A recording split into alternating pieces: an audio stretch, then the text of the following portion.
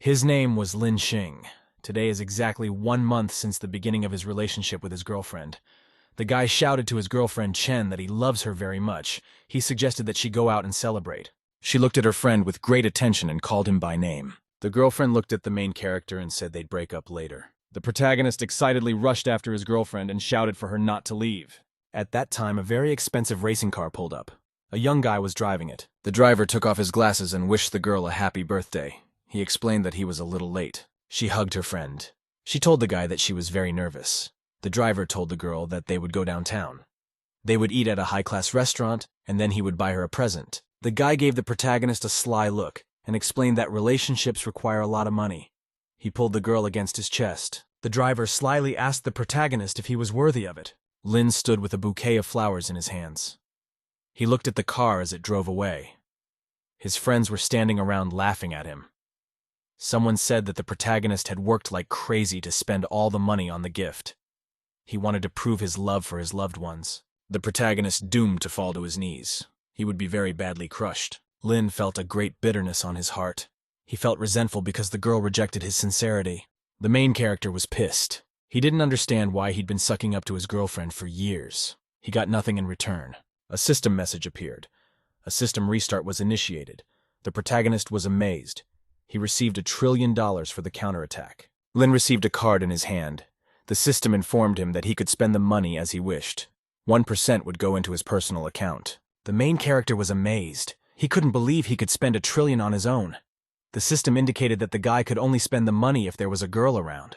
Personal expenses the guy spent exclusively out of his account. The protagonist felt his strength returning to him. He immediately jumped to his feet. Lin looked at the card and said cheerfully that the counterattack was starting now. The main character went to the IDA shopping district.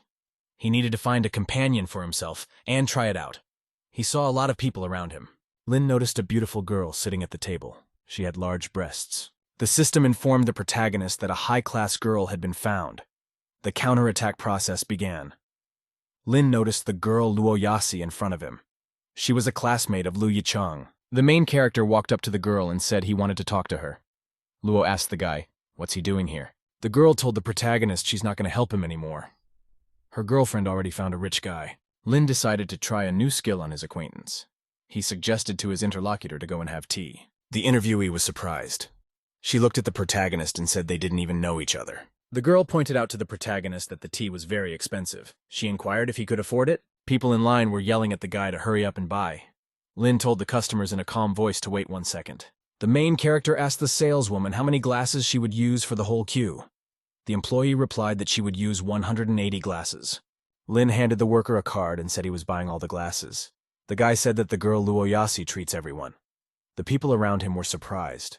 The girlfriend told the guy excitedly that all the portions would cost several thousand. She reminded her friend to think carefully. Lin explained to the clerk that he was paying by card. Lin handed the clerk a card. He told her not to keep the guests waiting. People were very amazed because the main character actually bought a lot of drinks. One of the customers asked with interest if the main character had a girlfriend. Luo's passion gradually began to increase. The main character looked at the girl. He told her that there was one thing she had to help him with. Luo asked her interlocutor, "What does he want?" Lin explained to her that she had to help him spend the money. A rich guy accompanied by his companion went to a very expensive store to spend money. "I saw a very expensive pink handbag in the window." The guy told his girlfriend that he already wanted to buy her this bag.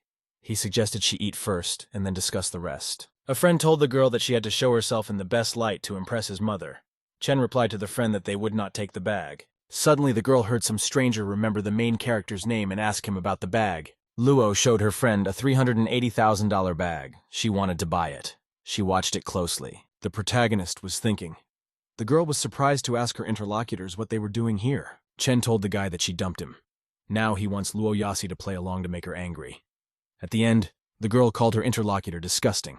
Lin explained to the girl in a calm voice that he was buying the bag for someone else. Chen said disgruntled to the protagonist that he found a very bad excuse. The system reported that the counterattack process had begun. The main character grudgingly explained to the girl that he goes where he wants. No one has to tell him anything. The rich man pointed at the main character and said that he could have bought this bag a long time ago. The protagonist looked at his interlocutor. He said he couldn't afford it and would have to give it up. Lin shouted cheerfully that buying one bag would not be enough. He called out to the saleswoman. The protagonist waved his hand and demanded that the entire contents of the store be bagged. The salesgirl was very surprised by the guy's words. She couldn't figure out where the guy got the money. The main character shouted happily to the saleswoman that he was buying everything. There were surprised people standing around. The employee handed the guy a terminal and told him he had to pay more than 11 million yuan. The guy shouted happily that he didn't believe the protagonist would buy it all. Chen said grudgingly that Lin had lost his mind. The protagonist held out his card. The terminal reported that the payment had been successfully made. The employee thanked the customer for the purchase. Lin said happily to himself that he had not known that Wang Xiao had such a talent. Luo was very much taken aback. She couldn't believe the guy could buy everything so easily. The customer was very impressed. He couldn't believe the Linyas actually bought everything. The girlfriend hugged the protagonist and said he was the best. Luo's infatuation levels skyrocketed. Chen approached her friend and wanted to say something to him. Wang Xiao said that only fools would brag like that. The client informed his girlfriend that he was a real major, and he had to be discreet. A woman appeared at the side. She angrily called out to the guy. Van frightenedly asked her interlocutor what she was doing here. The woman slapped the guy's face with her hand. She yelled that she gave him everything and he secretly had a girlfriend. Van fell to the floor after a powerful blow from the interviewer. His shoes fell off. The guy jumped to his knees. He decided to apologize to his acquaintance. Van explained to his girlfriend Wen that he loved only her. The reason for his mistake was Chen. The friend was very frightened. She called out to the guy in a broken voice. The people around her were talking excitedly. Wen sternly demanded of the guy to give his girlfriend 2 slaps. Chen got very excited. Van ran up to the girl and slapped her face with his hands with all his might. The girl fell to the ground. She didn't expect her friend to hit her. The guy angrily grabbed the chain around the girl's neck with his hands. He yelled to his girlfriend that he had bought all of her necklaces. She looked excitedly to the side. She saw the main character with his girlfriend. She rushed with great excitement to the guy. She wanted to say something to him. The protagonist very rudely shoved the woman he was talking to. He didn't say anything to her. She was lying on the ground. She turned excitedly to the departing protagonist. The boy was surprised to notice that he had dismissed the girl, but her degree of fascination had grown. The woman grabbed the guy by the ear and yelled that they had to go back. Luo told the main character that she felt sorry for him. She didn't expect Wang Xiao to be such a bad person. The main character said that Yichen was selfish and didn't deserve sympathy. He asked the girlfriend if she wanted anything else. Luo looked at the guy intrigued and said she didn't even know how to answer him. Lin glanced at the girl and offered to get closer. The system reported that the degree of infatuation had increased. Luo was displeased with her friend's words. The girlfriend told the guy she'd spend money for him as a thank you. Lin was surprised. He couldn't believe that a girl could spend money for him. The main character went into a clothing store with his girlfriend. He looked around carefully. Luo took her friend to the dressing room and said she would pick out clothes for him. A girlfriend was buttoning the buttons on a shirt on a guy's body. She told him that if he didn't dress right, people would underestimate him. Luo went to the counter to pay for her purchases. The cashier ran through all the items. The main character came out of the dressing room. He was very fashionably and expensively dressed. The customers around me were surprised. They thought to themselves that the guy was very handsome. Luo's degree of fascination increased. She thought to herself that her friend was a treasure. The protagonist looked in the mirror and realized that he had become more handsome. He remembered that Luo Yakshi had spent 7,000 or 8,000 on him. Late in the evening, Luo returned to the girl's dormitory. She was on her way to her room. The girl was in a good mood. She got ready to open the door. In the room, Aichini was sitting on a chair drying her hair. She looked at her friend in silence. Luo asked the student with great excitement, "Was everything okay with her face?" She replied with a smile that she was doing well. She explained that thanks to the main character, she had seen the real face of Wang Chen. Luo lifted the bag in front of her and told her girlfriend not to date the likes of Wang Xiao, and told her girlfriend that the main character bought her a bag. She should keep it. Luo hugged and thanked her friend. She said she was afraid that Aisieni might mind. The student replied that they were friends and she couldn't mind. The girls looked at each other silently and angrily. Yichen was not happy that the student had gotten involved in their relationship. Luo decided that now the main character would belong to her. The main character was walking through the men's dormitory.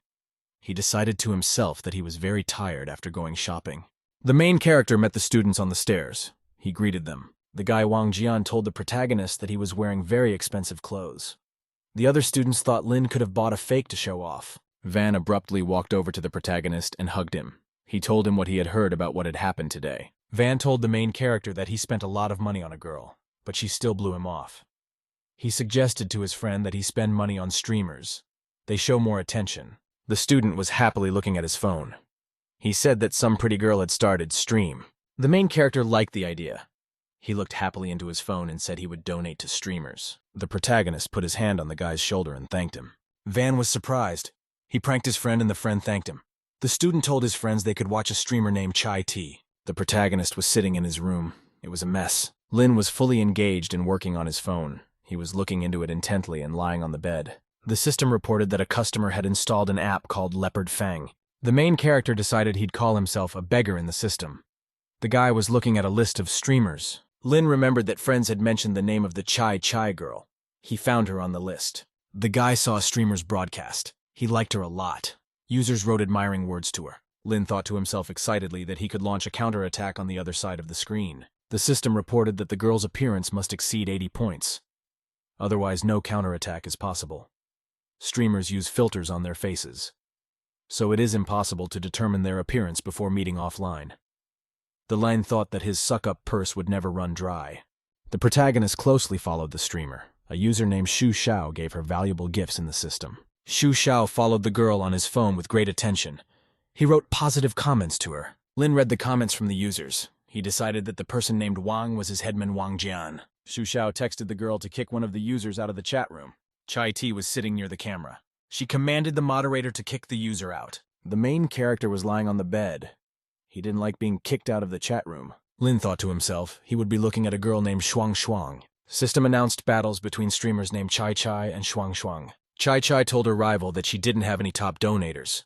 She suggested she give up right away. Shuang replied to her interlocutor that she had plenty of good donators. She suggested that she start soon. Users started sending expensive gifts to their favorite streamers. They wrote them compliments. The girls were scoring points. Chai Tea was quickly in the lead. The girls' fans were chatting amongst themselves. Shuang was responding to her fans. A user named Beggar sent a girl a golden dragon Shuang. She was very much surprised by such an expensive gift. Shu was very surprised. He knew that sending the golden dragon cost at least 15,000. Shuang smiled at the user and thanked him for the gift. The girl stared at the computer with great attention. She kept thinking about who could be hiding under the beggar's alias. Lin was looking at the system. He decided to keep giving the most expensive gift to the streamer. Lin pressed a key on his phone. He continued to give golden dragons to the streamer. The girls were very surprised. Gradually, Shuang's ranking began to rise rapidly. The girl excitedly grabbed her phone. She shouted to the user that it would be very expensive to send golden dragons. She asked that he wait until the second stage started. Ishu She wrote to a new user that he was kicked out of a Chai Chai girl's stream earlier. A fan named Beggar kept sending gold dragons to the streamer. The people were very surprised.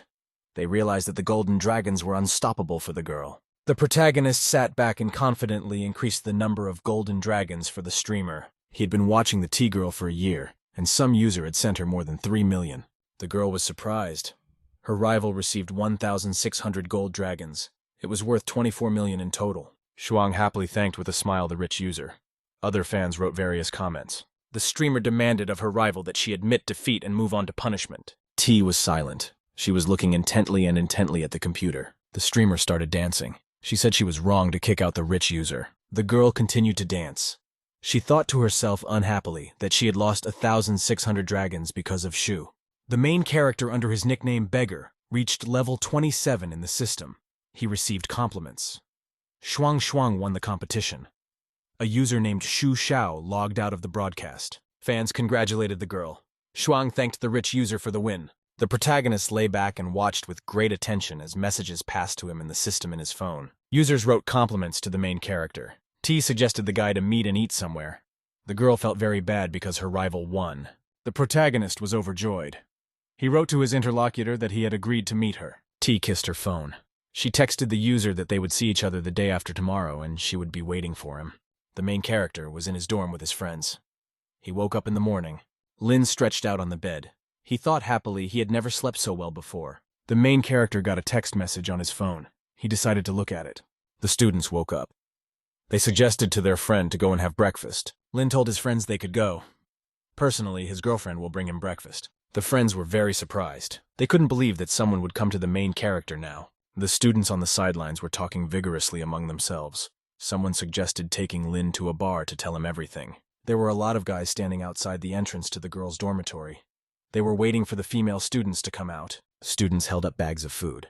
Each of them brought it for a particular student. The guys were discussing Lu Yicheng's story. She was dumped by Wang Shao, and she's very vulnerable right now. A guy Van came over with a box.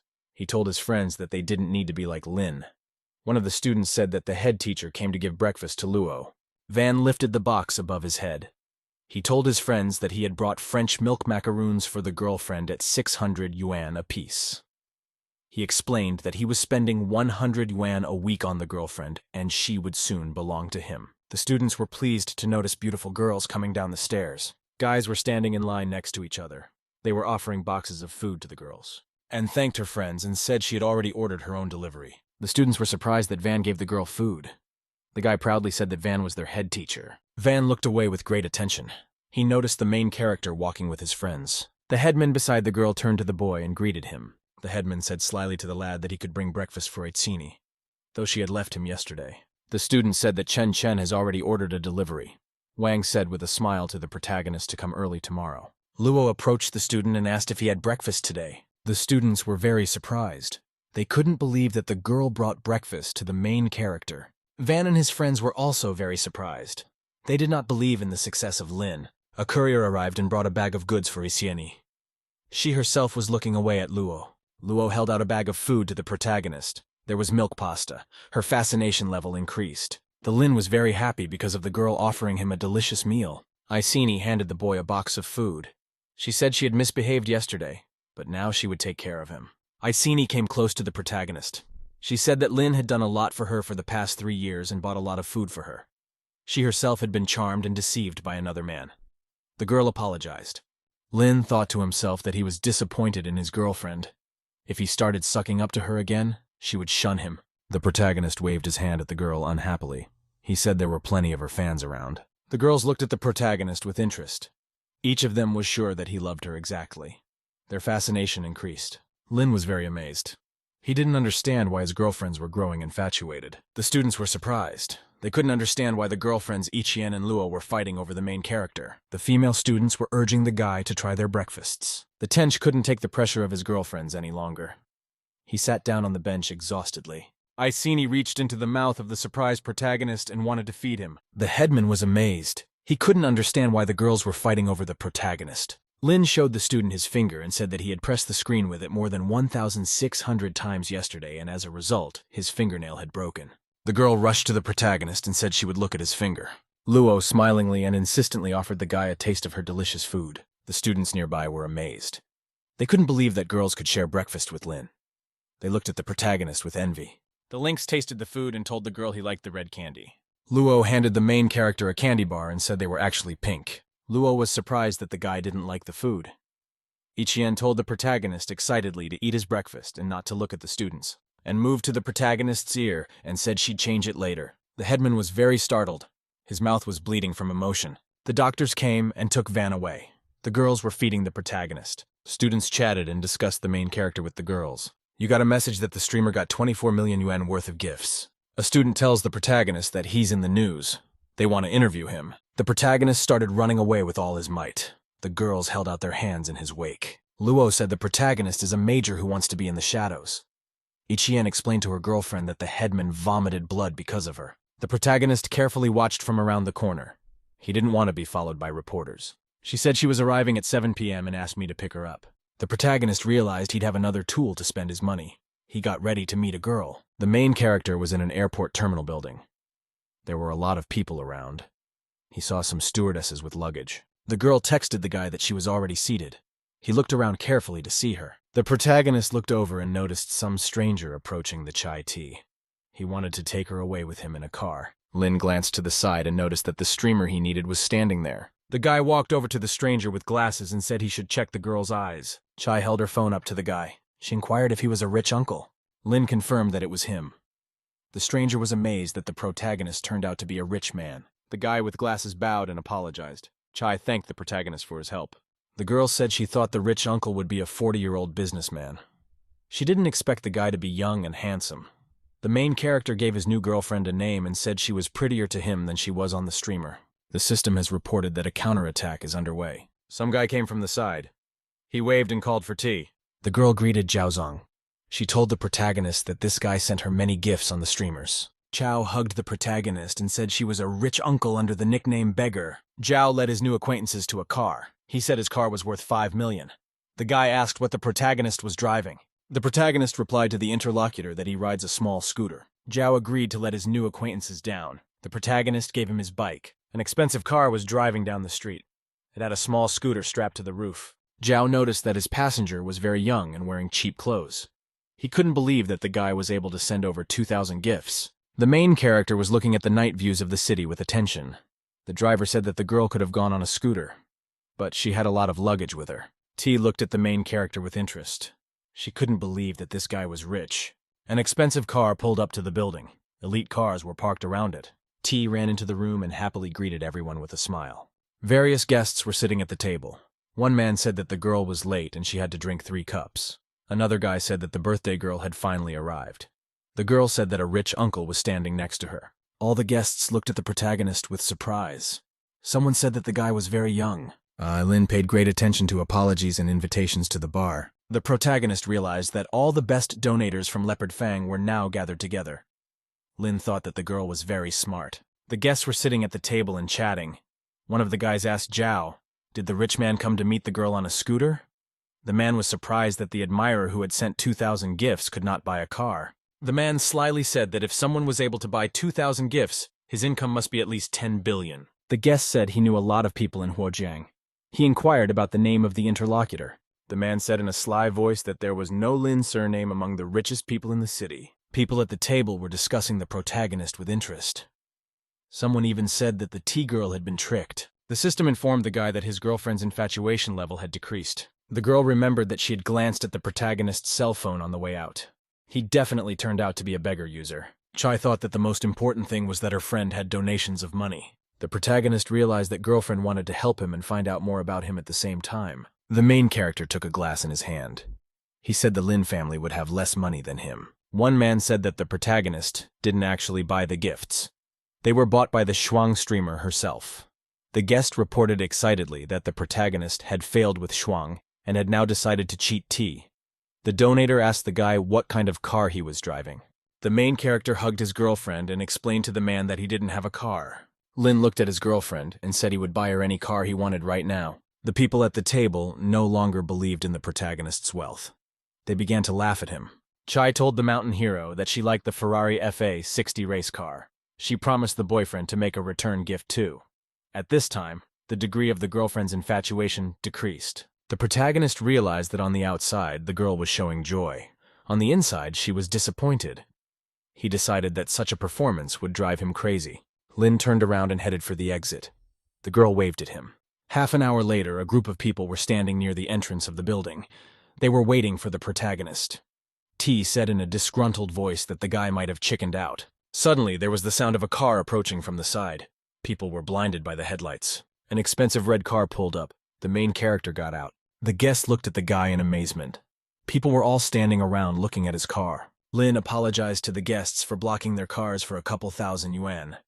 The manager said with a smile that their car service is characterized by stability and efficiency. Lin's identity was confirmed by a black diamond card. The man said with surprise that a person with a black diamond card must have a fortune of at least 1 billion. The guest said that he knows the manager of Nuzong.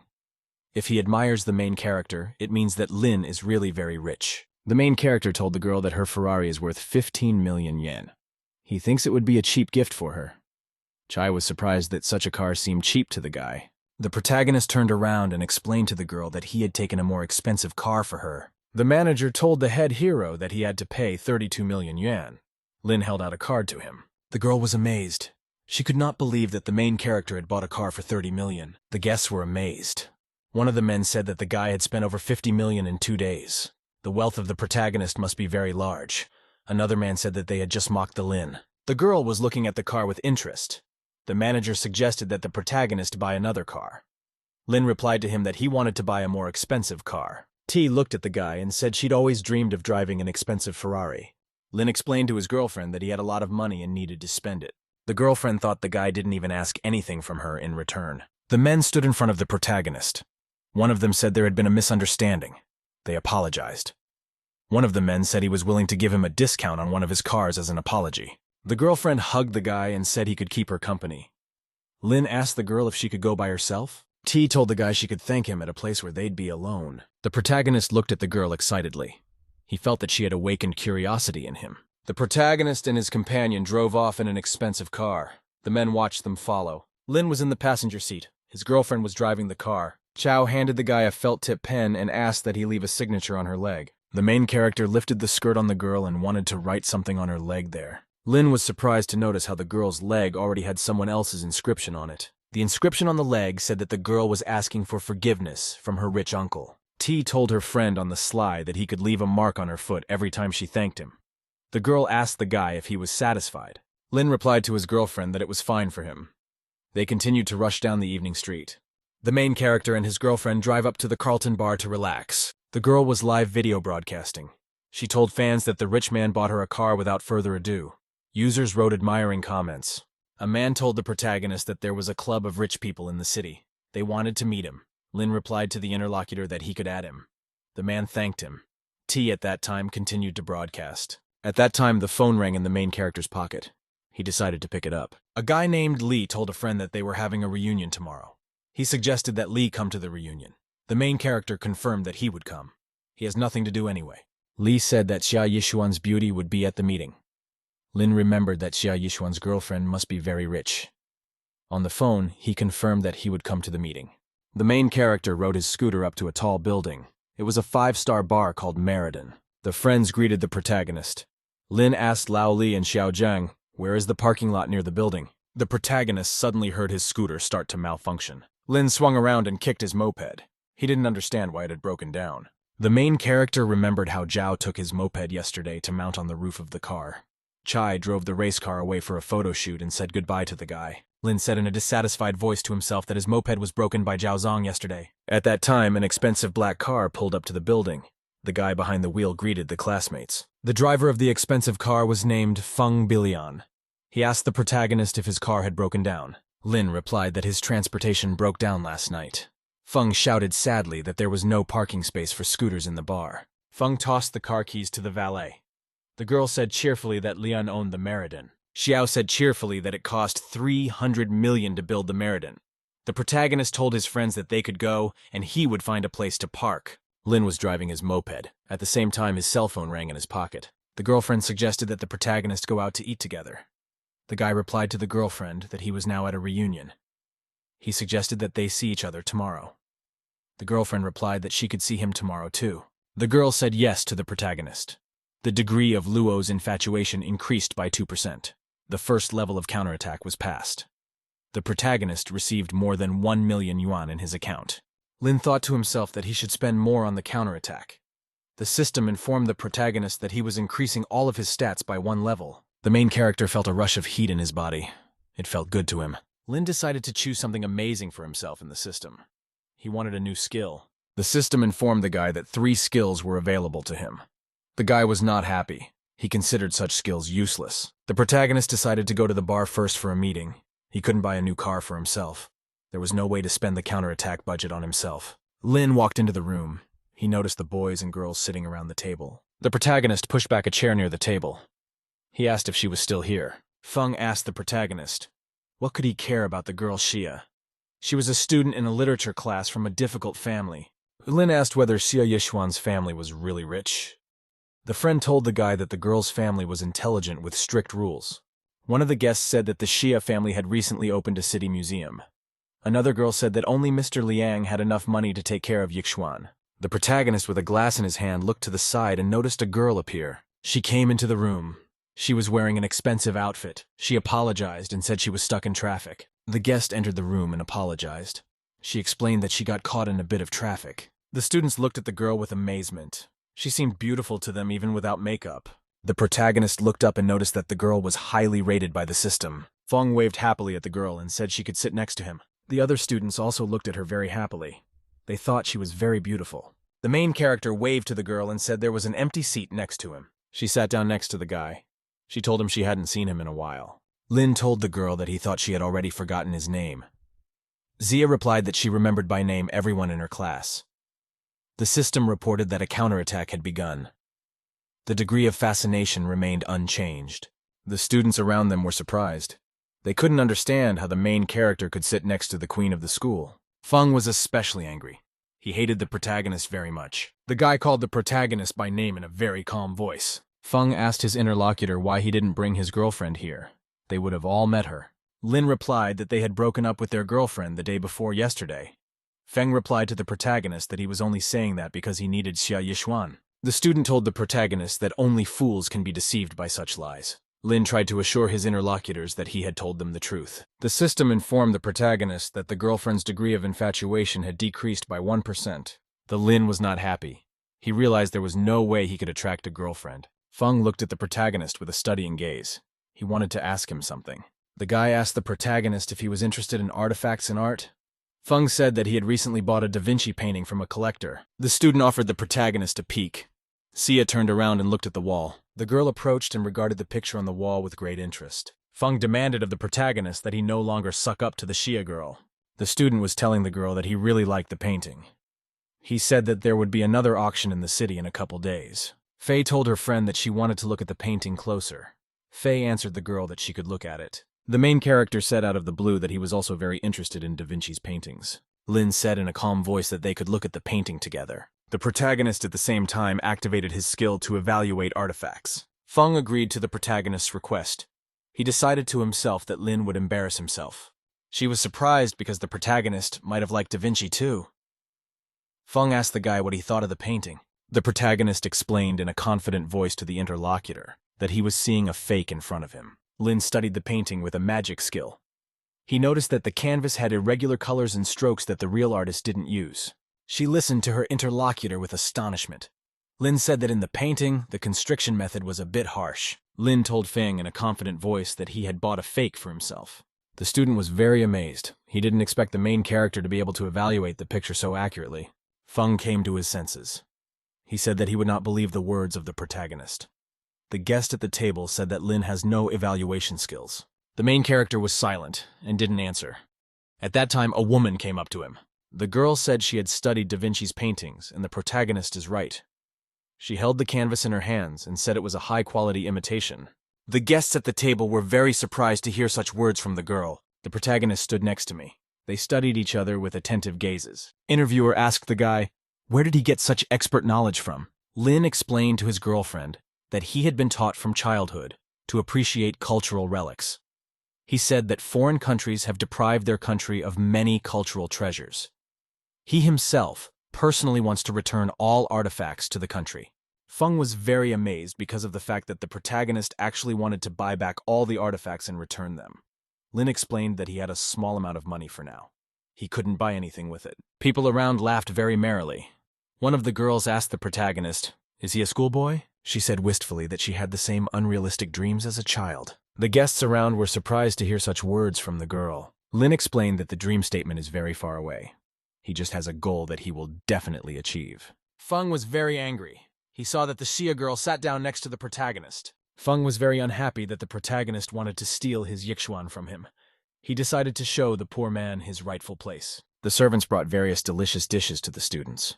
There were many delicacies. The guy happily said that the food smelled very good to him. Another student couldn't understand why their dishes were different. Feng said in a sly voice that only the chef himself decides what to serve to the people. Someone looked at the main character and said that he was very unlucky. A small bun was on Lin's plate. One of the students said cheerfully that Lin had been served a dish from molecular cuisine. The main character used a fork to taste into his food. He felt it was just ordinary buns and zucchini. Fen told the guy cheerfully that if he didn't like the food, he would order the chef to remove the dish and prepare a new one. He explained that all of the chef's dishes are of very high quality. They take several hours to prepare. The angry student was surprised to see the protagonist sitting at the table and chatting as if nothing had happened. The main character kept telling the girl about the features of the painting. She suggested that the guy join her next time. They could evaluate some artifacts together. Feng was very shocked. He had never been able to win any girl's attention. The main character received a message on his phone. He was invited to join a group of princely millions. Lin read the message carefully. He decided to send a welcome gift. The main character found a pretty girl in the band. Beggar user sent 18 million to Yen smiling Yen Bu. The girl replied to her fans with interest. Users actively communicated with each other. Feng wrote a message on his phone. He told the rich man that he would pay for all his purchases at the bar. The main character answered the person on his phone to stop wasting his time. He thought to himself that it was all a beautiful coincidence. Feng looked angrily at the Lin. He himself personally knew many powerful rich people. When they came, he would need to complain to them about the Lin. The student imagined offering his rich friends a drink. They would ask him why he was in a bad mood. Feng would explain to his influential friends that a brainless fool was bothering him. Feng imagined how his rich friends would beat up the protagonist. They could even forbid that Lin would no longer stay in Huojiang. The student thought happily to himself that he would be able to meet a new rich man and humiliate Lin. Feng asked his friends if they had eaten. He invited them to the karaoke room on the top floor. There was to be a meeting with some rich people. They would be able to socialize with upper-class people. A group of students went to the banquet hall. There was a bar and bartenders. Fen was meeting with his rich friends. The man told the guy that he was very young. One of the students said happily that Leon had moved them to meet the rich and famous. He would spend more time with him from now on. The student introduced his girlfriend to Mr. Shu. This man was the main property owner in town. The man told the girl Shu that he knew her father. The interlocutor greeted the man. Mr. Shu said cheerfully that Mrs. Xia is really beautiful. From the bartender's side, the bartender approached the Feng guy and decided to approach him. The bartender says a customer wants to order a bottle of Aurora Russo sherry wine. He's not sure if he should open the bottle for the guy. Feng asked excitedly to the protagonist if he really wanted to order himself a bottle of expensive wine. The student shouted that such a wine costs $1,000. She explained that Leon treated them to an expensive dinner. He wouldn't order wine for them. One of the guys said that the main character just doesn't know how expensive this wine is. Lin said in a calm voice that he wanted to order this wine. He explained that a rich acquaintance of his would pay for the drink. Feng excitedly shouted that if Lin had a rich acquaintance, they could open the wine. The bottle was open. The students were talking excitedly among themselves. They were wondering how much such a wine could cost. Fen angrily shouted to the protagonist that the bottle was worth $250,000. It's open, and it's too late to regret. The student told the protagonist that if he couldn't pay, he would have to mine coal to recover the price. Lin was totally unimpressed by the price of $250,000. He said he didn't know about wine at all. The student angrily told the protagonist to think more before buying anything. Feng looked at his interlocutors. He said that Mr. Rich should already be here. Shu said that Mr. Rich said that he was already in the Hall of Golden Splendor. The student was surprised that Bogak should be here by now. At that time, the door opened and someone appeared there. Zhao Zong came in. He said in a surprised voice that he was the last one. Feng ran forward to greet the rich friend. Zhao headed towards the protagonist. The man grabbed the guy's hand and said he wanted to hug Mr. Rich. Zhao promised his interlocutor that he would drink 3 glasses to him. The students were surprised. They turned to the side and could not believe that the Lin was a rich man. The guests were amazed. They realized that the protagonist turned out to be Mr. Rich. Lin was sitting behind the bar at the time. She looked around in great surprise. She didn't understand what was going on. Feng couldn't believe the reality of what was happening. He didn't understand how Lin could be rich. The Lin glanced happily at the people beside him and said that he was indeed a rich man. The students happily ran up to the protagonist. One of them wanted to introduce him to his sister. The girl couldn't believe that Lin was so rich. The students realized that the tycoons respected the protagonist more than they respected Feng. Feng angrily ran up to the interlocutors and said that the protagonist wanted to fool them all. He shouted fearfully that there was no way Lin could be Mr. Rich. Zhao shouted angrily at the guy to shut his mouth. He explained that Feng was the worst in their group. The man told the horrified kid that he only spends hundreds of thousands of dollars a month that his parents give him. Zhao also reported that the student has never made a successful investment. The guests stood and listened attentively. The man said that Fen had lost money on stocks and had not earned a penny. Zhao inquired angrily at the guy, "How dare the guy scold Mr. Lin?" The man ordered Feng to be kicked out of the prince's millions. The guy was really scared. The main character raised his glass. He recalled that Fen had promised him that he would pay all of his expenses today. Lin told the bartender to sub the most expensive drinks to everyone in the room. Guests. Let them drink and order as many as they wanted. The students rejoiced. They put their hands up and shouted that Mr. Rich was the best. Fen felt very ruined. He slumped to the floor, exhausted and weary. There were many people standing near the entrance to the building. They all thanked the protagonist. Someone offered to meet again. The driver stood next to the car and waited for his mistress. Xia said goodbye to her friends and said she was going home. The students were amazed. They saw a Rolls-Royce come to pick up the girl. One guy said that although the girl was rich, she was very reserved. Lin thought that the girl had been part of the high society since childhood. She would be very difficult to counterattack. After a brief pause, the protagonist decided that Xia would be the perfect object to spend his money on. A man ran up behind the protagonist. He said excitedly that he had found an $80 million car for him. There are not more than a dozen such cars in the world. The main character looked at it and said it looked good. He decided to buy it. The manager happily ran off to the side. He said that the car would be here in a few days. The guys watched him with interest. Lin looked at his balance. He had over $1 million in there. The guy decided to spend a lot of money before the next counterattack. The main character was walking down a deserted street late at night. He passed a streetlight. Lin was surprised to notice his girlfriend sitting on the ground. He called her by name and looked at the guy with joy and excitement. She said he was finally back. A girl asked the main character to lend her money for her father's operation. She needed $800,000. Lin explained to his interlocutor that she had used the sick family excuse 5 times in recent years. He sternly told the girl that he would not give her another penny. Iceni looked at the guy in surprise. She didn't expect him to refuse her money. She asks him for only $800,000. Lin explained to the interviewer that it would be up to him to decide who he would spend his own money on. The girl reminded the guy in a frightened voice that they had broken up less than a week ago. Lin prepared to leave. He told the girl that he finally had a good life. He had a date tomorrow night, so he didn't want to spoil his mood. And she yelled at the guy that he couldn't do that to her. The main character thought that the girl must have changed after the incident with Wang Xiao, but he was wrong. Lin was no longer going to spend his money on his girlfriend. The Lin was walking alone in the center of town. There were many people around him. The protagonist noticed on his phone that T had sent him a location and asked him to come over for dinner. He decided to spend more money on a counterattack. There was a message on my phone from Leopard Fang's assistant. She offered to customize an exclusive gift for the guy. The Lin had a happy thought. He liked the idea of exclusive gifts. Chai saw a message that User Beggar was watching her broadcast. She said she would do any dance for a rich uncle. User Beggar gave a gift of the god of luck for the streamer. The price of such a gift was $880,000. The streamer was very amazed at the expensive gift. She thanked the rich user. The beggar continued to give her gifts of the god of luck. The girl watched amazed as the admirer continued to give her expensive gifts. T counted to herself that the user had spent more than 300 million Chinese yuan on her. Her degree of fascination increased. The streamer girl said in a loving voice that she would do anything he wanted for the rich uncle. At the same time, the user beggar left the airwaves. Lin was very happy. He spent 300 million on the girl. That means the return for him will be 30 million. The streamer was amazed. She didn't understand why the user was giving her big gifts, but didn't demand anything in return. The girl tapped herself hard on the face with her hands to push the unnecessary thoughts away. Liu told herself that all men were unreliable.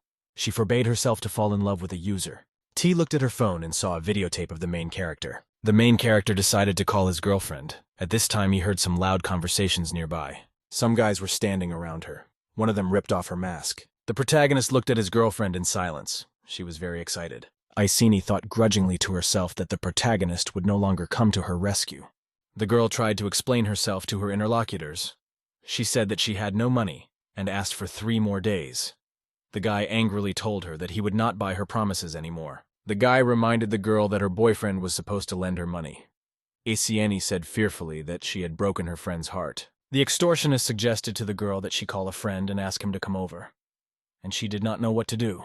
The guys grabbed the girl and wanted to pull her with them. She started to resist. The extortionist prepared to pull the girl into the car. One guy put his hand over her mouth. The girlfriend looked at the protagonist in silence. She needed help. The Lin was running away at the time. One of the guys angrily shouted that they had kidnapped many times before, and no one could fight back. Iceni thought fearfully to herself that it was all her own fault. She was a strong, selfish person. The kidnappers threw the girl into the car and prepared to drive off. Ichieni silently apologized to the protagonist. Lin ran up from the side and slapped the driver in the face with all his might. The protagonist abruptly opened the door and demanded of the kidnappers that they get out of the car, and looked at the guy with a very happy and hopeful look. Her degree of fascination increased by 40%. The kidnappers angrily decided to gang up on the protagonist. Lin smacked one of his attackers in the face with a wad of money. The protagonist held a wad of money in his other hand and banged it on his opponent's head. The kidnappers were surprised. They noticed a lot of money bills flying around them. Lin told the extortionists angrily to take their 800,000 and get out. The kidnappers were collecting money in a bag. One of them asked the protagonist if he was the guy and the kidnapper. Lin demanded angrily of the kidnappers to take the money and leave. The kidnappers threw the girl out of the cabin into the street. The driver angrily shouted to the protagonist that he would pay for the fight he had caused. The car sped off. The girl was left lying on the sidewalk, and in a very frightened voice told her acquaintance that she was sorry. The main character got ready to leave. He told the girl not to bother him anymore. The girl's degree of fascination increased. Ichian thought to herself that she didn't deserve Lingxin. The protagonist was driving an expensive race car down the street. Lin was busy texting on his phone. He read that the girl was thanking him for the gift. The driver asked the guy with interest on which platform he watches live broadcasts. The passenger replied that he watches broadcasts on Jellyfish. He also sometimes makes donations. The driver told the guy that recently a rich user gave the streamer more than 300 million. Lin replied in a calm voice to the man that he had seen it too. The guy was busy texting on his phone. The driver read the message. Some mysterious rich guy named Beggar sent 100 million to a streamer on the Jellyfish platform. The chauffeur was very surprised. He realized that the mysterious beggar had walked in on a jellyfish. The main character decided to look at his leftovers. The driver realized that the guy had watched the broadcast, and after a few minutes, immediately got out. The man thought that the guy was a loser who was performing tasks for gifts. The chauffeur thought to himself that he'd never spend money on gifts or to watch a live stream. Out loud, the man said the guy shouldn't get caught up in live streaming, or he'd be poor. The man noticed with surprise the message that the beggar had sent another 100 million to the streamer on the Jellyfish platform. The main character decided to send a girl a donation for a new hairstyle through his phone to keep her beautiful. The driver saw a new message. The user beggar again donated 100 million for the girl. The chauffeur was stunned. He could barely sit behind the wheel. The passenger asked the driver to drive to Rivne. After the trip, the protagonist got out of the car. The driver could not believe that the guy next to him was the very rich man. Lin thought that it would be very troublesome for him to make appointments all the time. He thought to himself that it was impossible to spend money on a counterattack. The guy decided to scatter the bait everywhere. That way he could get a big catch. The protagonist looked at the street in front of him. He realized he had to go this way. Lin knew that in this place on the streets, the stores are mainly for students. There are affordable prices. Lin thought that the girl invited him to have dinner here. Luo opened the door and happily invited the protagonist in. Lin stood near the entrance and looked at her. The protagonist surveyed the girl's dwelling across the threshold with a worried look. Luo abruptly grabbed her guest by the arm and told him to come over to her. Lin stood looking around the room with great interest. It was beautifully furnished. Luo stood in front of the protagonist and asked if he liked the house. The lynx showed his girlfriend with a confident gesture that he liked everything. The hostess invited the protagonist to the table. She offered him a taste of the food she had prepared herself. Lin thought to himself that the pork stew was great for him. He told his girlfriend happily that he didn't know she could cook. Luo explained that she has been renting this apartment for a long time, but she is only inside on Saturday and Sunday when there are no classes. The girl told the main character that he was the first guy to come through here and the first person to eat her food. Lin said with a smile to the girl that he was honored. The guy noticed the lilac flowers on the balcony in front of him. Luo told her friend that he liked the smell of lilacs, and she decided to buy a flower. The main character couldn't understand what was wrong with his girlfriend today. He was surprised that she didn't want him to buy her anything. Lin couldn't understand why the girl cooked him dinner and bought him flowers. Lin reached out his hand anxiously to the girl's head. He wanted to check if she had a fever. Luo said she is a very insecure person. Her parents divorced when she was very young. The girlfriend took the protagonist's hand. She said that money was the only thing that gave her the elemental sense of security, but she never thought she could feel the security she had always dreamed of in Lina. The main character was amazed because the girl felt safe around him. Luo told the guy that he had been following her for 3 years. By doing so, he proved to her that he was a very loyal person. He spent a lot of money on her, but he didn't ask for anything in return. The girl said that she had been in love several times and always tried to keep herself safe. Luo approached the protagonist for a kiss. The guy realized why his girlfriend was acting so weird. The protagonist knew that the girl had a 91% infatuation rate. That means she was now in love with him. So the girl became a completely different person. Lin held out his hand to his girlfriend. He figured he wouldn't say no if the girl wanted to give herself to him. The protagonist grabbed his girlfriend. He moaned with excitement. Lin asked excitedly to the girl, "Was it really all too much?" The girlfriend replied that it was fine. Luo was lying on the floor with the main character on top of her. He decided to kiss her. The girlfriend whispered for the protagonist that her clothes were a bit in the way. The main character suddenly heard the voice of his acquaintance Zhou Tang from the street. The friend was asking his acquaintance for something. The student reached out his hand to the Nana girl and said in an apologetic voice not to leave. The girlfriend smacked Joe with her hand. His glasses even flew off his face. Girlfriend told the guy he was yelling really loud. He should be ashamed. Nana told the guy he could yell loud enough for everyone to know about it. The guy plopped down on the sidewalk and started looking very frantically for his glasses. The protagonist held out his glasses to his friend and asked, "What's going on here?" Joe started to explain to the guy that he was dating a girlfriend, and there was a problem. The student was very surprised when he noticed a Luo running up to him. The main character explained that his girlfriend invited him to dinner tonight. Joe said that he and his girlfriend wanted to go to the movies today. He didn't have money to buy her expensive cosmetics. After that, Nana got angry and didn't want to go to the movies with him anymore. Luo said in a calm voice that Nana recently got a rich boyfriend. Joe was very upset. He shouted that she couldn't betray him. Luo told her friend slyly that news from her girlfriends is never false. The main character suggested to his friend that he call the girl and tell her that he would buy her cosmetics. Lin asked Luo to ask her girlfriends if they had seen this guy. The main character said they were about to look at Nana's true nature. Fen was sitting in his house with his girlfriend. He was smoking and blowing smoke into the ceiling. The guy was thinking about something. He exhaled unhappily to himself. The girlfriend excitedly asked Lan what was wrong with him. The guy answered the girl that his life would never be the same again. The guy remembered that he almost got kicked out of the princely millions. Bluin helped him stay in the group. Feng frightenedly thought to himself that it could end with him falling into the depths of hell. The guy's cell phone rang. He turned around and looked at the nightstand. Feng looked at the phone and was very startled. There was important information for him. The guy jumped up with joy. He shouted that he had a chance to change his life. The protagonist was chatting with people about a shopping center. He would like to rent it. Lian got a bunch of offers about renting it. The next day, Feng was driving a car. He wanted to pick up the protagonist to discuss plans for today. The girlfriend was surprised that Lian would see the rich man. The guy and his companion arrived at the restaurant. There were people sitting at the tables. The driver said that Mr. Rich should be here by now. The girlfriend looked around with interest. She clarified, "Where is the legendary rich man?" Feng pointed to the main character. A Ling in his usual summer clothes sat at a table eating his food with the help of chopsticks. Feng said excitedly, the rich man standing out like a firefly in the dark. Feng and his girlfriend approached the protagonist. He asked why he was having breakfast in such an inconspicuous place. Lin replied to his interlocutor that everything was cheap and tasty in this place. Feng suggested that his acquaintance go to the Silver Moon. The guy agreed with him. The two of them went on a trip to the city center. There were a lot of people outside the Silver Moon Center. They were going in and out of the building. The guy stood carefully near the entrance. According to the protagonist's plan, he would wait for his girlfriend near the gate. Luo would then arrange everything so that the rich guy would come here. Joe was surprised to see some man from the side approach the Nana. The girl kissed her friend. Joe realized that his girlfriend was really still seeing someone else. The pissed-off guy ran up to Nana from the side and yelled that she cheated on him with an old man. The man looked at the student with interest and said that he was a poor fellow. The student angrily told the man to fuck off. The stranger replied to the guy that he should fuck off himself. A man near the entrance called a security guard. The employee asked Mr. Chu what he could do to help him.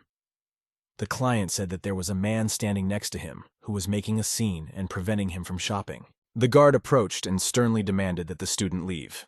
Joe wanted to explain to his interlocutor that the man wanted to steal his girlfriend. The girl walked up to the man and told strictly that Chu was her boyfriend. The student excitedly asked the girl why on earth was she doing this to him. Nana explained to her friend that Chu was a millionaire. She added that she was not going to continue being a poor man's girlfriend. Chu man explained to the boyfriend to make money first. Joe was amazed that his girlfriend dumped him. He couldn't believe it could happen. When a race car came from the side, Feng was driving it. Chu said with a smile to the girl that drove up Feng Liang, "This guy is the younger son of the Meriden bar owner." Nana shouted happily to the man that the guy was coming up to him to say hello. Feng suddenly walked over to Joe and hugged him happily. He asked the guy if he had come here to check on the work of the shopping center. The businessman told the excited student that he could reconsider his investment. He still has 2 shopping centers to develop. Chu and Nana were very surprised because of the fact that Zhou Teng could make investments for Feng. The girl unhappily said that Joe was again making people wait for a very long time. The girl walked over to the student and reminded him that he had promised to buy him a new bag. Nana was surprised. She couldn't believe that a guy could be rich. She shouted that a student couldn't buy her cosmetics for a couple of thousand. The interviewer asked the girl if she was worthy of Joe buying her something. The student couldn't understand what was going on. He saw the main character next to him. Joe realized that the strangers were brought by the protagonist to help him. Joe said in a confident voice that he wanted to check the mall's operation, but the man interrupted him. Chu said he was like something of a VIP millionaire. Feng was very angry. He demanded that the guards take away Mr. Chu's VIP status and then fined him 2 million for breach of contract. The man told the boys in a frightened voice that it was all a misunderstanding. He apologized to Mr. Joe. The student looked angrily at the man and said he could smell a foul odor from him. Joe told the manager to memorize the faces of Chu and Nana and blacklist them from Silver Moon forever. The man and the girl were frightened. They asked Joe Tong to have mercy on them. The student looked at the man and said that at his age, he could fall down and not get up again. Nana asked her friend fearfully, "What will they do now?" Chu told her angrily that he owned a building materials company. The man promised that there would be nothing left of Feng. At that time, many expensive cars pulled up to the building. People started getting out of them. Owners of expensive cars came out and greeted each other. The man realized that in front of him were some of the richest people in the city. He did not understand why they had come. A group of rich guests headed towards the entrance of the building. They walked towards Joe. Rich guys and girls encircled Joe. Feng said very slyly that he was always honored to help with money.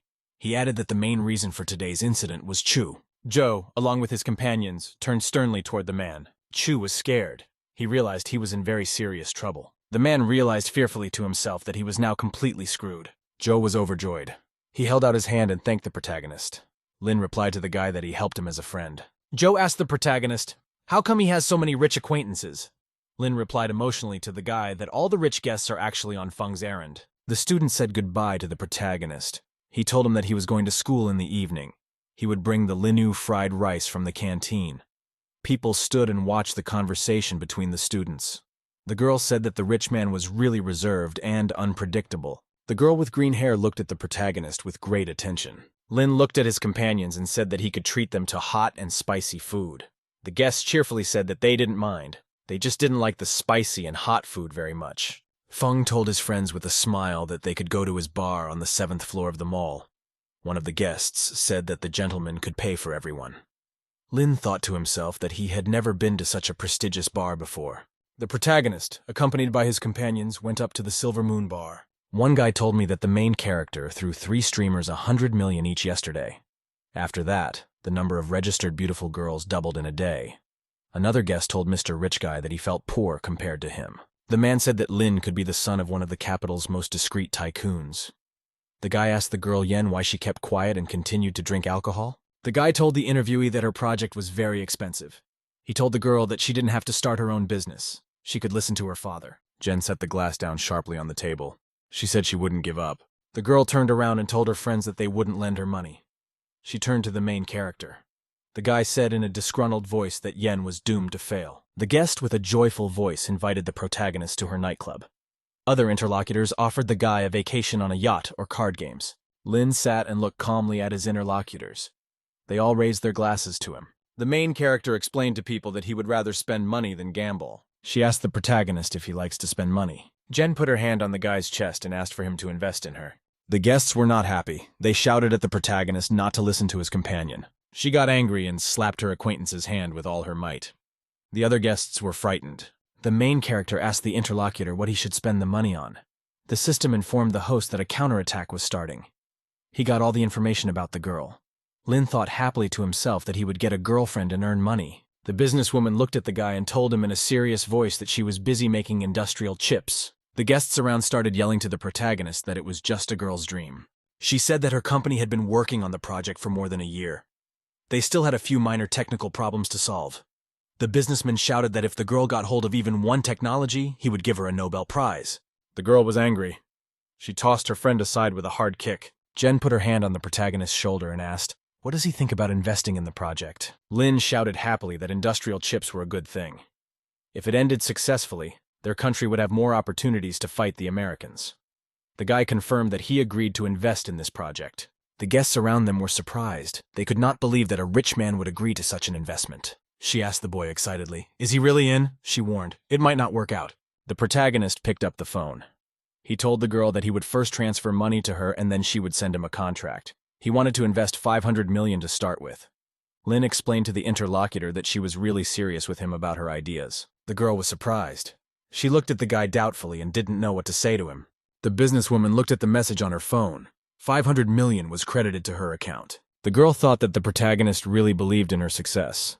Her degree of fascination increased. People around were amazed. The guy couldn't check that the main character had invested 500 million and that money would go to waste. Lin ran towards the exit.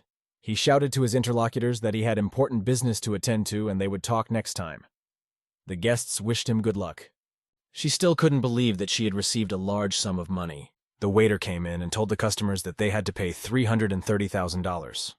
The customers were worried. They could not decide who would pay. A fight broke out between the guests. Someone said that for the main character, a couple of $100,000 was a very large sum, so he forgot about such a small thing. Lin ran happily outside. He told himself that the amount at the bar was a lot of money for him.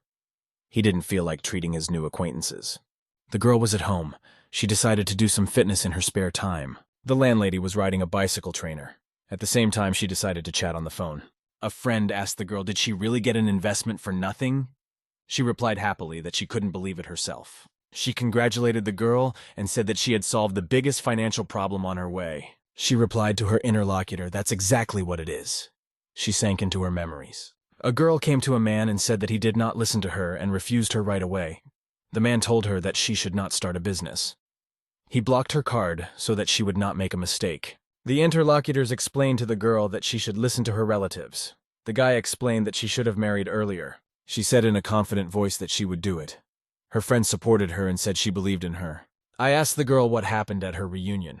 She told me that at the party she was very much surprised by one of her classmates. This guy was very well trained in relics. The businesswoman was surprised she was interested in some guy. She imagined him to be a nerd. Saya told her friend slyly that she was also interested in a guy who trusted her unconditionally and threw money into the wind for her. Yen asked grudgingly, who said she was interested in a new acquaintance? The doors opened and the woman told the girl it was time to go. The girl turned around and looked at her interlocutor. She didn't know what to say. The woman said that Mr. Tsao represented his family, who would be shareholders of their museum in the future. She demanded that the girl get close to the family. She looked away and told her mother that she agreed with her. The main character came to his dorm. He was on his way to his room. Lin opened the door of the room. He was called pitifully by his friend with a weakening voice. The protagonist asked his friend Wu Ji what was wrong with him. The student explained that he had a fever.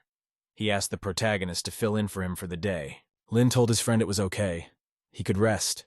He opened the locker to get his work uniform. Wu Ji was working the night shift at the museum. He couldn't go to work now, so Lin decided to help him. Lin walked out of the room and yelled to his friend that he was going to work. The protagonist arrived at his workplace in the Yanjing Museum building. A guy was sitting behind a counter at the museum. There was no one there at the time. He decided to spend some money on streamers. The main character was completely absorbed in his phone. At that time, a white race car pulled up to the building. A man and a girl got out of the car. They headed towards the entrance. The worker greeted Mr. Tsao. He said cheerfully that Sia's family was already waiting upstairs. The employee showed the man and the secretary where they should go next. The man greeted the employees angrily.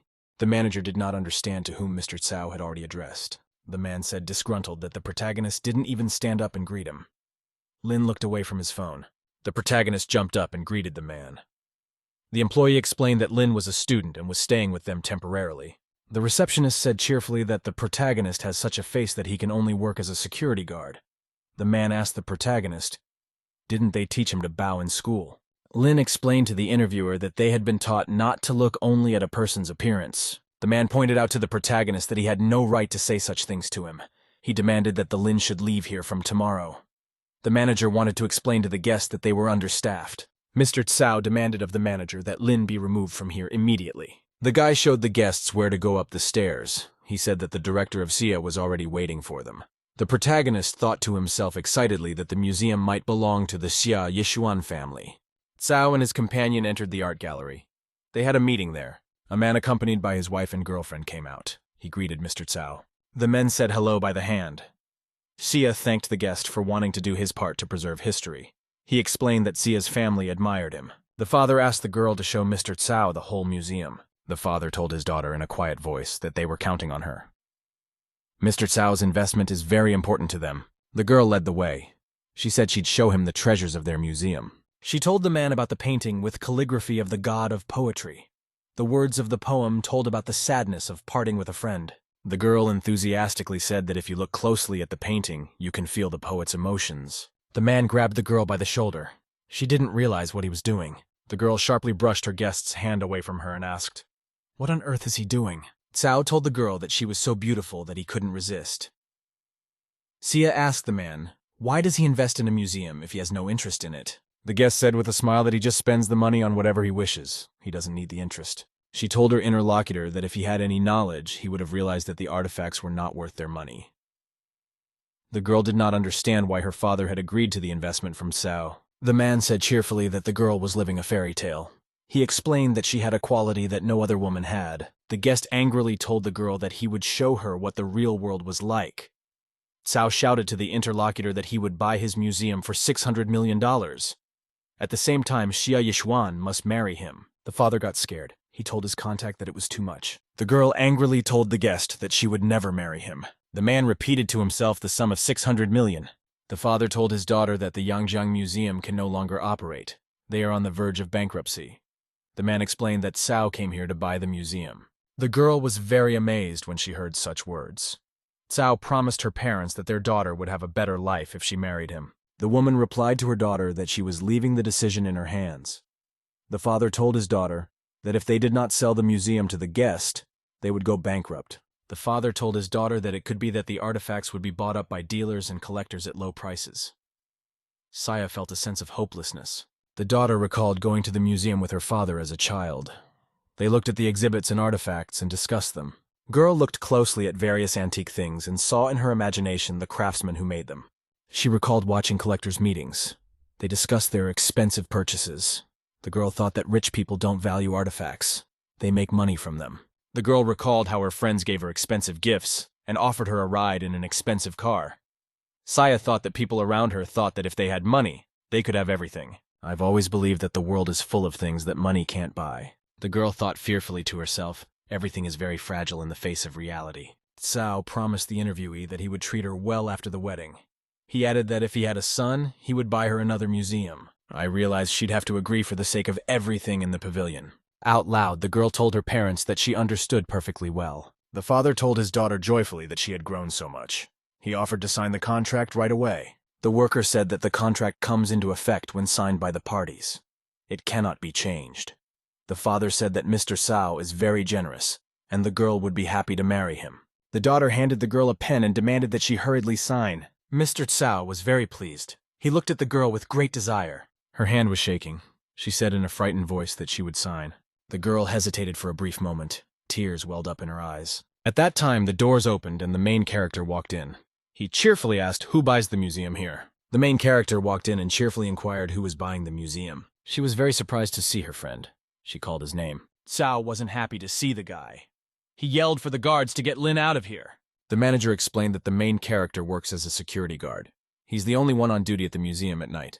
The man got really angry. He swung his leg to hit the guy. The protagonist wasted no time. He swung his arm and slapped Cao across the face with all his might. The man did not expect such a strong blow, and he immediately fell to the floor. Cao was very angry.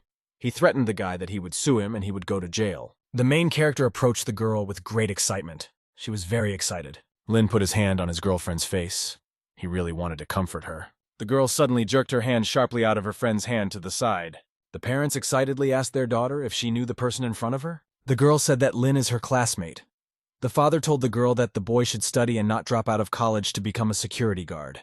Lin at this time was carefully reading the contract. The protagonist without any emotion took calmly and tore the contract to pieces. The people around them were frightened and amazed. They realized that the contract had been destroyed. The man plopped down on the floor fearfully and began picking up bits of paper. The main character told the man in a serious voice that he would pay $1 billion for his museum. Cao said cheerfully that a mere security guard couldn't have that much money. The man told the guy that if he bought the museum, he would eat a portion of shit. The guy replied to the man that he had heard such words before, and the losers ended up eating nothing. Mother asked her daughter if her classmate was rich. She replied excitedly that she didn't know. Cao called his friend Changzi and said there's a guy at the museum who's giving him trouble. He asked for a couple people to be sent here. The man told the guy that if he guaranteed to contribute $1 billion, the first installment should be at least $500 million. Then the protagonist would get the museum and the girl. Father warned that if the protagonist didn't pay, he would stick to the original plan. Cao would then pay $600 million and everything would belong to him. The employee held out a new contract for the protagonist. It changed the name and the amount. The protagonist read the document. It looked like the father wanted the guy to buy his daughter. Cao threatened the protagonist that he couldn't just say he had no money and leave. The man threatened the protagonist that his men would break a couple bones. Lin continued to read the contract. He realized that he would get the girl as some sort of thing. The main character turned around and started reading the poem in the painting. It drew him in. Lin walked over and touched the painting. He said that artifacts have great power. The people around them were very surprised.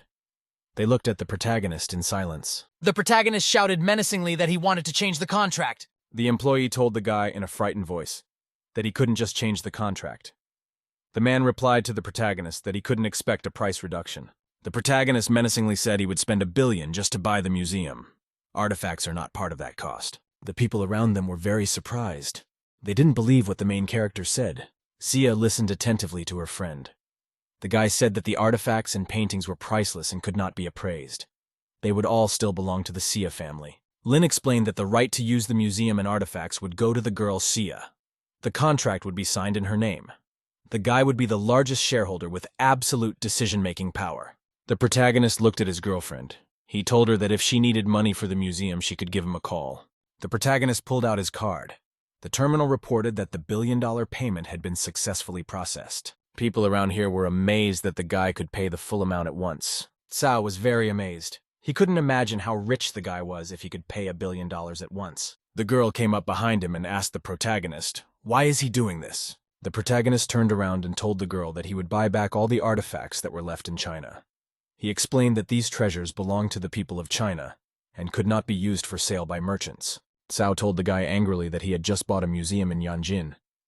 The man said that Lin might attend an auction in Japan next month. The man said that China has not had expensive artifacts for many years. They would all be exhibited in Japan. Each of the artifacts is worth more than $1 billion. Cao offered for the protagonist to buy each of them. Lin turned to the man and said that he would definitely attend that auction. The man ran towards the exit with the secretary.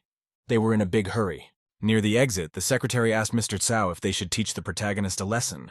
The man was very embittered. At this time, Mr. Cao received an incoming call. He picked up the phone excitedly. The interlocutor asked the man if he had been able to buy the museum on his behalf. It was supposed to be the first step in a project to collect East Asian artifacts. Cao told Mr. Kamed that a certain guy from China came along and bought the museum. Cao said he had time to bring the guy to the auction next month. By then, the Kamita will have a chance to make the Lin apologize in person. The collector responded to his interlocutor with the words of the Chinese, saying that a true dragon is not afraid of fire. He said that his belongings would not be taken away by others. Cao told Mr. Kameda very cheerfully that he would be at the auction. After signing the contract, Lin became the largest and only shareholder of Yangjiang Museum. The father thanked the guy for saving their family in a difficult situation. The mother suggested that her daughter drink with the Lin. The protagonist turned around and told his interlocutors that he had the night shift and wasn't hungry. The girl liked her friend's answer. Her magnification went up dramatically. The girlfriend caught up with the protagonist. She asked if he was going to Japan next month. Lin confirmed his future trip to her. The girl gave her friend a sly look and said that she would go with him. The next day, the protagonist woke up in his dorm room at home. Lin came to study. He felt tired. Last night he was on duty at the museum, and then Sia talked to him for a very long time. The protagonist remembered with great excitement how his girlfriend had fallen asleep unexpectedly. He thought to himself unhappily that now he would have to sit sleepy in his studies. The female students ran up to the protagonist. Luo asked excitedly to her friend, "Didn't he sleep last night?" A worried Ishan also stood nearby. The students looked at the main character with interest. They were eating watermelon at the time. Luo hugged her friend and said he could go to her place and rest instead of uni, and angrily told her friend that the class was very important. She added that she would be sitting next to the main character at the lecture. The girl told the guy that he could lie on her lap and listen and rest at the same time. Lin was not pleased. He reminded the girl that he had told her last time to back off. The interlocutor said she remembered everything. Iceni told her friend in an agitated voice that there was nothing she could do since she was in love with him, and she didn't care how rich the guy was now. The student handed the protagonist a paper figure. She said they could start over. The girl told the guy that she would cherish him and make up for all her past mistakes. Lin looked at the figurine in her girlfriend's hands with excitement. The students around got very excited. One of them shouted that Isieni had just made a direct confession. A student remembered that a guy once made her cranes, but she threw them all away. She decided that her crane would definitely touch the protagonist. At this time, her degree of infatuation skyrocketed. Lin looked at his girlfriend with interest. He couldn't understand how on earth she could talk about loving him with a great level of infatuation.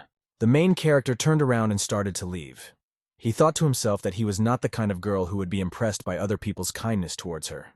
The guy knew that the student was clinging to him now, because she was very lonely. The teacher came in. He told the students to take their seats. Ichien and Luo looked at each other angrily. After class, the students went out into the hallway and chatted amongst themselves.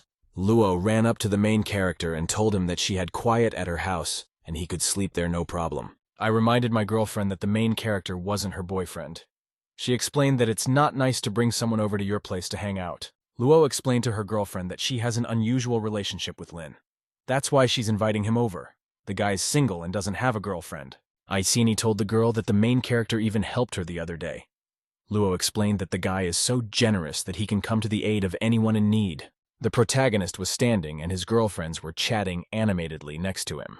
The students were looking at them animatedly. Lin was not happy. He didn't want to be seen around girls who were fighting. At that time, there was the noise of a racing car.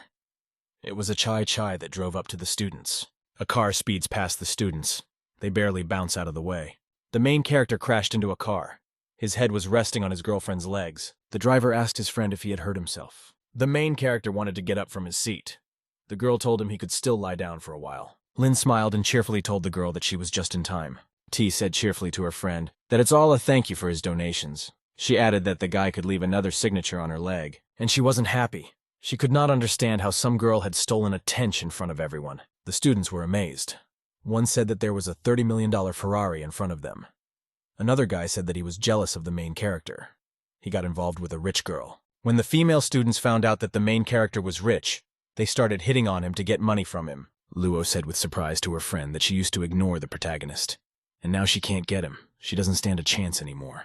Aisani told the interviewer that the girl who had just stolen the linea was much richer than they were. Luo said slyly to her girlfriend that she had made a lot of progress compared to the rest of the sluts. She asked her friend what she was talking about. Ichin angrily asked her friend, what tricks did she use and how far did she get with the Lin? Luo replied slyly to her interlocutor that she wouldn't tell her anything. Luo turned around and walked off to the side with a merry laugh. Icy angrily thought her friend was bluffing. She didn't believe her. Aisini pictured the guy surrounded by a few girlfriends. She thought to herself, she didn't know how long Lin could last under such a siege. The student decided to herself that she could no longer act so indecisive. Aisini thought to herself that the protagonist would belong to her. She knows exactly what he likes. Her degree of fascination increased and reached 90%. The first level of attack was passed. The protagonist spent 800,000 yuan on his girlfriend. He received 80,000 yuan in his account. The protagonist was surprised to realize that his girlfriend was leveling up on her own. The Lin has been rewarded. It has increased all of its characteristics by 1 level. The system has offered its master new bonus skills. The main character chose a skill called Swimming Skill. His brain was filled with new knowledge about swimming. His chest, back, and arm muscles were strengthened. While the stranger was carefully watching the protagonist's car, the guy was standing by the window holding binoculars. He was looking down. A secretary came up from behind and told the president they were ready for the meeting. The participants of the meeting were sitting around the table. The president said that the main characters of the event were Lin and his 2 girlfriends. This time, a girl who appeared out of nowhere saved the main character. The president was very angry. He didn't like having a protagonist in his way. The guy told the meeting participants that Yangtze University is famous for its excellent learning atmosphere. Only one student along with the girls made a mess on his campus. Now Lin's girlfriend started racing near the university at high speed. The president asked Chu if these guys were students in his literature department. The interlocutor gave the name of the main character and his girlfriend. The manager told his subordinate that he was a serious and responsible person. He had great expectations for him. The guy bowed to the president and praised him. He explained that he would take action to punish the Lin. The president said that if the Linas admit their mistakes and promise not to break the rules again, their goal will be achieved. The next day after lunch, the main character was by the pool. A friend told the guy unhappily that he was forced to clean the pool for the entire semester. Lin said with a smile to a friend that his girlfriend was speeding on campus, so it's all fair game. The main character told the student that the punishment was not so bad. He saw many girls from the swimming faculty in swimsuits nearby. The girlfriend said cheerfully to Xiao Yu girl that she had a good figure. The girl replied not to be touched. A student told her friend to look at Yang Li. This guy is looking at her intently. She asked Xiao Yu what kind of guy she would like. Xiao Yu said she wants a guy who can swim faster than her. The girlfriend was surprised to tell the girl that she's a national swimming athlete. No one can beat her at uni. The female students saw the main character nearby. One of them said that Lin is very popular, and there are tons of female students who are clinging to him. Xiao Yu sailed off to the side. She thought that the main character was just another boring guy. Suddenly the girl felt a very strong pain in her foot. She remembered that she had been warming up well. The girlfriends watched the girl in the pool with interest. They thought she was diving deep again. The student's leg cramped up very badly. She fearfully decided to herself that she was going to drown. Lin looked anxiously into the pool. He realized that the girl in the water was in danger. The main character decided to help the student. He threw himself into the water. The Lin was sailing through the water at high speed. He rushed to the girl to help. The protagonist swam up behind the student and grabbed her arms to pull her with him. The girl resisted and yelled at the guy not to touch her. The Lin told her to shut up and breathe deeply. The main character told the athlete not to move. He promised her that he would pull her to shore. Xiao Yu was surprised that the guy was swimming so fast, even though he was holding her with one hand. Xiao Yu frightenedly thought to herself that she had never been this close to a guy before. A student climbed out of the pool. She was coughing up water. The main character was sitting next to her. Lin told the girl to be more careful next time. He himself got very wet. Girlfriend asked Xiao Yu if she was okay. The student told the girl that she gave them a big scare. The students were discussing the protagonist. One of them said that he swims very fast. Someone filmed the tench on video and decided to publish it on the internet. The girlfriend slyly told the girl that the main character saved her life. He's a fast swimmer and he's good for her. Xiao Yu looked anxiously in front of her, girlfriend wondering why her face was so red. The girlfriend thought for a moment and decided that Xiao Yu might have a very strong crush on the main character. The news about Lin's feat went viral on the internet. Users wrote enthusiastic comments. The president was very angry when he read the news. He was annoyed with the main character. The president thought very angrily to himself that he was going to destroy the tench. A few days later, there was a student ball. All the guests came dressed up with their partners. The guests noticed that the girls, Luo and Icheni, came in gorgeous outfits. Not long ago, they were rivals, but at the banquet, they looked close. Luo told her girlfriend that she looks very pretty, but the protagonist doesn't pay attention to her. The student thanked her girlfriend for the compliment. She said that she would enjoy this evening to the fullest. After this evening, everything should change. Luo looked at her friend with great excitement. She realized she was up to something. Luo stepped aside. She decided to cut a steak for the main character. She decided that she would definitely dance with him tonight. Eichel watched her girlfriend with great attention, and she realized that her girlfriend wanted to control guys with tricks. But in reality, men follow their instincts. Xiao Yu showed up at the party. She was looking for the main character and wanted to thank him. The student brought the glass with the drink to her mouth. She recalled that the guy had helped her in a very dangerous moment. The student thought Xiao Yu only wanted to hit on the main character because he saved her. She casually said out loud that it was nice to meet the female companion. The student asked the girl who she was, and she told strictly that she was the main character's girlfriend. Xiao Yu was very worried. The student told her that her boyfriend is always helpful and kind, so he often helps people. And she had a lot of fun telling me that her boyfriend chased her for 3 years. Now they're happy together. The student told her interlocutor that she didn't have to thank the protagonist, and told strictly that she had a date with her boyfriend tonight, and he was going to be busy. She looked angrily at her interlocutor and asked if she understood her. Xiao Yu ran towards the exit. She shouted to the student that she understood her. Iceni thought joyfully that the rivals had no chance against her. At this time, the girl's degree of fascination increased dramatically. Lin sat there and couldn't understand why the girl's degree of infatuation had increased. The guy approached the protagonist and asked why he still wasn't ready for the ball. Lin replied that he was supposed to be cleaning right now. Because of the student council, their class has to do such stupid things. The friend told the protagonist calmly that he might have offended someone. Lin asked the interlocutor to tell him in detail. The main character in the suit was walking down the street in the evening. He thought that the student council president named Wei Zhengtang was a trickster. He always used his position to make other people's lives worse. Zheng Hao might have been hurt because of the president. Protagonist received a message. He was invited to a ball to thank him for saving a man. Lin thought deeply. He decided happily to himself that he would have a good time today with Wei Zhentang. The protagonist was walking up to a big building. Suddenly, a student with a brick appeared behind him. The guy was angry because the protagonist had saved Xiao Yu in the pool. He wanted to get glory for himself. The intruder angrily decided that the protagonist had suddenly appeared and stolen his glory.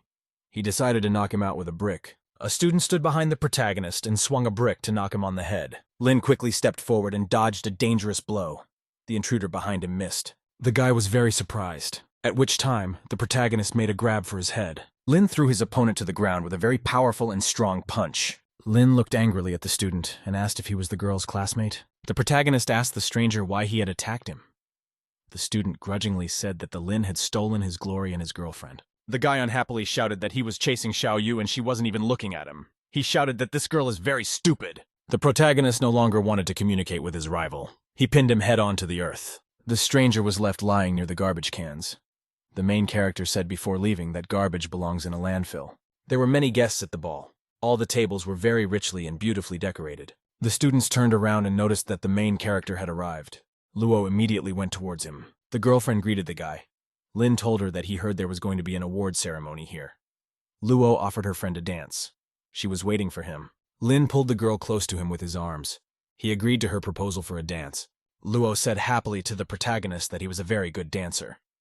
Lin thought to himself that after strengthening his skills, he had many advantages. Lin danced vigorously with his girlfriend.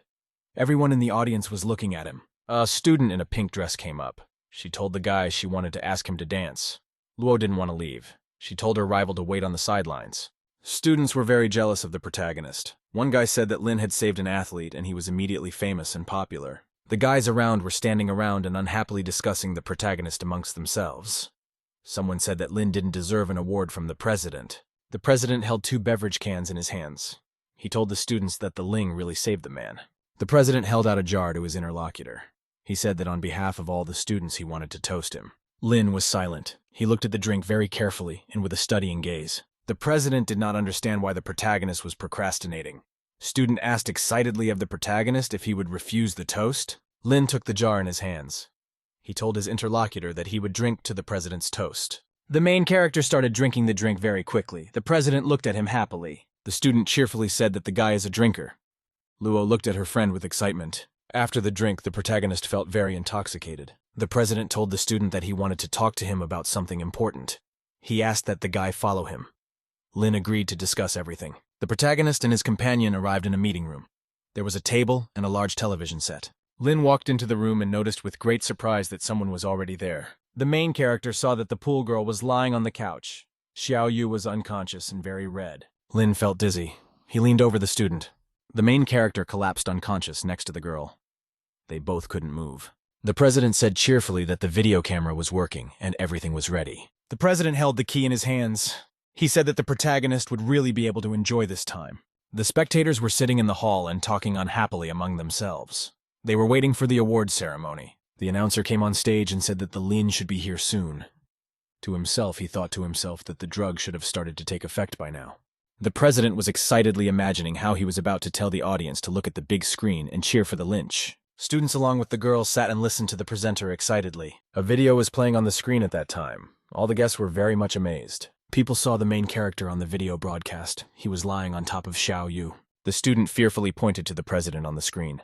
The presenter glanced fearfully at the recording. The president looked fearfully at the recording on the screen. One of the students shouted that they needed to go into the meeting room and throw the lynch out of there. The audience in the hall angrily discussed the protagonist. Someone shouted that the Lin had begun to engage in corrupting and lasting deeds. Another student said that he had seen the protagonist's face and immediately realized that he was not a good person. The students prepared to go on the attack. One of them shouted that the university would not tolerate scum like Lin. The president said in a disgruntled voice that the protagonist disappointed him.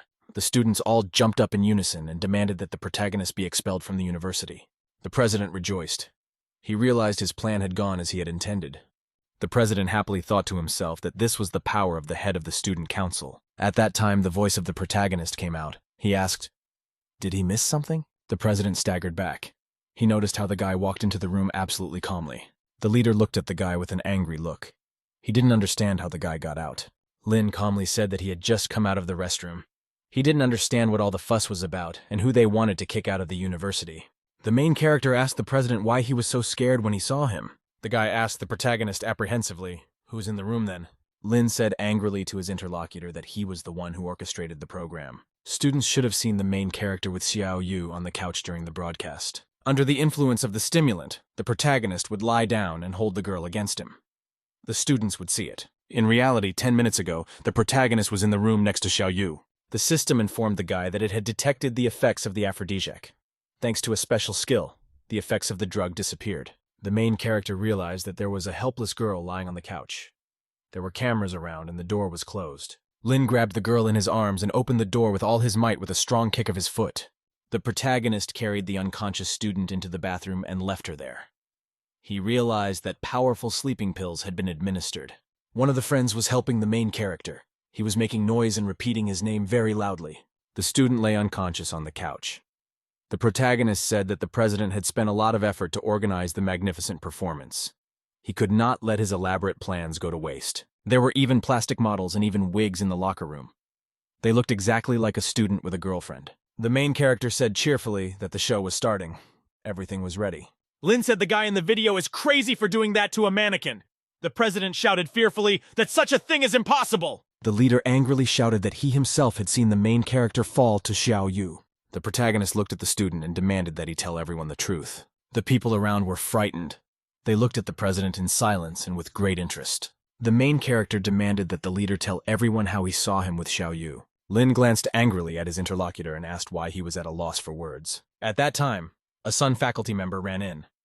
He angrily asked the students what was going on.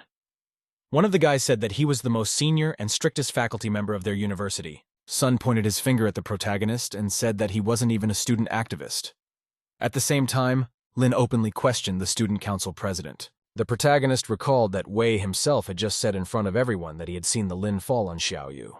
The man told the guy that the president works continuously. He is dedicated to the cause and even organizes award ceremonies. The teacher said that the protagonist embarrassed the president with his antics. He said that the linemen should be disciplined. The students stood in the auditorium and glanced angrily among themselves. One guy angrily shouted that the protagonist should be expelled from the university right now. Another student said that Wei was unworthy of the president's favor. All the students simultaneously started chanting for Lin to be expelled as soon as possible. People were screaming for the main character to be expelled, Luo said in a scared voice that the president framed Lin. Wei told the protagonist menacingly that he had bribed the instructor. He also bribed the students in the hall and the student council. The president pointed his hand at the protagonist and told him to get caught. Students ran up from the side and started grabbing the protagonist with all their might. The president angrily shouted that if the protagonist resisted, he would have an excuse to beat him up. The protagonist reached out calmly and grabbed Wei's face with the palm of his hand. Lin held Wei's hand. He calmly told the president that there was no hurry. The main event was about to begin. The teacher shouted angrily to the guards to hurry up and detain the protagonist. The guards ran up to the student and prepared to beat him with batons. At which time someone came in from the side and yelled for everyone to stop. The people around them were very startled. They noticed that the rector, accompanied by students, had walked in. Sun asked the rector apprehensively, wondering what the rector was doing here. The old man grudgingly said that if he had come a little later, things would have gotten out of hand. Sun excitedly complained to the rector about the protagonist. He explained that Lin had ruined the university's reputation and they had decided to expel him.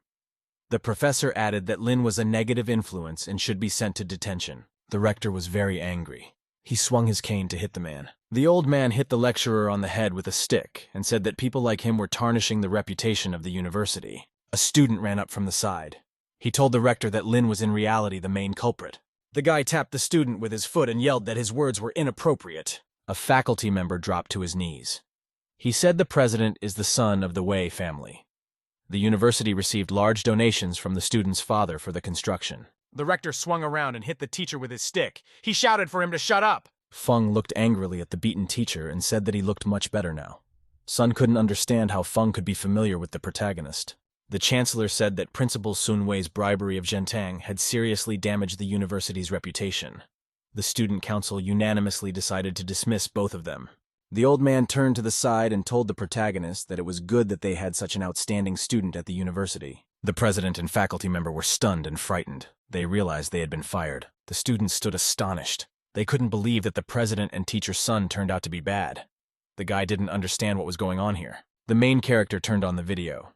He told the audience to look at the screen and understand everything. The girl unsuspectingly drank a drink with sleeping pills. Wei said cheerfully on the tape that when Lin was expelled, no one would be able to figure out who was really behind the case. The president said cheerfully that no one at the university would ever think he was guilty of anything. The students were surprised. They couldn't believe that their president had turned out to be a fraud. The students were angry. They shouted angrily and threw garbage at the president.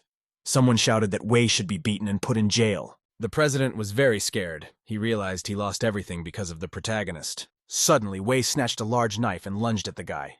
He shouted that he would take him with him. The protagonist snatched the knife from the president's hands with a quick and deft movement and tripped him up. Lin said in a joyful voice that it was time for the president to come down from the stage. Wei, after a powerful blow from the main character, collapsed and lay on the floor. Students gathered around him. People rushed at the president and started beating him from all sides and tearing his clothes. Wei was lying beaten on the floor. A student said that Wei was no longer worthy of being president. Another guy shouted that the president should be sent to jail for slipping a girl sleeping pills. Student walked up to the stage and told the principal that they needed to elect a new president soon. The rector told the protagonist that he stood up for justice and helped remove bad people. He offered the guy to become president of the student council. The people got very excited. They realized that Lin could become president on the recommendation of the principal. The protagonist hugged the students beside him. He said that if Zheng Hao hadn't informed him and Mr. Feng about the conspiracy, the consequences would have been disastrous. Lin told the students that a friend of his named Zheng Hao could be perfect for the position of council president. The students were very excited. They looked joyfully at the main character. The girl shouted that Lin is a real man. Aisini was standing nearby.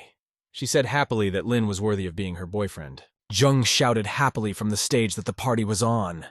Lin decided to leave and see how Xiaoyu's girlfriend was feeling now. Xiaoyu was still in the toilet stall. She was still unconscious. The main character walked up to the girl and looked at her intently. He realized that the sleeping pills were strong. At the same time, someone sprayed some kind of drug into the stall from above. The main character felt sick. He started to feel dizzy. Aitsini came in with a vial in her hands. She laughed happily. The student along with the protagonist were unconscious. Aitsini grabbed the protagonist from behind by his clothes to put him down. A student ripped her long dress off. It was really bothering her. The girl looked at the protagonist with great desire and said that he belonged to her, and pressed herself against the guy. She was feeling very horny. Yicheng grabbed the unconscious Xiao Yu by the head. She shouted at her to open her eyes and look carefully in front of her. She angrily added that the Lin would now belong to her. The student joyfully whispered to the protagonist that she couldn't live without him now. Lin suddenly jumped to his feet and picked his girlfriend up in his arms. The protagonist unconsciously turned the girl around with her back to him. She was very surprised. The student felt the protagonist grab her from behind. She figured he wasn't awake yet, and thought the guy was driven by animal instinct now. He still had his eyes closed. The student felt a strong arousal. Lin was behind her at this time. The protagonist and the student were making love in a toilet stall. The guy came to his senses abruptly. He opened his eyes and looked in front of him. The protagonist looked in front of him with interest. He saw an Ichieni lying on the floor. Lin looked at the student. Next to her was a vial of arousal agent. The protagonist grudgingly realized that the girl was able to take advantage of his weakness. He still had his passive skill regenerating. Lin threw the unconscious student into Xiao Yu's lap. He yelled to her that he would teach her a lesson. The protagonist said that if it wasn't for Yichen's unconsciousness, he would have punished her. The guy's cell phone rang in his pocket. He got ready to pick it up. The interlocutor told the protagonist over the phone that Fen was bragging about doing something for him in a group of princely millions. This also involved Yenbu. The main character noticed messages and pictures of Feng with him on his phone. The student bragged to everyone that he had a close relationship with the rich man. A student reminded the protagonist about a party on a private yacht. The meeting will be tomorrow night on the river. There will be a special program. Lin told the interlocutor that he would come. He has been in a bad mood lately, and so he can have fun on the yacht. The guy replied that he was very happy to Mr. Rich. The students were celebrating joyfully. They were drinking and banging cans amongst themselves. The guy said that the drinks at the party were not good. You can go out and buy some beer. Zheng suggested a drink to the fact that he became the president of the student council today. A student shaking his hand said he needed to go to the bathroom. His friends decided to help him. Lin looked at his drunken friends. He decided that after strengthening his skills, it wouldn't be so easy for him to get intoxicated. The main character noticed a group of students standing around a girl and harassing her. She demanded that they leave. The student looked at the girl and said that she had white skin. The student replied that it was okay to look at her, but not to touch her. The boy grabbed the girl's arm sharply and yanked her impatiently toward him. The stranger told the students that they would not succeed. They were committing a crime. The boys looked at her anxiously. The main character appeared from behind. He told the students that the girl obviously didn't want them. The stranger turned around frightened. The guy next to her looked at the protagonist with interest. The bullies stood around the protagonist. One of them angrily asked the guy, "Did he really decide to protect the girl alone?" Lin told the student to get out. He didn't want to resort to physical force. Hooligans from all sides pounced on the protagonist to knock him down. The stranger was very scared. She yelled at the guy to be careful. The tench bounced to the side in a very deft move. The hooligans hit each other with a swing. The student noticed with great consternation as the two friends slumped to the ground. The protagonist grabbed the two bullies with his hands and knocked their heads together. Lin was on his feet. Next to him, unconscious students lay on the ground. The girl knelt down and looked at the unconscious guy. The stranger told a disgruntled protagonist that his actions were dangerous. The system informed the guy that a valuable girl had been discovered. A counterattack was launched. The protagonist learned that the stranger's name was Shen Aodong and her other personal information. He thought to himself that the girl looked very innocent. The main character got ready to leave. He told the girl that she was beautiful and could get a real job. The interlocutor was surprised. Shen was very unhappy.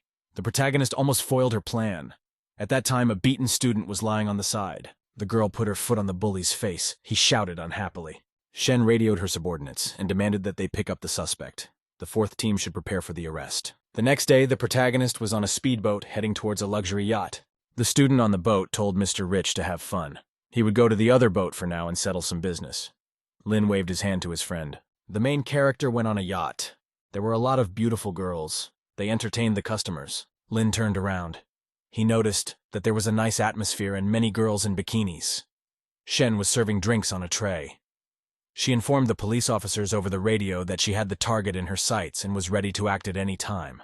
The girl thought that the operation should go perfectly. She hoped that there should be no more of what happened last night. The main character came up to her side and asked, "Can he have free drinks?" Lin looked closer and noticed that a girl he already knew was standing next to him. The main character told the girl that she had changed jobs and was now a waitress.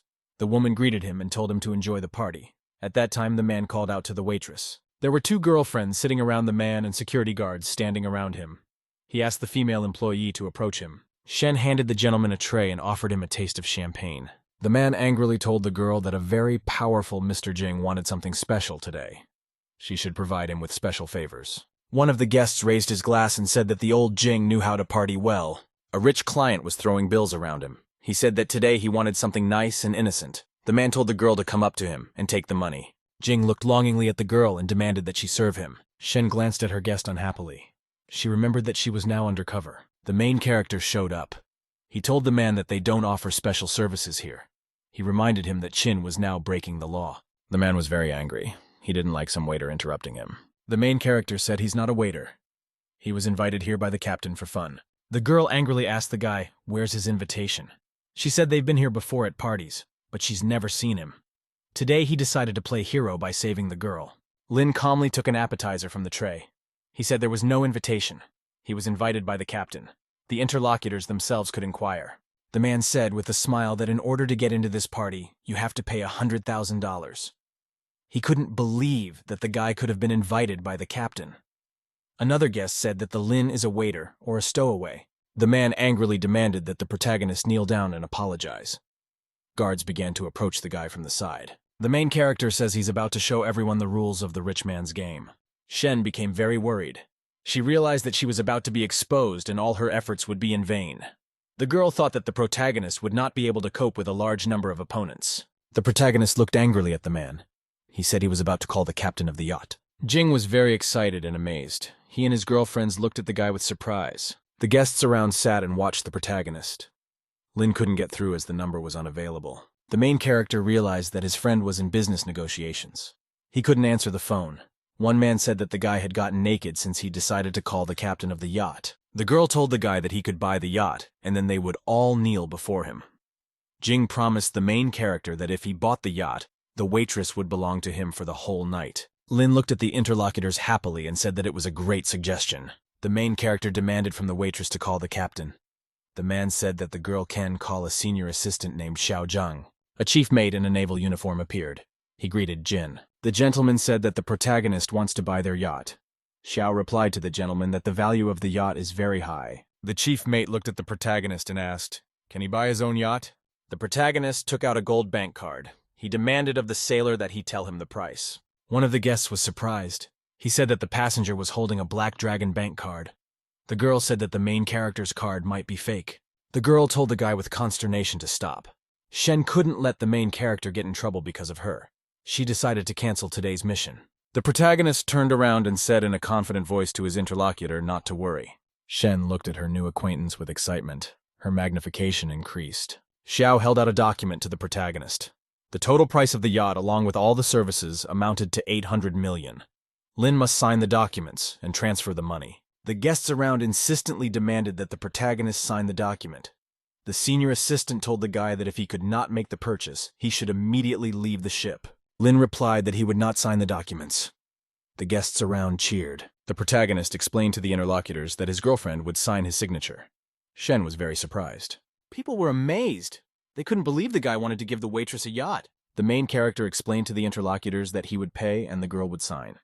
He would give her a yacht. Lin asked her name. The girl said her name was Shen Aodong. The main character pulled out a card. He said the yacht was his gift for his girlfriend. The terminal reported that $800 million had been successfully spent. People were very surprised. The man couldn't understand where the protagonist got so much money. He decided that the Lin was an influential person if he was invited by the captain of the yacht. Xiao and the waitresses bowed to the protagonist. He said that Lin is now the owner of this yacht. The staff is ready to provide all services and full loyalty. The protagonist reminded the man that after buying the yacht, he also gets a waitress. The girl asked the protagonist about his name. She suggested that he get to know her better. Someone guest told the main character that Mr. Jing was trying to insult him. Shen looked at the guy with interest and couldn't figure out who he was. The big man came over. He told Jin that the protagonist wasn't so simple. The man bowed to Khan's boss and explained that he had merely lost control of himself. Jing asked Khan to sort things out for him. In return, he promised to give up the business in Myanmar. Khan looked angrily at the man and said he would take care of the main character. The big guy went to the protagonist. He said that the guy was a daredevil. Han Biao angrily asked the protagonist about his name. The protagonist looked at his interlocutor and said his name was Lin. The girl was very startled. She knew that Han Biao was the leader of a gang called the Black Tiger. The group smuggled illicit goods and organized 2 underground casinos. Khan was the target of today's police operation. The Verzila offered the protagonist to play a few games. Lin replied that he doesn't gamble and it's not really legal. Khan asked the protagonist, does he have nothing left but the $800 million he spent? The girl told the boss that even if the protagonist has no more money, he is still a big contributor on the yacht. Lin explained to the Verzila that he had money. Hao asked with interest to the guy, doesn't he have enough courage? The protagonist looked at his interlocutor in silence. He pondered his answer. A man came up and explained that some people have a lot of money, but they are afraid of even a small loss. He said that he himself could play with Boss Khan. The girl told the protagonist that Khan was good at cheating at the gaming table. If the protagonist had even 20 billion, he could lose it. Lin rejoiced when he heard about the 20 billion. Lin turned around and said cheerfully to the girl that this was just what he needed. The protagonist shouted to Han that he agreed to have some fun with him. Shen was very surprised after saying that. Lin told his girlfriend she could play for him. He'd pay for all her losses. Shen could keep the winnings. The protagonist happily thought to himself that if the girlfriend loses 20 billion, he will get 2 billion. It is more profitable than sending gifts to streamers. Shen shouted to the guy, frightened that any game is doomed to lose. The participants of the game sat down at the table. Khan offered his rival to play blackjack. The protagonist agreed. Shen realized to herself excitedly that she needed to help the protagonist in the game to avoid revealing her identity. Someone from the guests said that the money would still end up in Boss Khan's pocket. The host told the players that she was starting to deal cards. Lin and his opponent were very attentive. Khan, with a sly smile, suggested to his rival that he raise the bet. The main character threw a bunch of chips on the table and yelled that he was betting more. Shen got very excited. The hostess revealed the cards. She said that the Khan had won. Lin was completely calm. The big man slipped the chips to him. He told the protagonist that he was sure to win next time. Lin said cheerfully that he was betting $200 million. For the next game, he was willing to bet $2 billion. The guy asked the host to trade chips for $20 billion. The guests were amazed. They couldn't believe that the main character had so much money. Khan shouted with a smile to his rival that he had great courage. The man thought that after winning $2 billion, his illegal businesses would recover. The main character kept betting big. The anchorwoman reported that Boss Khan won. The protagonist bet $1 billion worth of chips and lost it immediately. Khan asked his interlocutor if Tot still wanted to continue the game. Lin wanted to continue. At this time, the girl grabbed him and pulled him along. The guests watched with interest as the waitress dragged the guy away with her. One man said the guy wouldn't gamble anymore.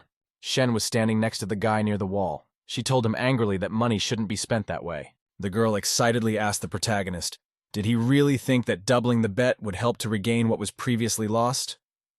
At this time, her degree of increase decreased. Lin thought happily to himself that he was being pinned against the wall by a beautiful girl. The guy told his girlfriend that he wouldn't blame her if she lost. The girl told her interlocutor that he couldn't win the game. To herself, she grudgingly decided that she had almost been exposed. The main character asked cheerfully, does Khan change cards during the game like in the movies? Shen replied to the guy not to let him be fooled by the movies. The girl told the interlocutor about methods of fraud at the gaming table. There are microchips in the cards, and under the table there are sensors. The presenter makes hints to Khan, and it is hard to catch them at it. The girl explained to the protagonist that he had no chance of winning. Lin replied to her that gambling is bad for people. The protagonist very cheerfully picked up the girl and said that he would teach his rivals a lesson. The main character approached the hostess and said he wanted to check the playing cards. Khan replied that the guy could run a test. He would make sure his losses were honest. One of the guests said that Lin has already started to worry. Another man confirmed that the main character has spent more than $1 billion. The host told the main character that he could inspect her anywhere. Lin replied to her that he would check the table for now. The protagonist placed his hand on the table covering. He analyzed it carefully. The protagonist looked around the gaming table and said that everything was fine. His opponents looked at each other in silence. Lin waved his hands and told people that the game was getting less interesting for him. The main character said that Khan won a lot of money, but only bets tens of millions of dollars at a time. The guy asked his opponent, "Is he afraid to lose?" The guests were chatting amongst themselves. One man said that Lin is betting several billion. Compared to him, Mr. Khan is really stingy. Khan pushed a bunch of chips away from him. He said he'd play the protagonist for $10 billion. The girl started taking cards out of the box and handing them out to the players. The presenters would lay the cards on the table. The players would look at them sideways. Khan looked at the girl with great excitement. He watched her closely. The main character said in a disgruntled voice that he wanted to return to the game. The presenter suddenly noted to herself with excitement that her sensor was unresponsive. The big guy jumped to his feet. He decided to keep playing, and he didn't believe the protagonist would get lucky. The players opened the cards. The girl said that the protagonist won and the boss Khan lost. The guests were very impressed with the victory of the protagonist. One of them said that the guy returned all his lost money. The Khan jumped up angrily. He said very angrily that the Lin was mocking him. The protagonist asked his interlocutor why he got mad after losing. He asked if Khan didn't want to play anymore. The Khan jumped up and shouted very angrily that Shen had just tampered with the cards. The people around were surprised. The guests around told the protagonist that cheating was not allowed. Shen decided to justify herself. She told people that they could see the footage from the video cameras. The Khan was very angry. He slammed a sharp knife into the table. The man pulled out a gun and pointed it at the guy. He said he had to lose one finger and return all the money. If he didn't agree, he would get a bullet in the forehead. Lin looked calmly at the man and asked, "Would a bullet from a gun or a hand be faster?" The guy grabbed a chip on the table. The girl shouted fearfully to her friend not to provoke her rival. Khan might kill him. There was a very loud gunshot. Everything lit up in a bright flash. The people around were surprised to see the wounded Khan slump to the floor. They did not understand what had happened. Shen began to excitedly recall what she had just seen in front of her. The protagonist very quickly threw the chips out of his right hand and hit the barrel of the gun. After that, Lin very quickly stabbed 3 times with all his strength into Han Biao's abdomen. Jing jumped up beside the table and shouted for the guards to arrest the guy. He explained that Lin first cheated and then scolded the other man. The guards ran up and grabbed the man together. He was very surprised. Lin explained to the man that he was the owner of the yacht and would be listened to by the guards. The main character tapped Khan's body with his foot and said that the boss was cheating. The man's cards fell out of his hands. The guests were amazed when they realized that the boss turned out to be a cheater. Shen looked at her friend. She couldn't understand how he could win. The main character explained to his girlfriend that he broke the sensor when he checked the table. 2 cards he stuck in Han's hand when he hit him. The girlfriend smilingly told the protagonist he was a bad guy. She had an increased level of infatuation. The doors opened and a frightened guy came running in. He asked what was going on here. One of the guests said that the captain of the yacht had arrived. Another man gave details of what had happened. The guest ran up to the protagonist and asked if he was doing well. He called him Mr. Rich. The guests were amazed. They couldn't believe they were seeing Mr. Rich Man in front of them. Shen told her colleagues over the radio that they could move out. The guy pointed his hand at the main character and said that he had invited Mr. Rich here to have fun tonight. The whole group of guests rushed to the main character. Everyone was offering him favors. The girls wanted to meet him. The police came running in. The officer showed his papers and shouted that they wanted to arrest a gang of smugglers. The fighter reported to the supervisor that Han Bao and his subordinates had been arrested. They could end the operation. Shen confirmed that they could end the operation. The girl looked around carefully. She couldn't figure out where the main character had gone. The links of chaos and confusion managed to jump out the window. He made it to the boat. The girl was at home in her room in the girls' dormitory. It was evening. Luo was lying on the bed. She was watching the information on her phone with great attention. She couldn't understand where the main character had gone. The student shuffled her feet impatiently. She wanted to invite a friend over for dinner at her rented apartment. Luo looked thoughtfully in front of her. She said she needed another chance. At that time, the door opened and Aichini in her evening dress came into the room. The girl's clothes were a little torn. She sat down on a chair and said she was very tired. Luo looked at her friend with interest and said that she looked like someone had attacked her, and very slyly said that the main character looked polite, but turned out to be very rude. The girl said that it was the guy's rudeness that made her feel happier. Luo gave her friend a sly look and said that she had torn her own clothes, and grabbed the edges of her dress.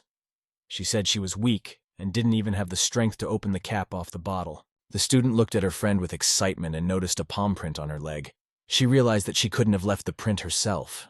Iceni looked slyly at her friend and told her to get dressed so she wouldn't shiver from the cold. Luo was very excited. She turned around and ran out of the room at full speed. She thought cheerfully to herself that a man would always belong to his first girlfriend. The student told herself slyly that she liked it when the main character hit her. At the end, she decided that they would definitely finish what they started someday. Luo approached the men's dormitory. She couldn't understand why her friend wasn't answering her texts and calls. The girl was worried. She decided to herself that she had to act quickly. Girlfriend introduced the protagonist, surrounded by beauties. She decided that the Lin should be the object of adoration of many women. Luo looked in front of her with a confident look. She realized that she still wouldn't give up. The students near the entrance looked at the stranger with great attention. The main character was walking down the street at the time.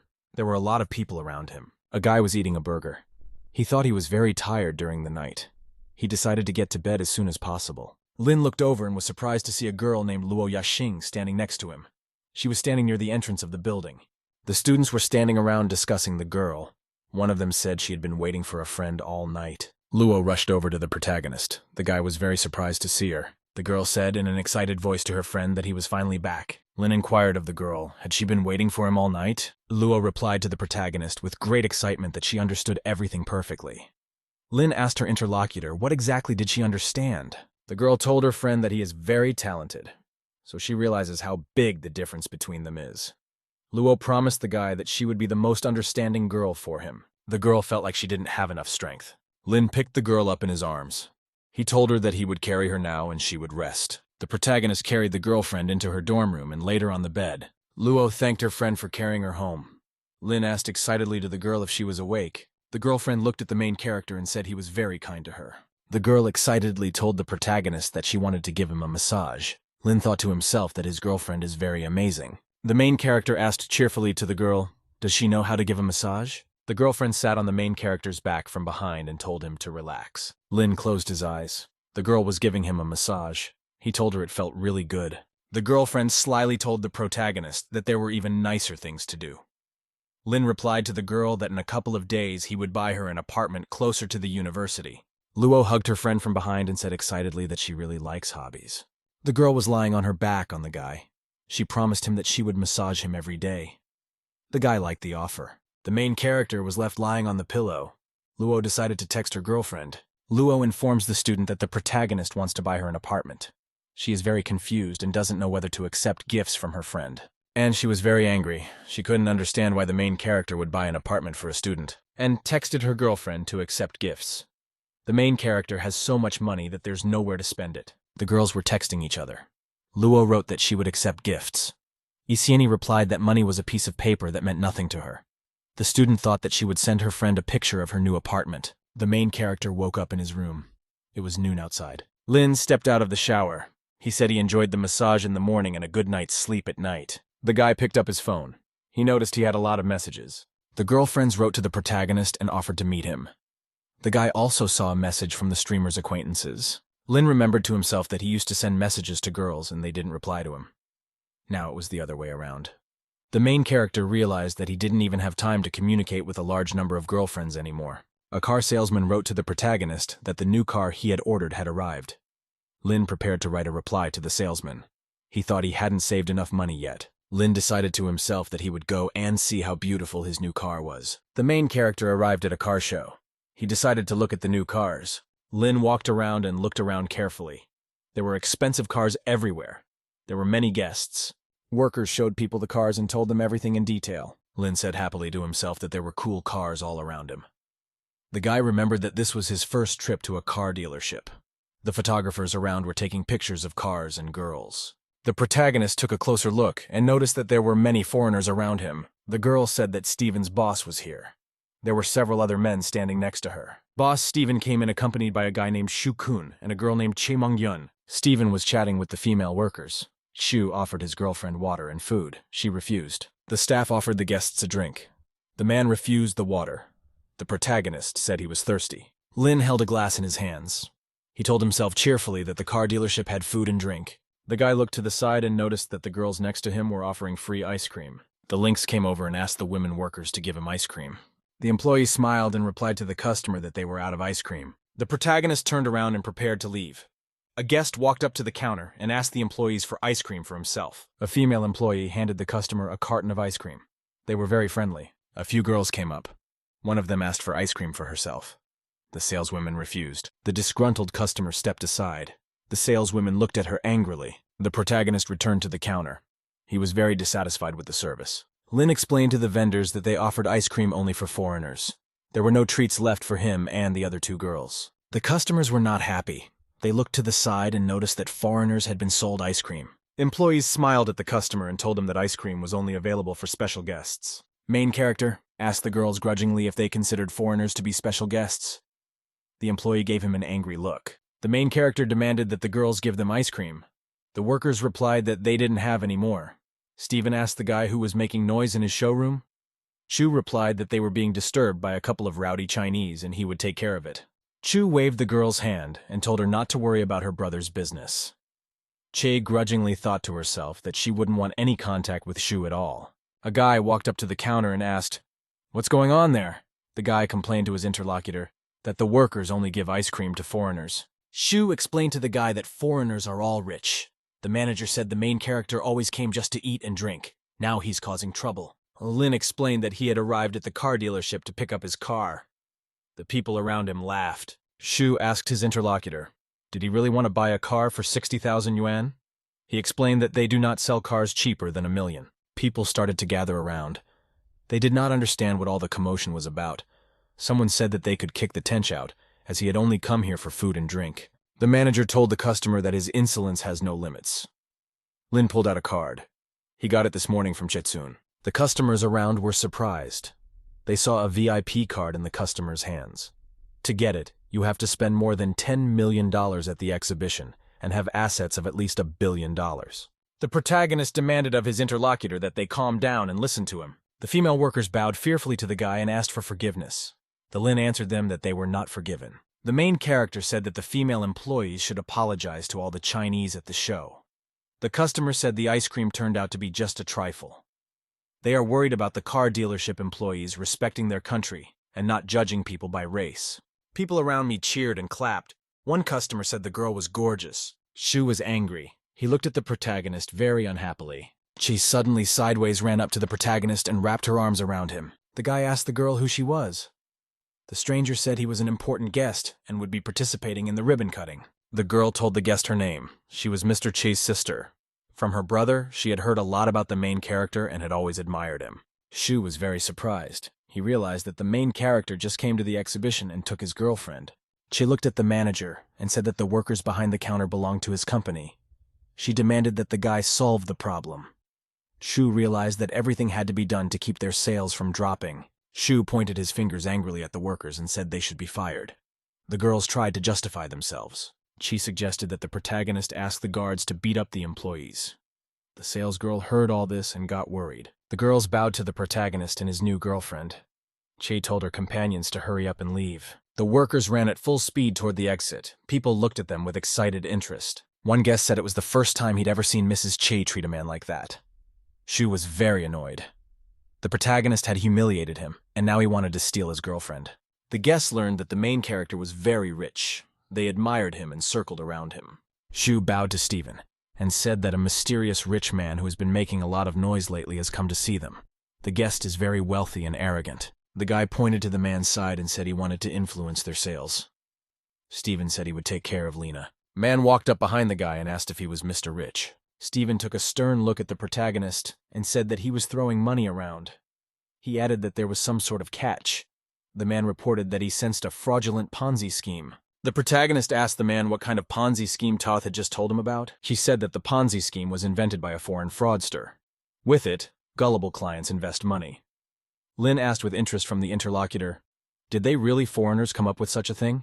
Stephen told me that scammers attract attention to themselves. They spread money around. The goal is to swindle as many rich people as possible and get investments. The guests around looked suspiciously at the lad. One of them said that Mr. Rich might be a liar. She demanded that the man provide proof that the main character was a cheater.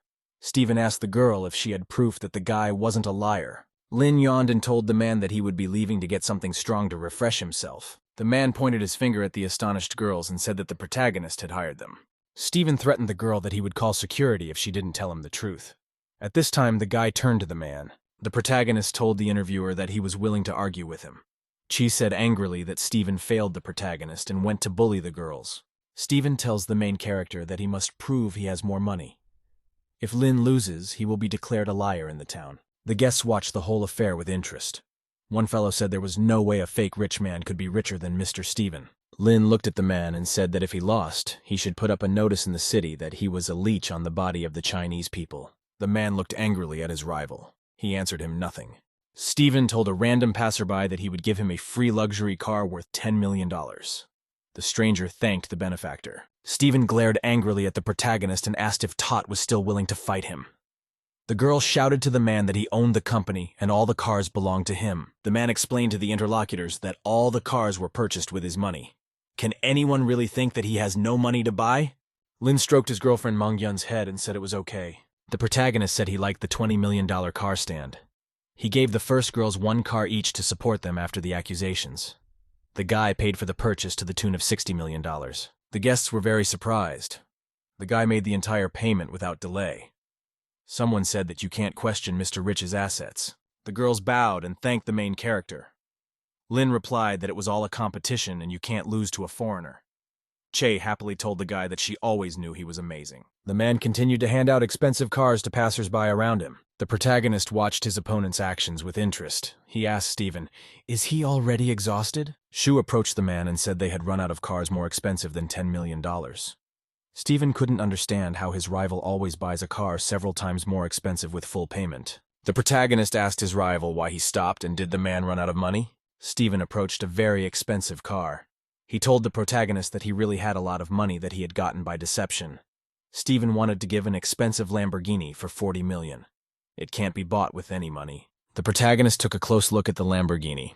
After that, he decided to step aside. The protagonist headed out.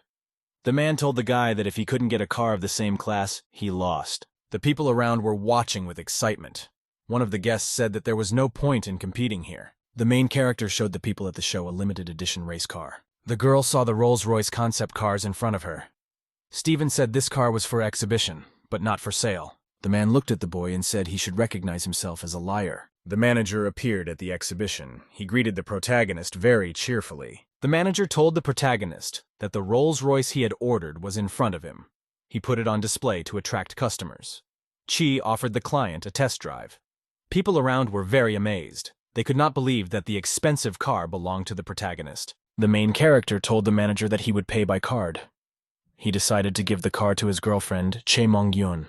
Stephen was very amazed when he saw that the protagonist had made a payment of 80 million Chinese yuan. The guests were very amazed. One guy shouted that the sum of 80 million was twice as much as Stephen's limited edition. Another customer said that the main character had actually given the car to his girlfriend. The girlfriend kissed the main character.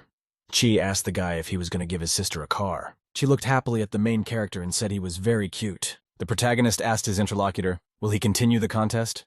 Stephen bowed and said he had lost. Lin gave the man a stern look and told him to honor the terms of the contract. Stephen realized that the protagonist was really rich. Lin was absolutely comfortable spending a lot of money. Stephen told the guy that he was wrong to doubt him. The man said he was a ruthless entrepreneur who decided to capitalize on China's resources. The people around him stood and listened to everything. The customers got angry. One of them shouted that the foreigner was a real scoundrel. The girl angrily said she would never buy cars here again. The main character waved at the man and told him to get out. Stephen agreed. The man started to run away. The guests ran after him to catch up with him and kill him. People stood around the protagonist. One of the guests thanked the guy. He gave them all a chance to see the true face of the foreigner. At this time, the protagonist received a phone call from someone. He picked up the phone. Che thought to herself excitedly that Lin had turned out to be very charming to her. She turned around and told her friend that she would like to ask him out. The girl turned to the side and noticed that the guy had disappeared. One customer said that someone had called the Linu and he had left. The girl was angry that she missed the opportunity. In her anger, she even knocked her brother. The main character was standing on the street. He had an appointment there. Yen pulled up to the guy in an expensive car. She greeted him. Yen told the girl that he hadn't seen her for a couple days, and she was even more beautiful. The girl thought to herself that she was glad when the protagonist told her that she was beautiful. At this time, her degree of infatuation increased. The main character asked his girlfriend to find him a company for the internship. Yen told the guy that others thought he was so rich that he might not participate in the internship. The main character smiled very happily at his interlocutor. He thought to himself that he would not graduate without a large number of credits. A guy was traveling with a girl in a car. The girl told the guy that she would give him a director's position and a salary of 600,000 yuan a month and 5 assistants. At this time in the corporate building, employees were preparing to meet the new management. The female employees were chatting amongst themselves. One of them said that they would soon have a man appointed by the general director. A colleague replied to her that it could be a handsome guy. A team leader named Yumi in a black short dress appeared. She shouted to the workers to return to their seats. A man told workers nearby that new co-workers had arrived. The guy with the gold watch introduced himself and said his name was Shu Wenyi. The protagonist told his co-workers with a smile that he was a university student. Yumi glanced at the new guys. She figured Shuya had been appointed CEO for them. The man looked at his son and thought that the only internship position this month would be his. Yumi brought the main character a pile of papers and told him it was his job for the day. The supervisor brought a small folder for Wenyi and said that this was his work for the day. The protagonist asked the woman, why should he work harder than his colleague Shu? The supervisor replied to the guy that she was the group leader. He had to do all her tasks. The woman asked her interlocutor, does he doubt the correctness of her decisions? The main character sat down to work. Yumi turned around and headed for the exit. She thought she was disgusted to see the beggar. The woman approached Wenyi and said he could ask her anything. The guy opened the folder and said he didn't understand something. Yumi leaned in close to the guy. Shui looked at her breasts and thought, this worker is good. The time was gradually approaching evening and the working day was over. The protagonist held out a pile of folders for the woman and said he was finished with his work. Yumi looked at the documents with interest. She realized that the reference level was very high. The woman turned suspiciously and looked at the protagonist. Yumi brought the documents to the guy with a smile. She told him to take them to his supervisor to sign. The protagonist was very unhappy because a colleague was taking credit for all his accomplishments. The woman told the guy that he still had to gain experience. People often don't even get that opportunity. The main character told the interviewee that the CEO might find out about it. Yumi asked the interviewee, does he really want to complain to the CEO? Lin headed for the exit. He told the woman that she would keep her defiance and fearlessness to the end. Shu walked outside, accompanied by a woman. Other workers walked beside him. The guy told the woman that he was counting on her. His internship would be secured. The interviewee told the employee that he could call her by her first name, Yumi. Shu invited her to dinner. Yumi replied to the guy that she didn't mind. Shui said he would bring the car over now. At that time, the main character came out of the office. Lin grudgingly noticed that a woman was standing near the parking lot with his moped. The protagonist walked up to Yumi and calmly apologized to her. Yumi said, displeased with the guy, that in the office he was cold to her. And now, when they are alone, he wants to make conversation. Yumi told the interviewer that the two of them are birds of a different flight. She added that the main character has some skills. The woman called the protagonist a student with no money and no connections. Lin wanted to explain to the interlocutor that there had been a misunderstanding. Yumi replied to the main character that he wasn't even suitable for her as a backup. The protagonist pushed the surprised woman aside and grabbed his moped. He said she was in his way. Shu drove up in an expensive race car. He asked the protagonist, does he really drive a wreck? The woman told the lineman they could give him a ride in a luxury car. Shui looked at the protagonist and said that he was fine with Yumi asking him. The main character got on his moped and started the engine. The woman looked at him in surprise. Lin pulled away from the seat and shoved the woman aside as he went. She went down. Yumi couldn't stay on her feet and plopped down on the ground in her black dress. Shu ran up to the woman and helped her up. He asked if she was all right. Yumi said she was fine. She called the protagonist a bastard. The woman looked at herself in the mirror. She said that the guy can't get her and that's why he's doing this. Yumi told her coworker that they should kick the protagonist out of the company. Lin decided to himself that his colleagues could fit a couple days. The more arrogant they acted, the more painful it would be for them when they fell. The protagonist was in the corporate building on a normal workday. A woman came up and demanded of the protagonist that he buy coffee for everyone in the department. Lin turned around and asked his interlocutor why on earth should he buy coffee. Yumi angrily told the guy that all newcomers should buy coffee for coworkers. The protagonist said that Shui could go shopping. The woman said that the protagonist would buy today and his colleague would buy tomorrow. Chu told the guy instructively that students don't understand the nuances of communicating with people. He suggested that the Linyu improve his relationship with his colleagues. The other workers sat in silence. They followed the conversation with great attention. The protagonist looked at his companions and said that they sang well together. Shu approached his colleague and told him not to look at him strangely. He explained that he had connections, and it depended on him whether the protagonist would work here after his internship. Lin thought to himself that when his internship was over, he would have enough credits to graduate. He wouldn't need to work here any further.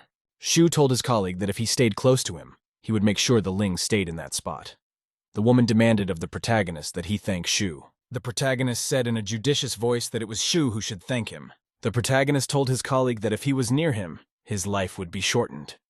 Lin demanded thanks from Shu. Shu was very angry. The protagonist replied that he was in university and didn't have any money. Lin said he would treat everyone to coffee when he got his paycheck. When Yi can treat everyone to coffee first. The protagonist told his co-worker to bring him a mocha. Shu was very unhappy. Yumi told her co-worker that personalities like him fit in. The two of them headed for the exit. Shu told his colleagues that he would be honored to treat them all to coffee. The protagonist told his colleague that from now on, he would be in charge of buying coffee. The main character was working at the table. Shu looked at his father. He showed him with his displeased look that Lin was picking on him. The father glanced cheerfully at his son and showed him not to worry. The man told the employees loudly that a large order had come in. The boss said that they had an order for 80 million yuan. The customer required concepts within 3 days. The best plan would receive a bonus of 80,000 yuan. The man suggested that the workers create several teams so they could work in parallel on several ideas. The workers were organized into teams. Yumi was in the same group as Shui. The main character was left alone.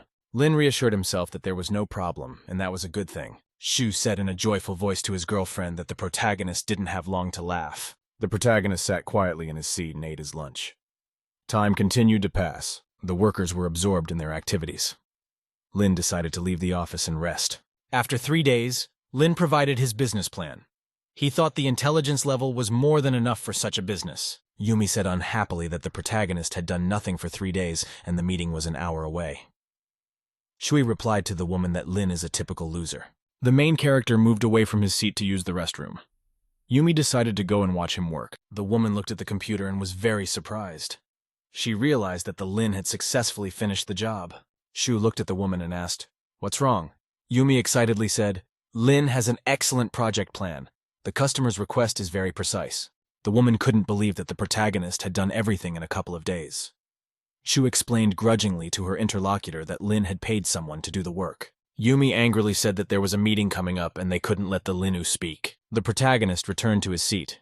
He asked the woman what he could do to help her. Yumi told the guy that the debriefing was coming up. She told him to go to conference room A and get ready there. The woman looked at the protagonist angrily and slyly.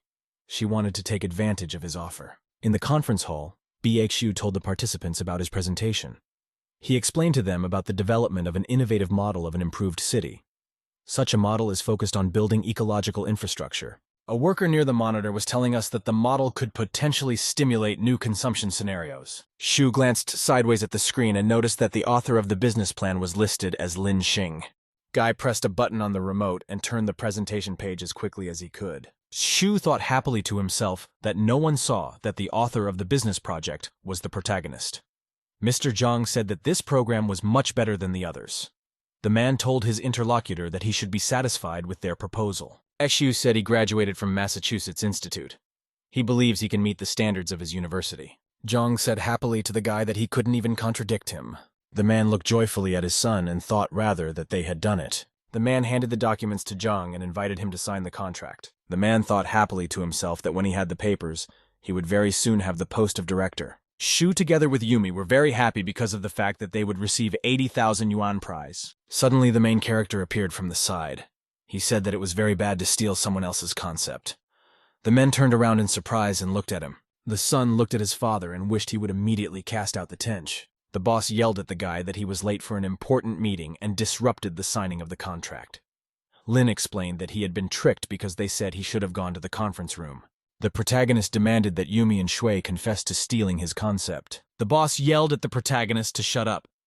He added that Shiyu had great abilities and he didn't need to steal the project. Zhao asked in surprise, what was the protagonist talking about? The protagonist demanded of his colleague to open page 11 and read the endnote. Chu asked excitedly, why would he open that page? Yumi jumped in and said that a couple days ago during the discussion, Lin made a constructive remark to them. After that, she wrote his name in the concept. The workers were talking among themselves. They remembered that the main character had always been on time for the last 3 days, and had not worked at all on the project. The protagonist said he still has several versions of the project stored at his workplace. Yumi fell silent. She didn't know what to say to the guy's accusation. The warden was slyly thinking. He'd figured out a way to accuse the lineman of stealing. The man looked at his hand and said fearfully that he had lost his watch. The boss pointed at the protagonist and said that he had stolen a watch. The man demanded that Lin's workplace be searched. A guy ran in and brought the watch. He said he found it at Lin Shin's workplace. The employee told the protagonist that he was a thief and accused others of stealing. The guy angrily said that the Lin had no money and stole the watch. The boss told the subordinate that he didn't have much money. He gave him a chance to train, but the Lin instead showed ingratitude. The protagonist angrily told his interlocutors that they were trying to divert attention from the incident. Shu thought to himself that he stole the watch discreetly while Lin was talking to Yumi. Even if the main character guessed what was going on, it wouldn't change anything. The boss asked the protagonist what arguments he could have against the compelling evidence.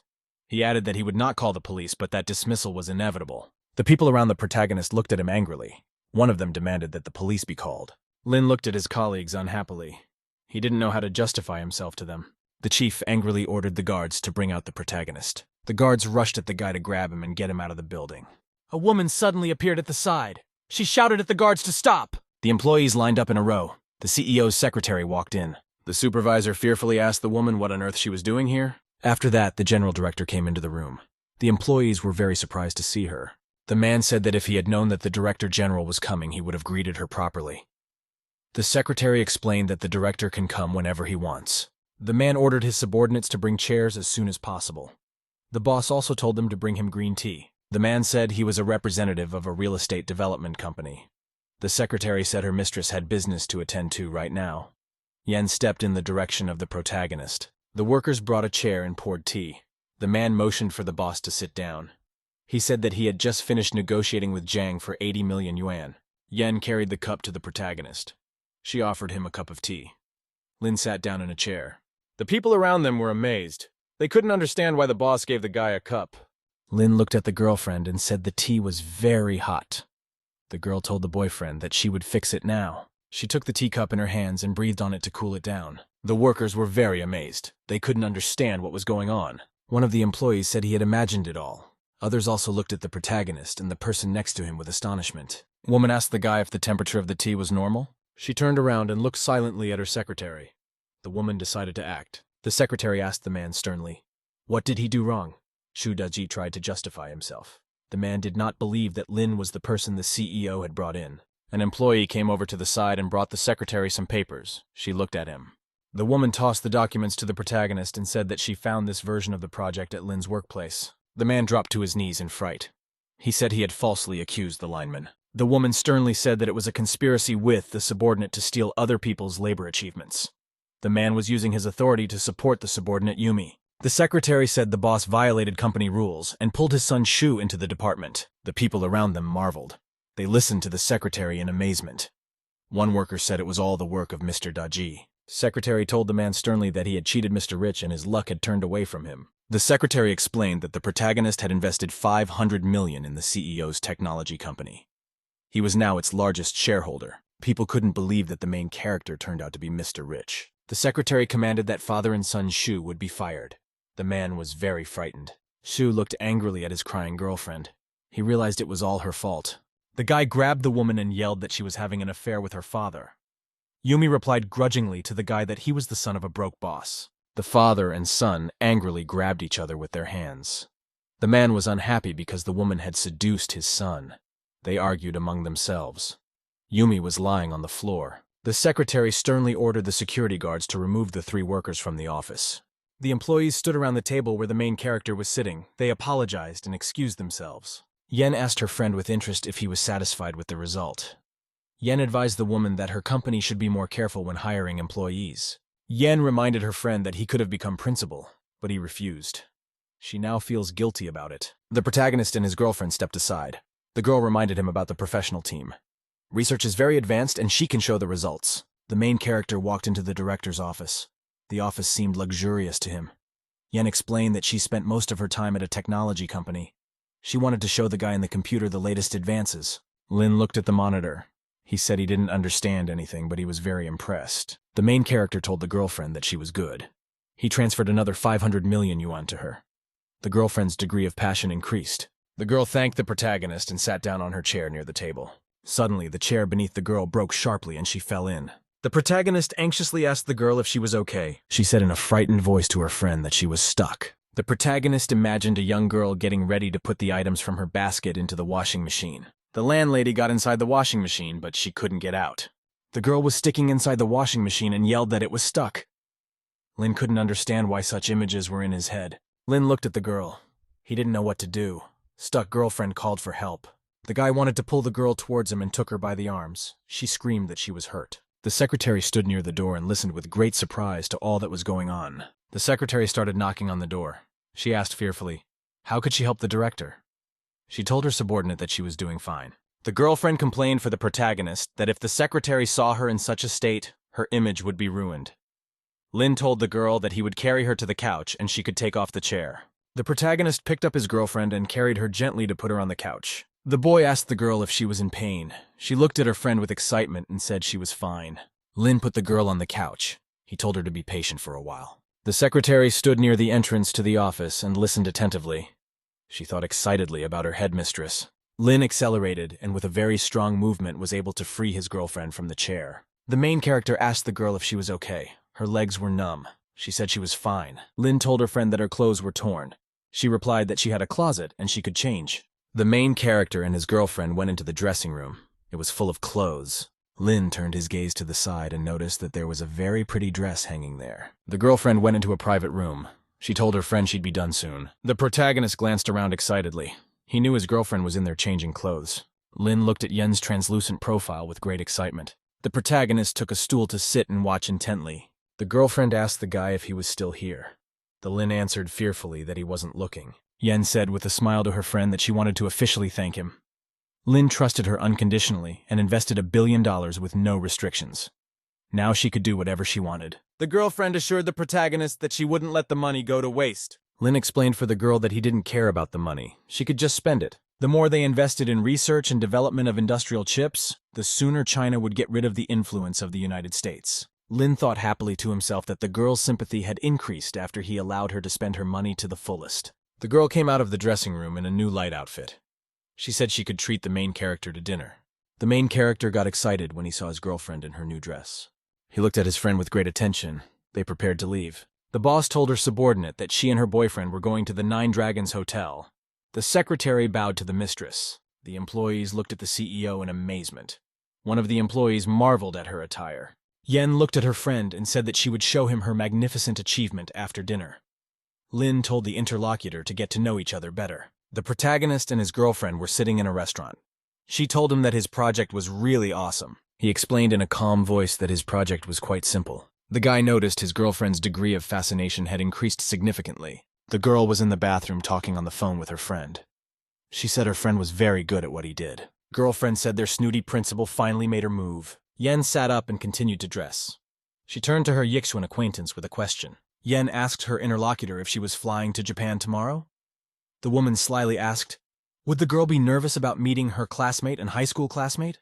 Xiaoxu fearfully shouted to her interlocutor that they were only classmates. Yen reminded the girl that the guy had helped her in a friendly way, and she had practically sold out to him.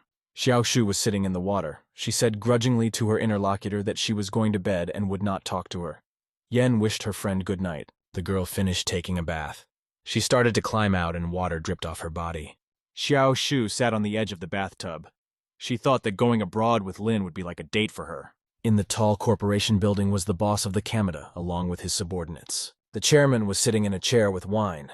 The man told the boss that all the funds were ready. The boss asked the subordinate how much money he had prepared. The employee replied to the boss that there was enough money to buy everything at the auction next week. Kamada asked, where did the insolent Chinese go? The subordinate replied that the Chinese had booked an airplane ticket. The manager said they would humiliate him at the auction. The boss had his armed subordinate standing next to him. He yelled that they'd make the guy stay here forever. 10 days later, the protagonist was on an airplane with his girlfriend. I was reading messages on my phone about an auction opening. Collectors from all over the world will be there. The guy said he missed his flight but got an economy class seat. He asked his girlfriend what happened. The girlfriend said she was very excited. She was about to see a lot of artifacts and treasures. She said Sao was working for the famous Japanese tycoon Kamita. The girlfriend warned the boyfriend that he might lose at the auction. The protagonist said in a confident voice that he would buy back all the Chinese artifacts, while a little boy was running around the cabin screaming very loudly. The young passenger turned to the side and noticed a female passenger with a cell phone in her seat. The boy started banging on the seat with all his might. Where the girl was sitting, the girl was not happy. The passenger turned around from her seat and told the boy that he shouldn't kick the back of the seat with his legs. The boy told the girl that she was beautiful and demanded that she show him her breasts. She turned around and angrily asked her interlocutor, "What is he saying?" The boy thumped his hand with all his might and knocked the phone out of the passenger's hands. The main character got angry and jumped up from his chair. Sia told her friend that the boy was still young and didn't understand anything. The protagonist replied that if the young passenger wasn't taught a lesson now, he would grow up to be a jerk. The boy was running with a toy in his hands at full speed. He was yelling something of his own. During the escape, the young passenger caught the edge of the passenger's clothing with his toy. She was worried. She noticed the boy tugging at the hem of her clothes. The young passenger tripped and fell. The passenger's dress ripped at the same time. The passenger was frightened. Her dress was torn. The protagonist jumped up and glared angrily at the boy. The baby fell to the floor and screamed loudly. He bumped really hard. The boy's mother came running in. She angrily asked, who was abusing him? A little boy was crying and pointing his finger at the passenger. The woman sternly asked the girl why she was stopping for her child. Lin decided to explain to the woman what had happened. She said that the boy had been running around the airplane and had snagged her clothes with a toy. The woman sternly told the girl that all children run. She was like that as a child too. The woman and the boy started insulting the passenger and calling her a whore. The passenger was surprised. She didn't expect such a reaction from a woman and a child. The girl angrily pointed out to her mother the words her child was saying. The mother sternly told the girl that her child was smarter than she was. The boy at that time continued to insult the passenger. The woman hugged her child. The boy said slyly that girls don't wear decent clothes. The mother angrily told the passenger that her child was suffering mentally because of girls like her. She was very angry. She didn't even know what to say to her interlocutor. The main character told the woman that her child is just like his mother. The son runs around the cabin while his mother screams. Chinese people are terrified on an international flight. The woman sternly shouted at the guy that he was going to abuse mother and son. She threatened that the stewardess would throw herself and the linge out of the plane. The main character said that he would tell the stewardess all the boy's actions. The young passenger snagged the girl's clothes with a toy and then verbally abused her. The son angrily demanded of his mother that she scold the passenger. Lin asked the girlfriend if she was okay. The girlfriend replied to the boyfriend that he had silenced the woman. At this time, she had increased her degree of infatuation. The woman angrily yelled at the passengers that they were cheap cheats and could only fly economy class. People weren't happy. They didn't understand the woman's claim about flying in economy class. The stranger angrily told the people that they were beggars and bullied them. Lin demanded from the flight attendant that she take the lady back to the first-class cabin. 18 flight attendant was sitting in her cubicle drinking a hazelnut-flavored latte. The drink seemed delicious to her. The girl was busy working on her phone. She wanted to tell the internet about flights during peak season. A friend came over and grudgingly told her coworker that she had gone a little overboard on the makeup. The stewardess stood up and asked Chun what she was doing with the snacks. The girl explained that she had just brought water to a passenger and now it was her turn. The stewardess told her friends to keep quiet. The people in first class could already hear them. A girl asked Xiaofeng where she came from in business class. She said her colleague was also targeting Mr. Fei. Fei was a famous rich man in town. He was also in the business of selling airplanes. The man sat in his seat and worked the phone. He hoped he would meet Mr. Rich Man in Japan. The stewardess noticed the pilot leave his cabin and go to chat with a passenger. The stewardesses couldn't decide among themselves which one of them would go. Xiaoyan realized that she would have to go and settle the conflict herself. A stewardess came in and asked a passenger how she could help. She pointed her finger at the woman and said that the lady in first class was causing problems and disturbing the others. The main character praised his girlfriend for being a very fast learner. The passenger told the flight attendant that she was the wife of group chairman Jiang Hiaoyong. Xiaoyang told the guy that the woman bought a first-class ticket to enjoy peace and comfort. She couldn't cause trouble in economy class. Lin asked angrily to the flight attendant, "Does she really think that people in economy class are causing trouble?" Xiaoyang replied to the interlocutor that she did not say such a thing. The woman angrily said she would blacklist the protagonist from all airlines. The protagonist replied calmly to his interlocutor that he did not believe what she said. The passenger angrily yelled at the guy that she would see how long he could laugh. A man came into the cabin and asked what all the noise was about, and where were the flight attendants. Xiaoyan told the passenger that there was a commotion in economy class, and she was fixing it. The woman angrily told her interlocutors that Fei is a well-known rich man in town. He sells airplanes and knows the directors of many airlines. The woman extended her hand to the Fei and said they had seen each other at the party last week. A passenger complained about Xia and Lin and said they were causing them problems. Fei fell silent. He looked at the protagonist and his companion with great excitement. The businessman rushed over to the protagonist and shook his hand happily.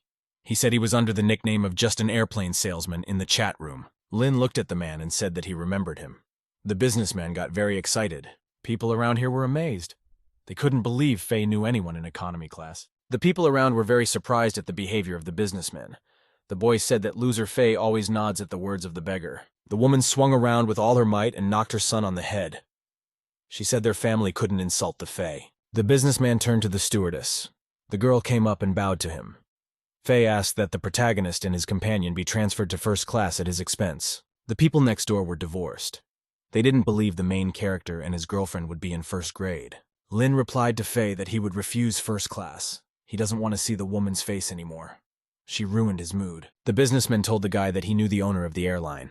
The woman would be blacklisted. The passenger was scared. She told the Fei that there had been a misunderstanding. The passenger crouched on the floor. She asked the businessman, doesn't he feel sorry for them at all? The protagonist told the passenger that she'd feel better if she admitted her child was at fault. The woman angrily shouted at the guy that her son was little and Lin can't blame the kid. Fei angrily shouted to the passengers that they were disturbing public order. After the plane landed, they would be punished. The man showed the passengers a social media recording of the photo with the flight attendant. She called them all beggars. The passengers shouted that they would try to make the stewardess famous. The girl sat on the floor and told herself that it was all over for her. The main character arrived at the airport. He and his girlfriend watched as the police picked up a female passenger with her son. Fei asked the guy if he came to Japan on business. Lin replied that he came for the auction. He wanted to buy all the artifacts that belonged to China. The man told the guy that he was the pride of China. The man sternly warned the protagonist to be careful with the cameo. The man said that Kameda is a famous Japanese tycoon. He buys artifacts at auctions. No one has been able to outbid him yet. First, the tycoon uses his financial resources to crush his competitors and then humiliates them. There's information that Kameda employs hired ninjas and samurai. The girlfriend told the protagonist that he might have been provoked to come here. Then the result should be a conflict between Lin and Kameda. The protagonist angrily said that if he left, the artifacts of China would fall into the hands of the Kameda. He wouldn't let that happen. The guy thought he would spend a lot of money at the auction before counterattacking. The girl has increased her degree of infatuation. Fei shouted to the protagonist that he was handsome. Lin was walking with his girlfriend and didn't suspect a thing. There were other people following behind them. The red-haired girl looked at the protagonist and noted that she could see the target. The tycoon told his subordinate to show up at the airport with the Chinese tycoon. She now knows what to do. Kameda said for the girl that she is his most trusted subordinate, Saito Tobi. The mercenary replied to the lord that she will not kill the target, but just give a little warning. Lin must get to the auction alive. The mercenary reported on the comms that she could see the target, and she was next to him. The main character told his companions that he would step back and drink some water. The girlfriend said that she was not thirsty and would wait for him by the car. Tobi happily decided to herself that this was her chance. The mercenary was stalking the guy. She decided to hit him with a poison ring. The guy would end up weak and powerless. Tobi was coming up behind the protagonist. She wanted to give him a surprise from her master. The main character was standing near a drink machine. He was amazed because the bottle cost 80 yuan. There was a girl standing close behind him. Lin turned to the side and noticed a public water fountain there. The mercenary stood and watched with great attention as the protagonist drank the water. Lin shouted to himself in a pretty voice that the tap water was free.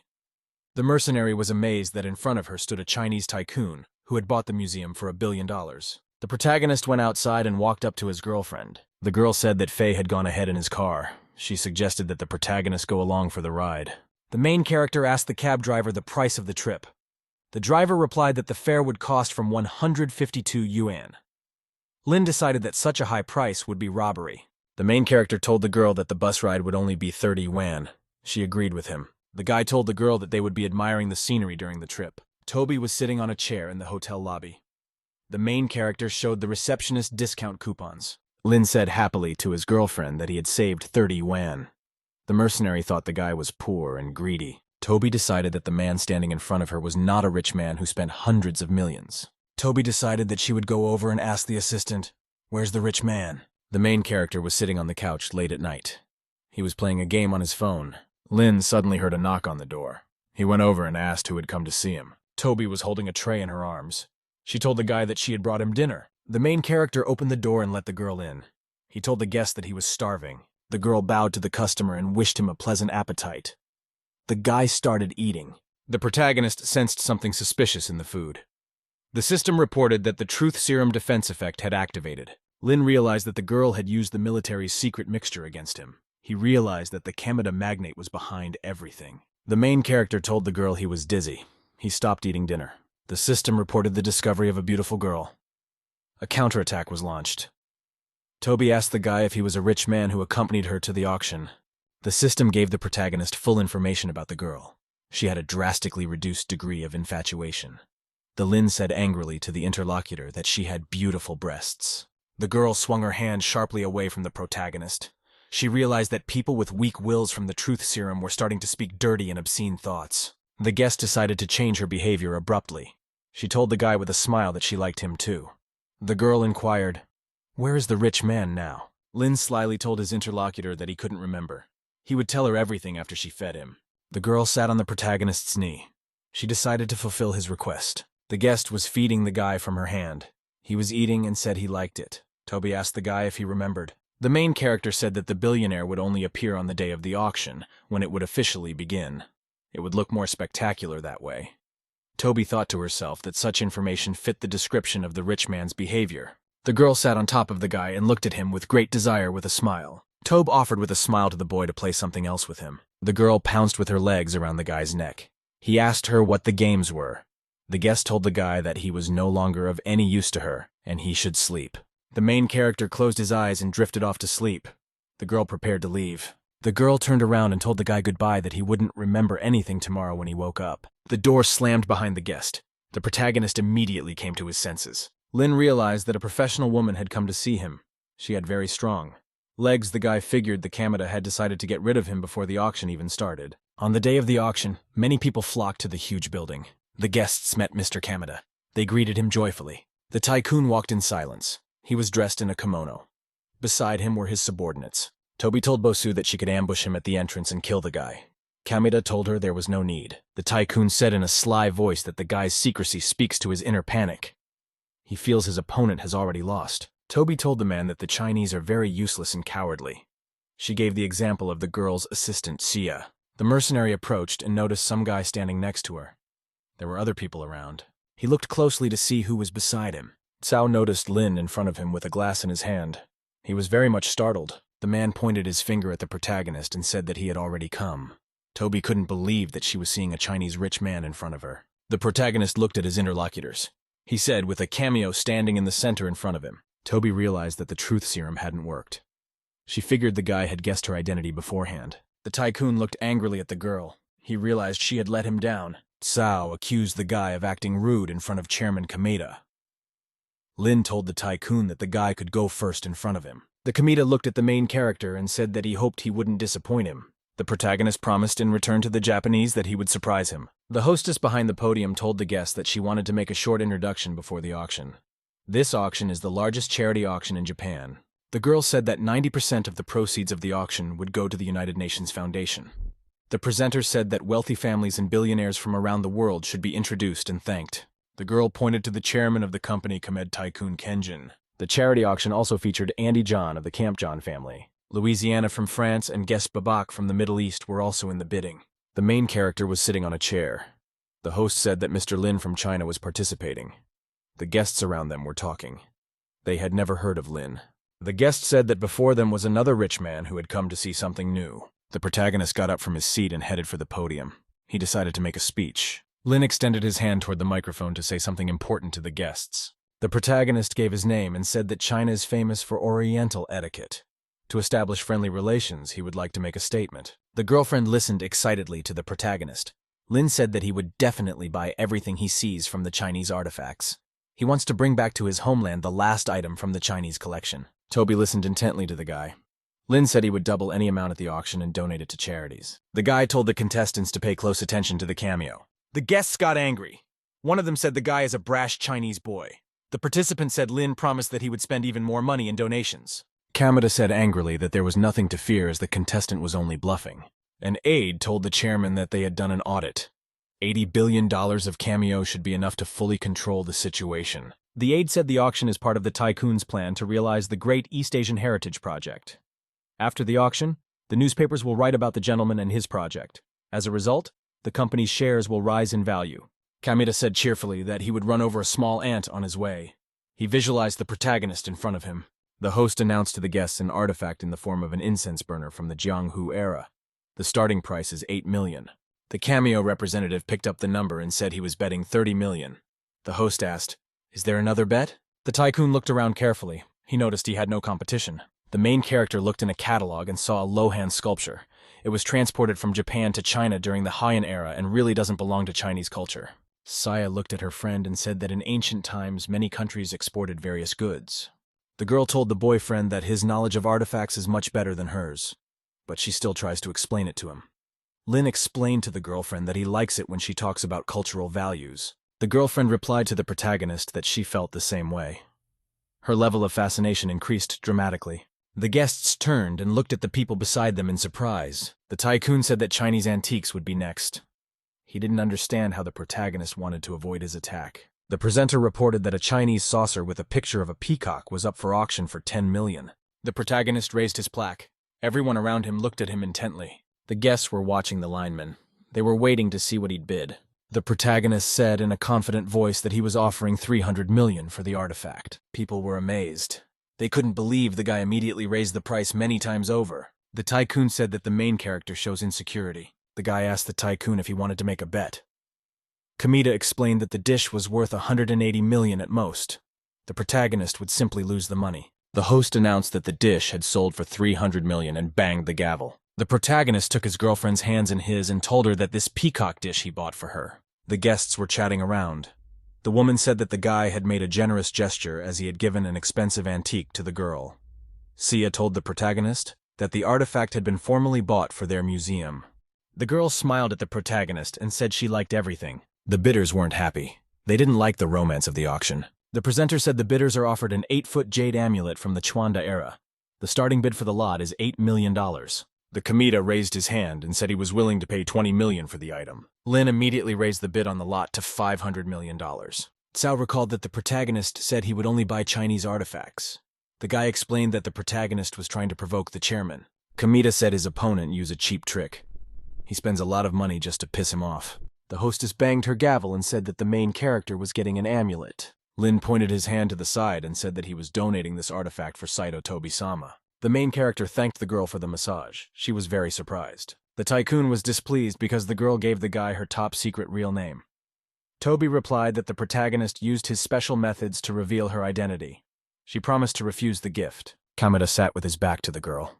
He instructed her to be sure to accept the gift. Toby obediently replied to her master that she would do everything. At this time, her willpower had drastically decreased. The protagonist sat back and gazed happily at his infuriated opponent. The mercenary turned around and looked at the guy. He gave her something and the owner got it all wrong. Toby thought to herself that this wasn't the first time someone had given her a gift. Her magnification increased. The protagonist was surprised. He couldn't understand why the girl's affection had grown. The mercenary's degree of fascination decreased. She thought that Lin was a very nasty person. The protagonist looked at the mercenary. He noticed that her attraction had diminished again. Lin noticed the girl's degree of infatuation ebbing and flowing. He didn't understand what was going on. The protagonist said in a disgruntled voice that no one bids at the auction. He said that the following artifacts do not concern Chinese antiques. He is not interested in them. Kameda sitting in his seat, thinking angrily that the protagonist didn't have long to rejoice. The girl pointed her hand at a lacquer vase from the Liangkong era. Its starting price is $5 million. One of the customers immediately raised the bid on the lot to $8 million. A French Louisiana client upped the ante to $10 million. The Arab client held up his sign and said he was willing to pay $30 million. The representative of the cameo raised the bid to $80 million. The hostess bangs the gavel and says that customer number 1 gets a lacquer vase from the Lankan era. The customers began to clap approvingly at the tycoon. They congratulated him. Cao angrily shouted to the Kameda that the other tycoon's attention was focused on Lena. Kamita was angry. He slapped his subordinate in the face with all his might. Chow apologized to his boss in a very frightened voice. Lin smiled at the interlocutors and said that the next subject would be real Chinese antiques. If anyone wants to see him win, they should start performing. Kamita looked unhappily in front of him. An agitated Cao sat beside him. At this time, the fifth artifact was brought to the stage. It was a Chinese painting from the Tang dynasty, with a price tag of 80 million. People started bidding very quickly. The price of the painting immediately jumped to 300 million. Kamita raised his plaque. He offered 800 million for the artifact. The protagonist held up his sign and said he was willing to pay 2 billion. The people around him were surprised. They couldn't believe the guy was willing to pay that price. At which time, the tycoon shouted that he was upping the ante to 2.5 billion. Kamita confirmed that he is willing to pay $2.5 billion. Cao reminded the tycoon of their strategy. If they just spent money, they wouldn't be able to get many cultural relics. The tycoon explained that he couldn't give in every time. Otherwise, he would lose respect. Lin understood his plaque and said he could pay 3 billion. The Kamita shouted irritably he was upping the ante to 35 billion. Lin raised his plaque and said he was willing to pay 40 billion. The guests were amazed. They realized that the price of the painting had increased 200-fold. They did not understand the actions of the chairman of the Kamita. The mercenary turned to the chairman excitedly. She wanted to reassure him. Kamita was annoyed. The tycoon was annoyed. He didn't know whether to continue with the auction. Kamita clutched the plaque with his number in his hands irritably. He hesitated. After a long pause, the man said he was giving up. The 40 billion painting will get the line. One of the participants said that the chairman pretended to be annoyed for a long time to make the protagonist spend more. Lin won't be able to raise the stakes indefinitely as he won't last long. The protagonist asked the tycoon, "Is this really how they're going to play it from now on?" The Kamita slyly apologized to his interlocutor. The anchorwoman banged her gavel. She said the main character gets the painting for 40 billion. The tycoon demanded that his subordinate contact companies to borrow money. Kamata also added that his real estate could be used as collateral. He needed 100 billion. The subordinate could not understand why his boss needed so much money. The tycoon explained that he may not have enough money for his plan. He wants to buy the last Chinese artifact. Kamita said that Lin has invested a lot of money in his reputation, and it might all come crashing down soon. The tycoon said that the protagonist won't be able to survive the latest defeat and will be willing to do anything. The man shouted that after he got the last artifact, he would have the ability to control the linea. Kamita told his subordinates that the main character is backed by Chinese patriot billionaires, so the guy's got a lot of money. The tycoon sternly told his interlocutors that he could not lose in this battle.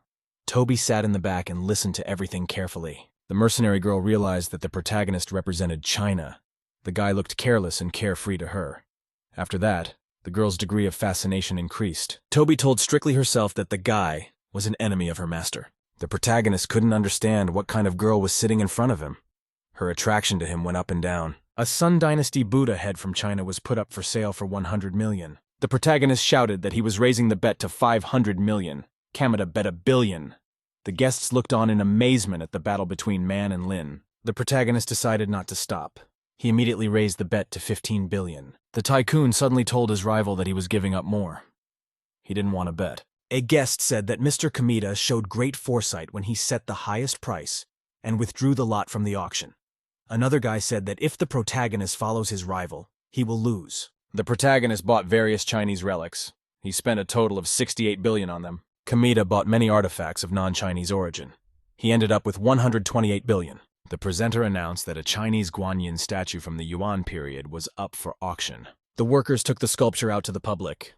The starting bid was 400 million. Kamita shouted joyfully that on this last Chinese artifact, Lin would get his final blow. The tycoon imagined him swinging his sword at the guy. Bidding has begun on a glazed statue of the Goddess of Mercy from the Yuan era. It set the bid at 400 million.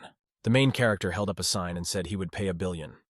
It was his last lot, and he decided to buy it quietly and go home. The Kamita picked up the plaque and said he would pay 15 billion.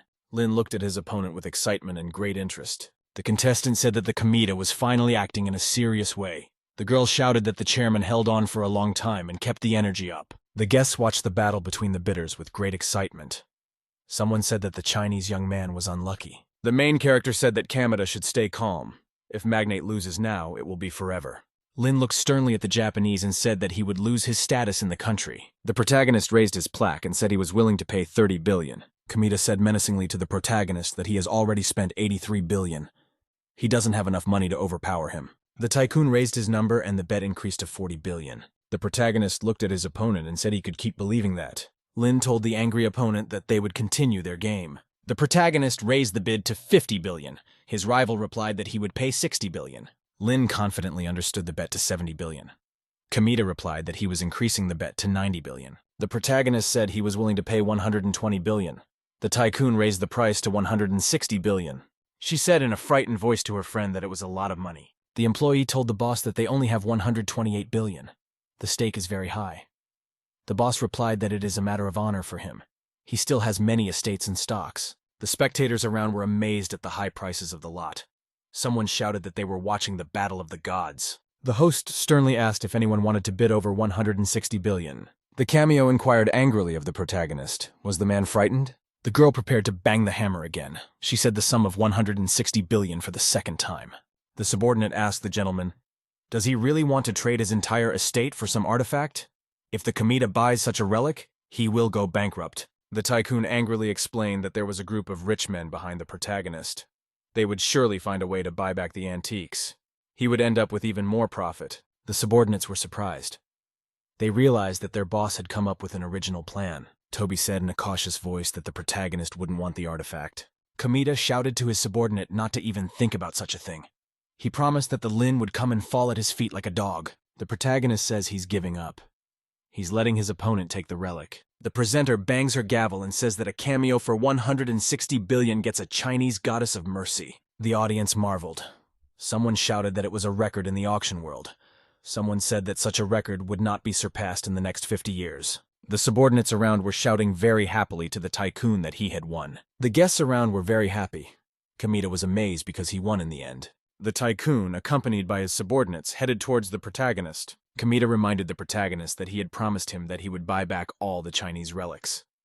The tycoon wondered how the guy would explain to the Chinese businessman that he didn't get the most important statue of the goddess of mercy. Kamita told the protagonist that his patriotism was worthless. Lin sat silent. The tycoon made a small gesture. He called his subordinate over to him. Toby brought the small samurai sword in her hands silently up to her boss. The Kamita drew his sword from its sheath and said that the protagonist had failed big time. The Japanese threw the knife at the guy's feet. He said the guy should commit harakiri. The protagonist calmly reached down and took the blade for himself. The Japanese told his interlocutor that he dared not do the honorable thing. He added that he wanted to give the guy a chance. Kamita told the protagonist that he would sell him the Chinese relic for $199 billion. At this time, a servant brought the cart with the statue. The tycoon told the guy he could get what he wanted and he wouldn't die of shame. The protagonist calmly told his interlocutor that he was looking at his ugly face. Cao told the guy that he could pay exactly the amount specified and not a penny less. The protagonist calmly rose from his seat. He prepared to leave. Lin adjusted his clothes. The Japanese looked at him with great excitement.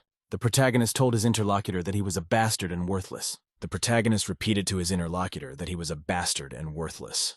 Kamita couldn't understand what the protagonist meant. Lin confirmed that he wanted to buy back all the Chinese artifacts. Cao asked his interlocutor again. Did the latter decide to change his mind? The protagonist sat down near an expensive statue. He asked his interlocutors to ponder his words. He reminded them of an ancient exported Chinese artifact. Cao angrily shouted to the guy that he only wanted to return all the stolen antiques of China. Kamita got angry at his deputy. He gave him a very unhappy look.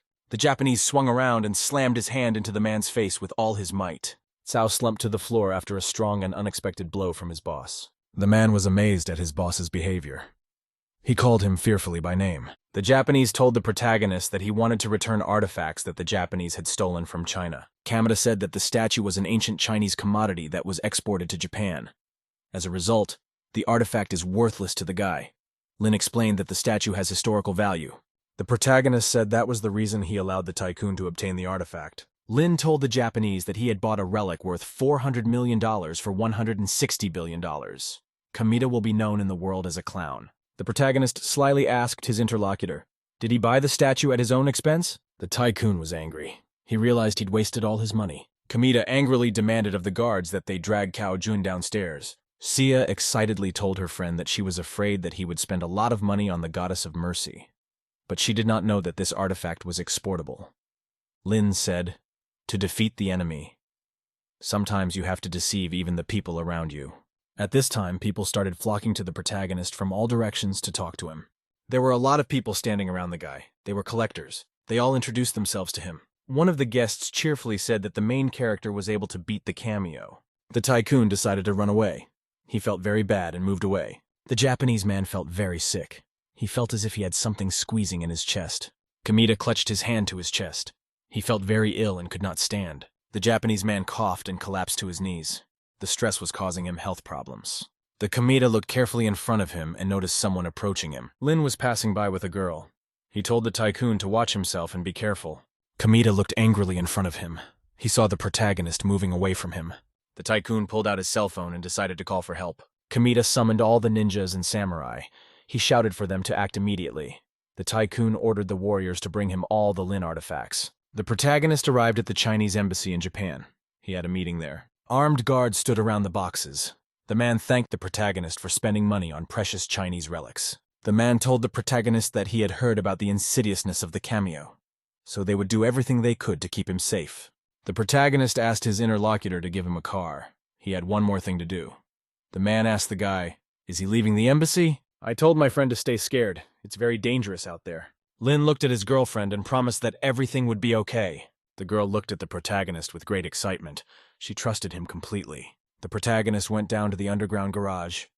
He thought to himself that the Kamita had exhausted him. The guy pressed the electronic remote to unlock his car and sit at his car. Lin headed for the car. He figured that if he didn't kill his opponent this time, it meant he had come here for nothing. At which time 2 metal stars flew towards the guy. The protagonist noticed 2 dangerous pieces of metal flying past his head. The guy turned around and noticed a mercenary woman beside him. She was armed with knives. The protagonist looked at the girl and said that everything happened very quickly. He asked the mercenary why she was not wearing the jade amulet he had given her. The girl asked fearfully, "Why would she wear an amulet?" Lin explained to her interlocutor that the stone matched the color of her eyes well. The mercenary told the guy she couldn't be bribed. Saito clan ninjas always follow their employer's orders. The main character said with a smile that he wants to hire all the ninjas from the Saito clan. He is willing to pay double for Toby. The mercenary told the guy that she was not the kind of person to break contracts and kill her employers. Lin asked the girl with a smile, "Will the contract be cancelled if the employer dies?" The girl got angry and attacked the protagonist.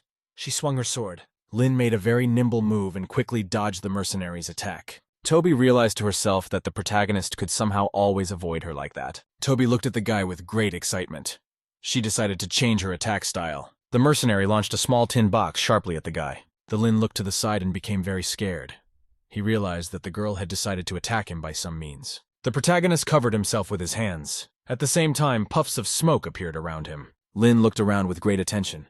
He realized that his rival had disappeared somewhere. The boy looked at his face with great attention.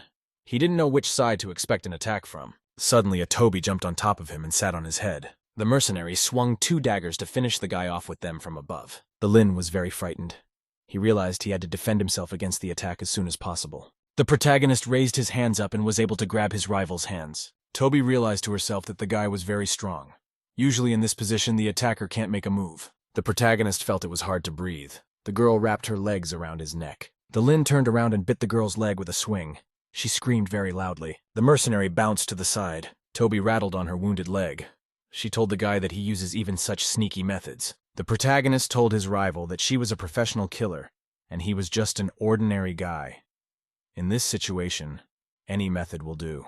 The protagonist got down on one knee. He told his rival that it was his turn. The guy accelerated at full speed to attack the girl. Toby looked at the protagonist with fright. She prepared to fight him off. The girl raised her daggers in front of her to fight off the protagonist. Lin managed to run up and grab his opponent's arms very quickly and in time. The protagonist swung the mercenary's arms against the car. She could no longer attack. The lynx looked angrily at the exhausted girl and told her she was busted. Toby wanted to hit the guy with her knee. He defended himself with his leg in time and asked the girl, "Does she really want to use sneaky methods?" The protagonist stared angrily and silently at the girl.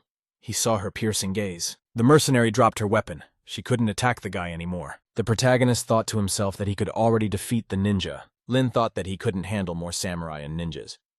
He had to think of something. The girl was lying on the hood of a car with her gun around her. The protagonist found a vial of truth serum hidden in the mercenary's clothes. Lin threw a pill into the girl's mouth. He said she would confess everything to him. Toby opened her eyes. The main character told her to wake up. The mercenary came to her senses. She looked around in surprise. The girl glanced over and noticed that she was completely tied up. The Lin told her that it was time for torture. Toby looked at the guy and said that she had failed. She threatened the protagonist that he wouldn't get away with it like that. Lin replied in a very calm voice to the girl that he agreed with her. The protagonist cut the ropes that bound the prisoner with a very quick stab. Lin told the interviewer that he didn't want to keep her tied up. He would take her gun away from her as he needed to deal with the Kamita. Toby asked with consternation at the guy, would he let her go and not ask her anything? The main character asked strictly to the girl, what should I do to get her to give up the pursuit?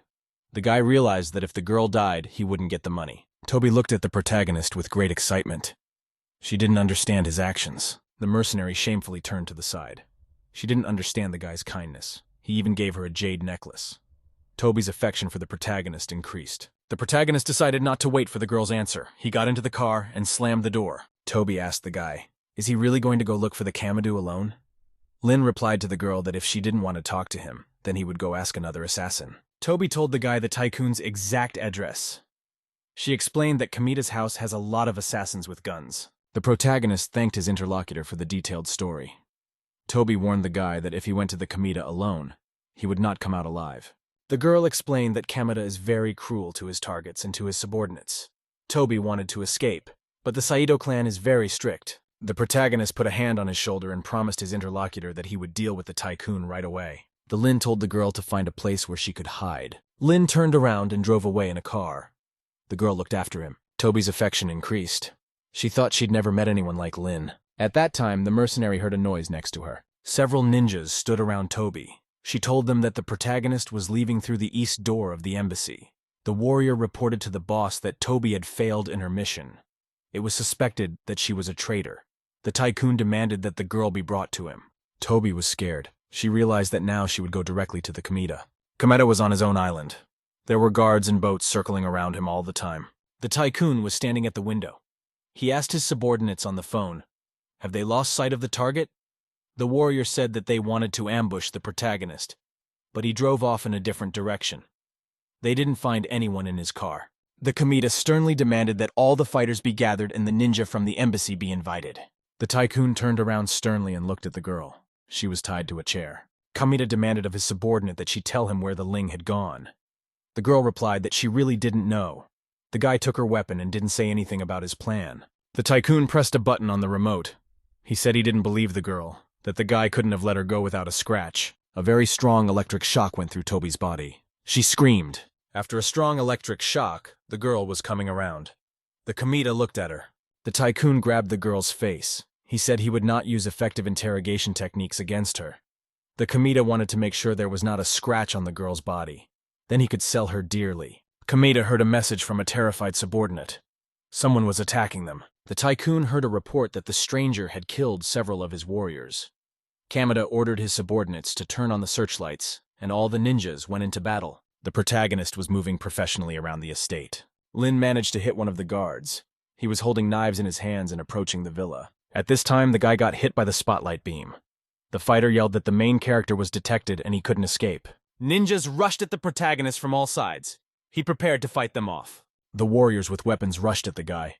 They launched stars and blades at him. The protagonist dodged the deadly blades flying at him with a swift movement. Lin, to escape his rivals, ran up to the cliff and prepared to fall down. The protagonist was tumbling down a very large cliff into the water. Kamita said angrily that the guy can't save himself if he sags in the sea. He is being chased by 6 ninjas who are the best of the Saito clan. They are skilled in underwater assassinations. The warriors looked at the protagonist. The tench was swimming deep in the water at this time. The protagonist noticed with great consternation as a warrior with a blade in his hand floated towards him. The Ling underwater swam sharply to the side to defend against the enemy attack. The protagonist abruptly took out a knife and held it to his opponent's throat. The guy swung around and struck one of the ninjas underwater across from him with his blade. The Ling swam forward at full speed to get as far away from the rivals as possible. The commander commanded the soldiers not to move away, and everyone grouped together. The ninjas watched with great interest how fast the main character swam. They could not believe that he was human. Lin swam past the warriors. He figured he couldn't overpower them on land.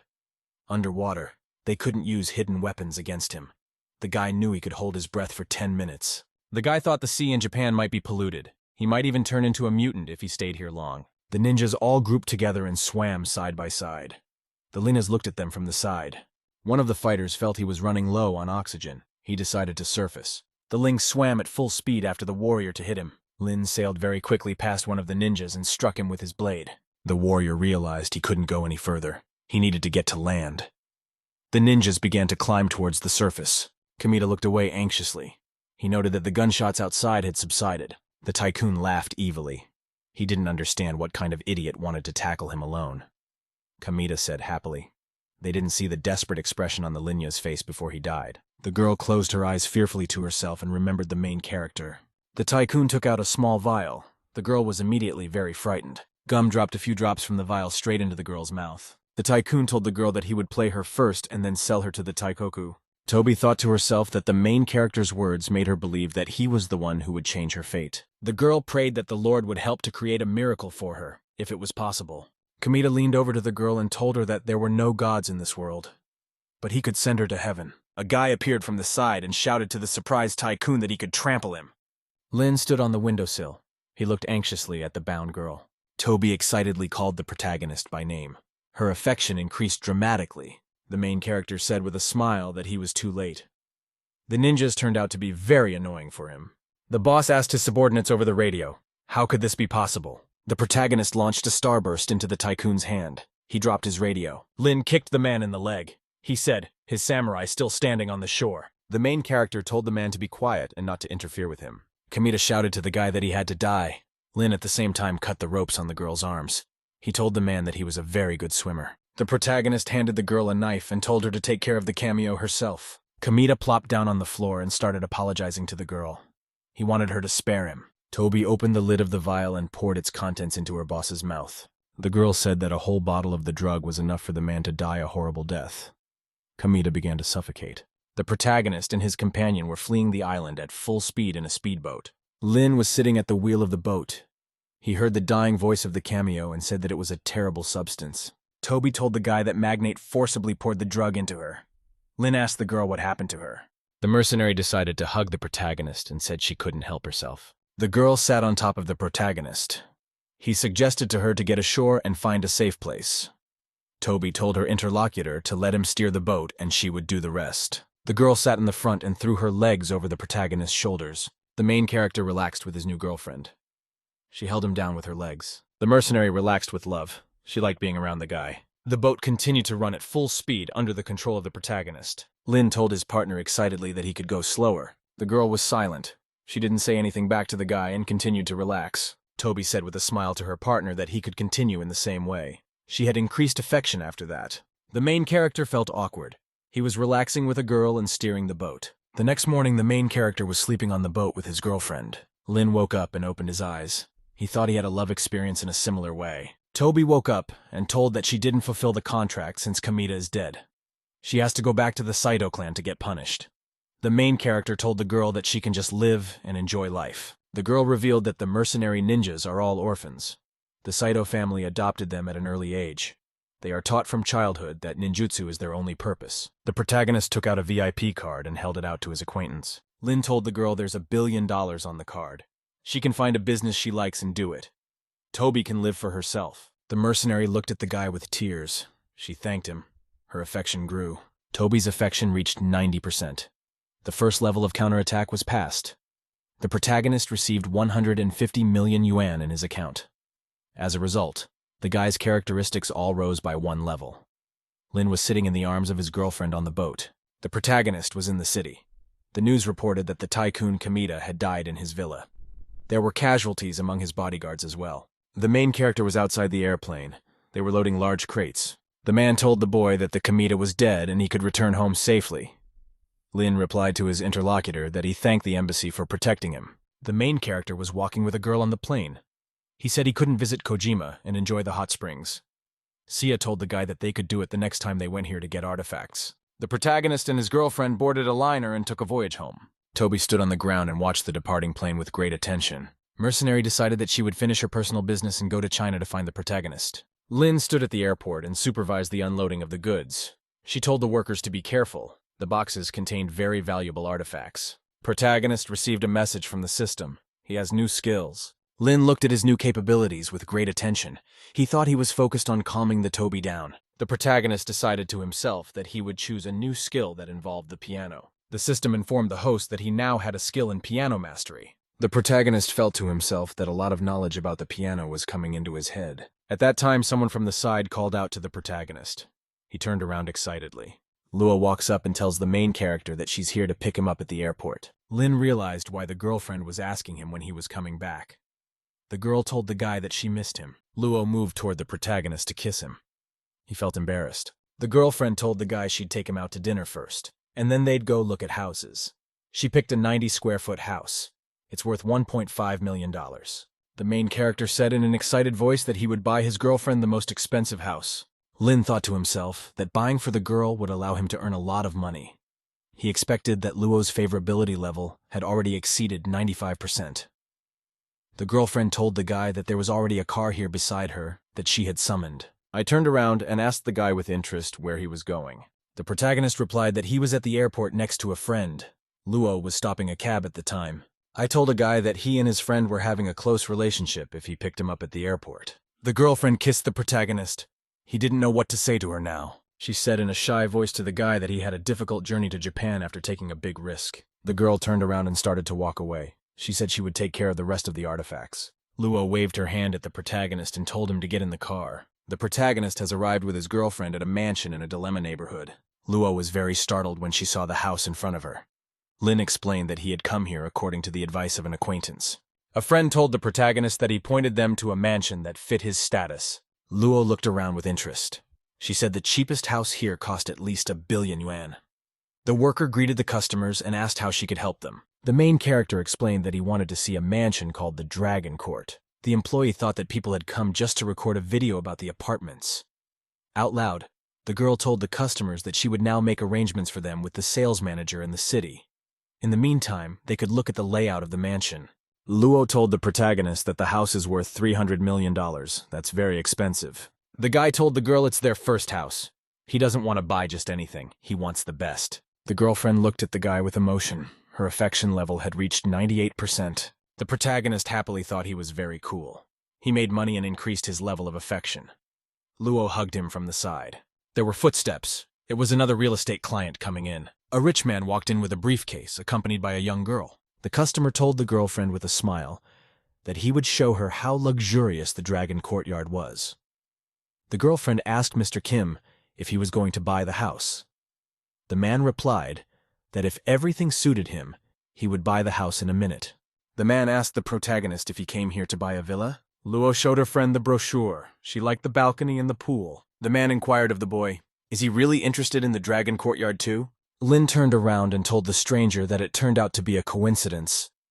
Luo explained to the client that they wanted to buy the Dragon Courtyard for themselves. He could look at other mansions. The client told the guy that he was young but already a billionaire. The woman told the protagonist that they also want to buy this mansion. It would be a good idea for them to become friends. Lin asked the employee, "Where's the restroom?" The guy pointed him in the right direction. The main character went into the men's room to calm down a bit. The protagonist walked over to the wash basin and poured water into his hands. Suddenly the door opened and a man walked in. Lin looked at him excitedly. The stranger with the seoya got ready to smoke. He asked the boy if he was in a difficult position. The man lit a cigarette with a lighter. The guy looked at him with interest. The client slyly tells the guy that the girl he picked up is really hot. He can't handle her. Lin asked with interest to the stranger, what did his words mean? He didn't understand him. The client told the main character that he plays the rich kid very fake. The man added that he himself plays the rich kid very confidently. The protagonist looked at the stranger with surprise. He was surprised by the man's words. The man told his interlocutor that he wanted to give him some tips. He showed the protagonist a set of his keys to a Porsche and a Lamborghini. Lin said he could see the ignition keys to the luxury cars in front of him. The client said he uses props that impress and excel in front of others. The girlfriend saw him holding the keys and easily fell into his hands. The man told the protagonist that with his clothes he wouldn't be able to fool people. A millionaire should dress tastefully so that you can see everything at once. The client told the protagonist in detail how the protagonist should behave. The girls were standing next to each other. Luo was studying the booklet with very great attention. A stranger told the girl she had a nice Hermes bag. Luo explained to the interviewer that she bought the purse at the original store. The stranger smiled at the girl and said that she was not an enemy to her. She added that Luo was very naive and could not read people. Luo couldn't understand what her interlocutor was talking about. The stranger said that the two of them were pretending to be celebrities to catch the tycoon. The stranger said that she met Kim. He bought her a bag for 120,000 yuan. The girl said that Luo, her boyfriend, was not rich at all, and he was cheating her. The stranger told the girl that she would help reveal Lin's true identity so that she could leave him. Luo excitedly replied to her interlocutor that Lin was a good guy. The door opened, and the protagonist returned with Kim. The stranger took the girl's hands and told her that she would help her join the city's celebrity group. There they organized joint shopping and other events. Luo told the protagonist that she was eager to buy their future home. Lin told the manager that he wanted to buy the dragon's yard. He needed to do the paperwork. The employee asked the customer, "Doesn't he want to see the estate first?" Kim looked at the guy silently and decided that he would help him out of his predicament. The girl looked at Luo and decided to help her expose her fake rich guy. Lin swiped his card at the terminal. There was a successful payment of $300 million. The protagonist pointed to his girlfriend and informed her that the house was now hers. Luo was very excited. She couldn't believe that she was going to live with a guy in a $300 million house. Kim and his girlfriend were amazed. They didn't believe until the end that the main character was really rich. The manager bowed to the customers and said he would take them to the Dragon Court mansion. The man thought crushingly that he and his girlfriend had turned out to be a real clown. The protagonist was brought by car to a luxurious house. Also next to it was a plot of the estate. The manager handed the protagonist a house key. Lin thanked the guy. The guard stood outside the manor and bored. The doors opened behind him. Suddenly, the guy noticed the guests arriving. He looked at them excitedly. The guard shouted to the protagonist that no one was allowed to enter the estate. The manager kicked the guard in the head with all his might. The guy told the clients that he knew it would turn out this way and that's why he was on time. The manager near the entrance waved to the customer. He said they could enjoy their new home. Lin and Luo went inside the house. The servants lined up in front of them from below. Inside the rich house was a large wine cellar with a selection of drinks. There was a swimming pool next to the building where you could sunbathe and relax. Inside the building, there was also a gym with various exercise machines. The protagonist was amazed at the luxury of the house. Lin said cheerfully that the bathroom is so big that it can fit 10 people. There is also a sauna next to the bathroom. The main character turned around in surprise. The protagonist looked away with great excitement. He didn't understand why the shower had turned on. A girlfriend came from the bottom of the shower and stood under the water jet. She said she accidentally hit the switch. The protagonist suggested to the excited girl that she take a hot bath. Luo pulled her hand towards the guy. He told her that he would go out and buy her a new set of clothes. The girl whispered to her friend not to leave. The mansion is big and she's scared to be alone. A guy and a girl got naked and decided to take a shower together. The main character and his girlfriend were in the shower next to each other. A ling under the jets of water lifted his mate to carry her. Luo was in the bathtub with the protagonist. The two of them were relaxing. A guy kissed his girlfriend. She was really horny. Luo told her friend that she loved him. At this time, her affection increased to 100%. The system informed the guy that from now on, the girl would be faithful to him always and would never betray him. He also had access to new skills. The main character got excited. He realized that if the girlfriend found out he was cheating with other girls, she wouldn't be jealous of him. The girl in the bathroom threw herself on top of the guy and hugged him. She felt a strong love for him. The next day, the student woke up in her dorm room. Aitsini's student was sitting on the bed. She was still awake and yawning, and she saw her girlfriend come into the room. She asked in surprise, "Where was she last night?" Luo climbed onto her bed and suggested to her friend that this one look at her social media profile. The student grabbed her phone. She studied the information on the social network with interest. Luo had new pictures on her profile from her new home with the main character together. She couldn't believe she was seeing pictures of the main character on her phone. The girl was lying on the bed. She said she didn't need anyone but the main character. The guy bought her a mansion and now it's their home, and told her girlfriend that she and her boyfriend aren't in a committed relationship. Luo said dreamily that her love for the protagonist has reached great heights. She knows that Lin will always be by her side, and she was very struck by her friend's words. She said, "Has she gone crazy?" Luo turned on her side and got ready to fall asleep. She said that the main character had worn her out a lot yesterday. The girl told Ichini that she might even try to get her Linya back. Yichin looked angrily at her roommate. She thought that her plan wasn't perfect enough last time. The student told herself that the Ling would definitely belong to her. After a few days, the main character's phone started receiving mass messages. Lin was lying on the bed and didn't want to wake up. There was a phone next to him. The protagonist didn't realize who was bothering him on the phone. It was early morning. The girlfriends congratulated the protagonist and wrote good wishes to him. The Lin was very happy. Lin wrote answers to all the girls on his phone keypad. He indicated that he would be celebrating his birthday with his dorm mates. The protagonist tossed the phone aside. He thought unhappily to himself that he was having a lot of trouble dealing with all these girls. His friends came into the guy's room. Student Joe, with a phone in his hand, told the protagonist that they would treat him to a birthday dinner. Lin thanked them all. The students stood nearby and talked intently among themselves. In the evening, the main character arrived at the building of a huge restaurant.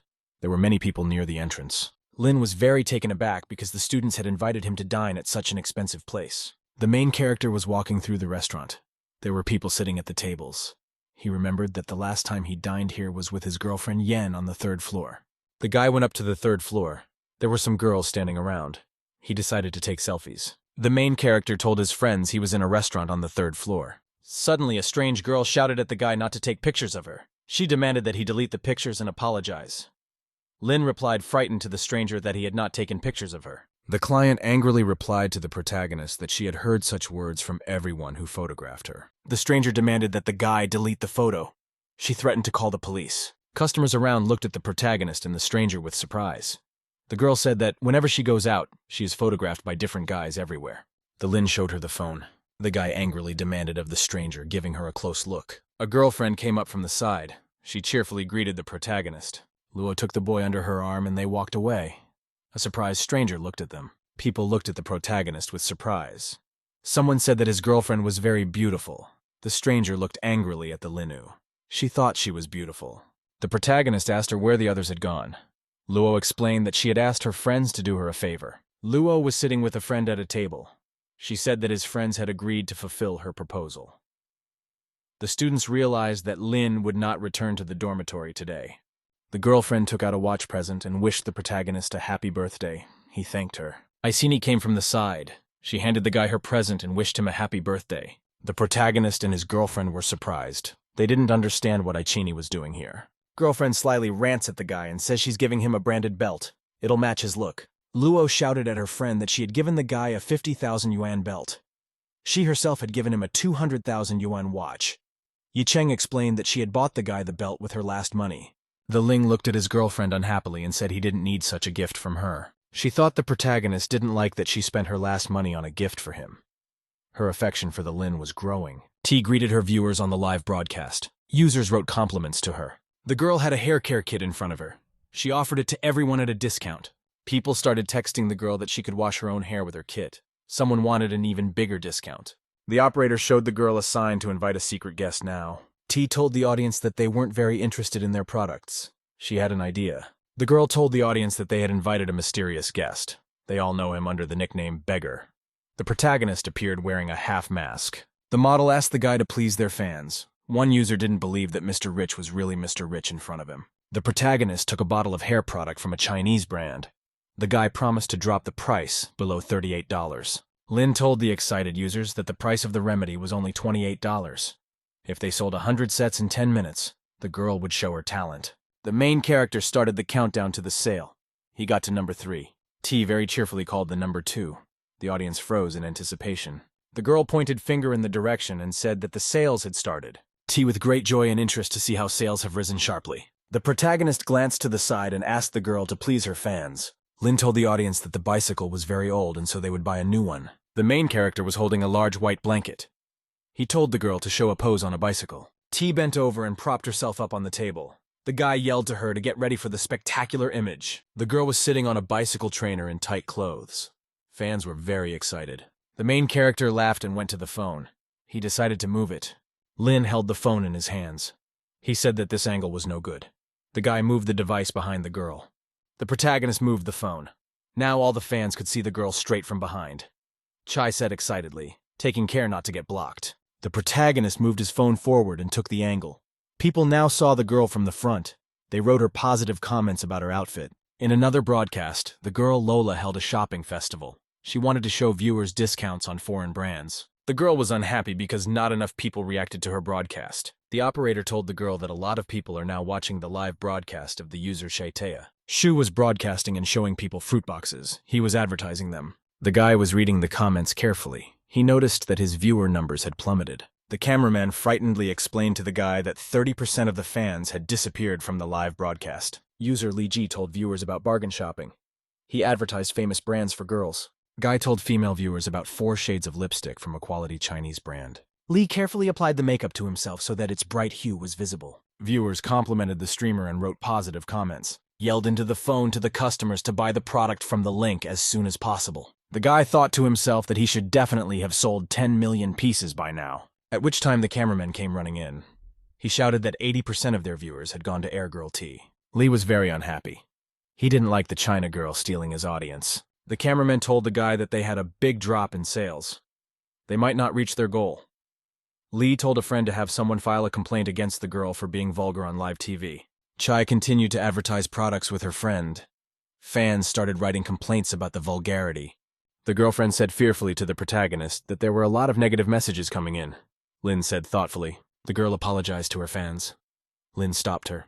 Lin was very unhappy with the user who wrote complaints about them. He explained that he and his girlfriend just wanted to show off their youthful vigor and keep toned. The operator told excitedly that the owner of the coconut drink had just called them. He supported them and wanted to back up his words with a case. The main character commanded the cameraman to turn on the big screen and connect to Coconut Live. There were many athletes sitting on bicycles in the gym. They were expressing support for the protagonist. There were girls in front on the trainers. Users started writing positive comments. The cameraman told the guy whether the coconut owner was in favor of the protagonist.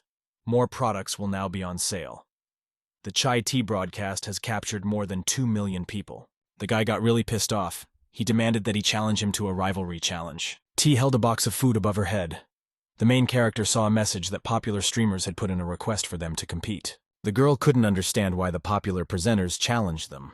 The main character explained that they took away other people's jobs. Lin looked into the camera phone and shouted to his opponents that he was accepting the challenge and they could attack. T was very amazed and frightened because Mr. Rich accepted the challenge. The protagonist and the T started a general video conference with their competitors. Lee said Mr. Rich challenged 3 people. He can make the rules. Lola and Shu agreed to the terms that streamer had just voiced. The main character told his competitors that they can use their skills to catch up with him.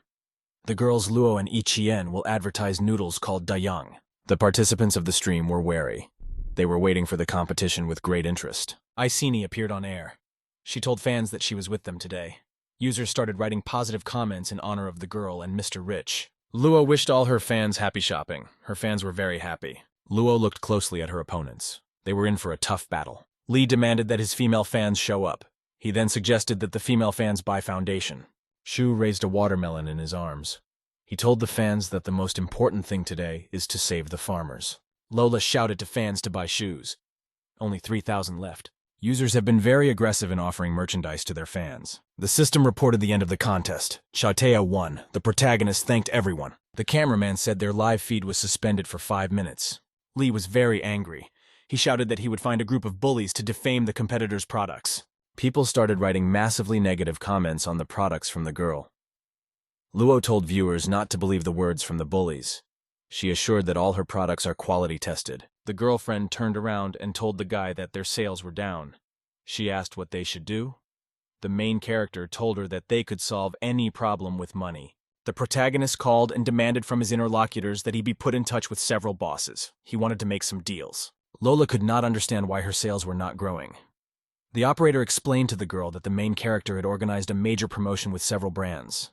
Now they have cut their prices by half and are selling live chai merchandise. Lola grudgingly said that domestic manufacturers will lose money on this. The operator told the guy that Mr. Rich paid the production costs for all the brands of domestic goods. Now the brands earn only 30% to ensure the company's existence. The director looked at his phone. He said with consternation that half of their fans had defected to a competitor's airwaves. Some of the users even questioned the quality of their product and thought their prices were inflated. Lee was very angry at the drop in sales. He yelled that he was sick of it. The guy looked angrily at the viewers and said that the whole problem was with them. Users wrote negative comments to him. Fans were angry over the streamer's behavior. They were outraged in the comments. One of the users demanded that Shu show them how the farmers from whom they get their produce work. Many negative comments were sprinkled on the streamer. Shu yelled out to the fans that he wanted to explain things to them. Fans wrote negative comments to the girl. Lola told them she wanted to explain everything. A girl had the beauty effect turned off on her phone. She started to look really bad. Users were very amazed. The girl was frightened. She didn't understand why her phone had lost its effect. Luo shouted happily that 3 big dealers had failed. They couldn't sell the merchandise. Lin explained to the girl that if the sellers were suffering losses, there was no point in them being on the air anymore. The Yen and Sia girls appeared at the side. They greeted the protagonist. The guy was surprised to see them. The hackers investigated the 3 major dealers and found that they all belonged to the same company. This firm has many sins, including fraud. All materials are transferred to the police. She looked at her interlocutors and informed them that the police should be there by now. The police quickly arrived and handcuffed streamer Lola. The police also detained a fellow Shu who was selling farm produce. Police radioed that all suspects had been apprehended. Luo happily shouted to the guy that their sales volume had exceeded 30 million units. The turnover is already over 23 billion. All of their products have sold out. The main character told the audience that he thanked them and would start giving out bonuses. I and Yen were holding a branded t-shirt with the girl's picture on it. The protagonist said grudgingly that you can't display merchandise like that. The guy indicated to his girlfriends to show the shirt on their own. Luo sat gift-wearing and told viewers to sign up. Someone wrote her a positive comment. Iceni in a t-shirt asked users to add it. Luo told her fans they participated in the prank. Fans wrote different comments to her. They showed respect to the rich man. The main character near the microphone said that the girls would sing a song called Party of Stars during the broadcast. Girls in white t-shirts started singing a romantic song. Lin was very surprised. He didn't understand why he didn't accept gifts from the girl, and she had increased affection for him. Iceni ran up and hugged the protagonist. She said that she liked him more and more. Luo demanded of her friend that she let the guy go. The girlfriends were sitting with the protagonist at a table. Other customers were looking at them from the side, and told the guy she understood and didn't need to say anything more. She pulled out another box. The student showed the guy a box. She said she knew him. Inside was a belt. The girl reminded the guy of the bunny girl costume. The main character was amazed.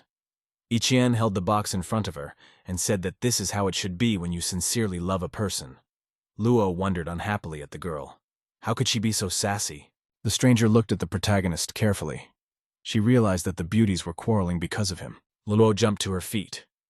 She asked her friend to go to the bathroom with her. The stranger hid behind the furniture and thought she had a great chance. Both students stepped aside. They decided to socialize inside the restroom. Luo told her girlfriend menacingly that if Ta didn't leave, it would be indecent. Iceni replied with a smile to her friend that the Ling had already fallen in love and she should give up. A stranger ran up from the side. She shouted at the students to shut up. The client explained to the girls that the guy is a poor and lowly man. He doesn't deserve two beauties. Luo turned around and asked the girl who she was. The stranger excitedly told the interlocutors that they were beautiful girls. They should stop fighting over the Lin. The client suggested to the students that they should start helping each other. Ichini and Luo turned around and looked at the stranger in bewilderment. The female students began to fight amongst themselves over the protagonist. The client realized fearfully that other people were ignoring her. Lin stood in the hallway. He thought to himself that girls fight all the time when they appear together. Xia Yishuan came from behind.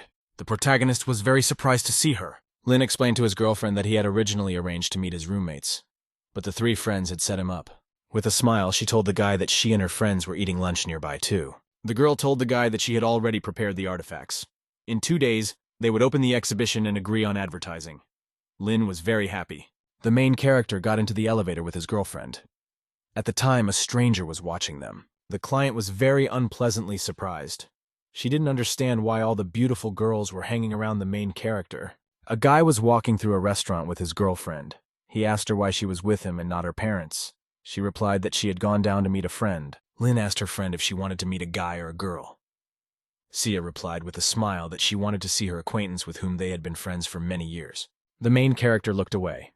Sia at this time greeted her girlfriend named Yen Bu. Jen was accompanied by her parents. She waved to her girlfriend. She greeted the guests. The woman told the girl that she even came down to pick them up. She pointed to the side and wanted to introduce her friend. The protagonist stepped aside while a stranger was recording him on his phone. The main character thought that the girls turned out to be good friends. The main thing is that they should not quarrel with each other. The guy realized he needed to find a good place to hide. He looked at the musician near the wall, the protagonist, and scrutinized the pianist. He headed towards him. Lin approached the musician and told him that the manager had sent him to replace him on the instrument. The pianist was surprised. The main character took the guy's jacket and said he'd wear it for a while. Lin explained to his interlocutor that the replacement would not even be deducted from his salary. The musician rejoiced. The main character was very happy. He realized that no one would notice him near the piano. He would play and then get away with it. Lin touched the keys of a musical instrument. He leisurely began to play. Deep inside himself, the guy felt a great musical inspiration. Lin was sitting and playing the keys on a musical instrument. The notes of music were heard. The people around them stood and sat. They listened to the main character play with amazement. Lin was completely inspired and distracted. He continued to play the instrument. The girl was very surprised. She looked unhappily at the protagonist. She turned to the side in surprise. She heard a tune called Golden Hour. The protagonist sat at the piano and played the keys with inspiration. The guests in the restaurant liked the music very much. One of the girls said that she remembered the best moments with her boyfriend. Luo looked up in surprise and noticed that Lin was sitting at the piano. People were excitedly listening to the music, and Yichen shouted admiringly that the guy was really playing the piano and the melody was beautiful. The protagonist continued to play.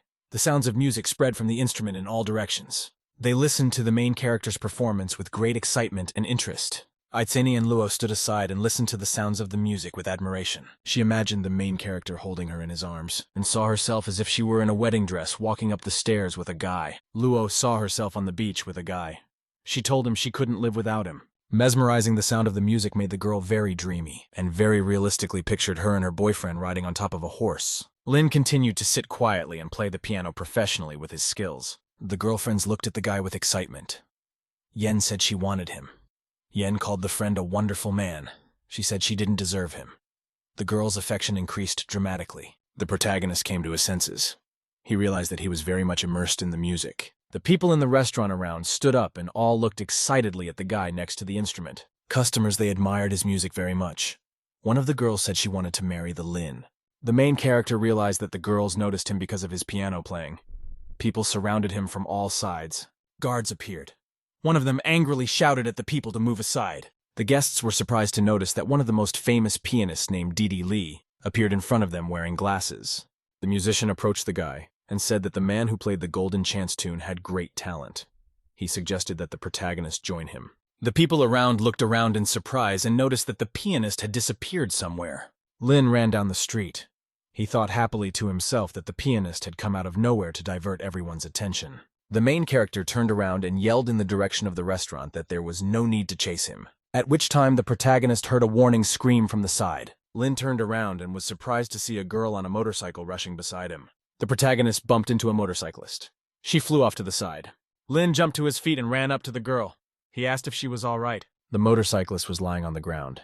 She took a hard fall. The guy took a closer look. He recognized the girl in front of him. The motorcyclist looked at the guy carefully. She recognized him, too. A stranger told the guy that her leg was under the bike. She needed help. She explained how to lift the bike properly. The protagonist walked over and lifted the transport. The girl was able to stand up.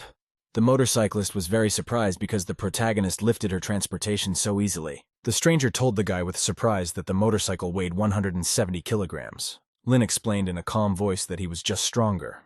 The guy looked at the girl and said she was hurt. She had severe bruises and abrasions. The female driver said that she is constantly getting different injuries. Last time she even broke a bone. Lin replied to the girl that she is working hard. Shen thanked the protagonist for the incident on the boat. She kept failing to contact him in any way. She said she even wanted a refund. The protagonist ran to the side. He told the girl that she could donate money in the mountainous areas or to those who needed help. The protagonist ran and thought happily to himself that the girl was always so stressed out. The guy was surprised when Shen told him that the bike weighed 170 kilograms. The guy knew his strength was at level 5. He decided to go to the gym and test himself. The main character walked up to the gym. There were a lot of people inside. Lin walked between the exercise machines around. There were people working out on them persistently. A guy and a girl with headphones were running on treadmills. The protagonist was surprised that there were many people in the audience in the early morning. The girl seemed beautiful to him. An athlete came up from the side and asked the guy if he liked the girl. The stranger smilingly told the protagonist that he could help him win the athlete. Lin tried to justify himself.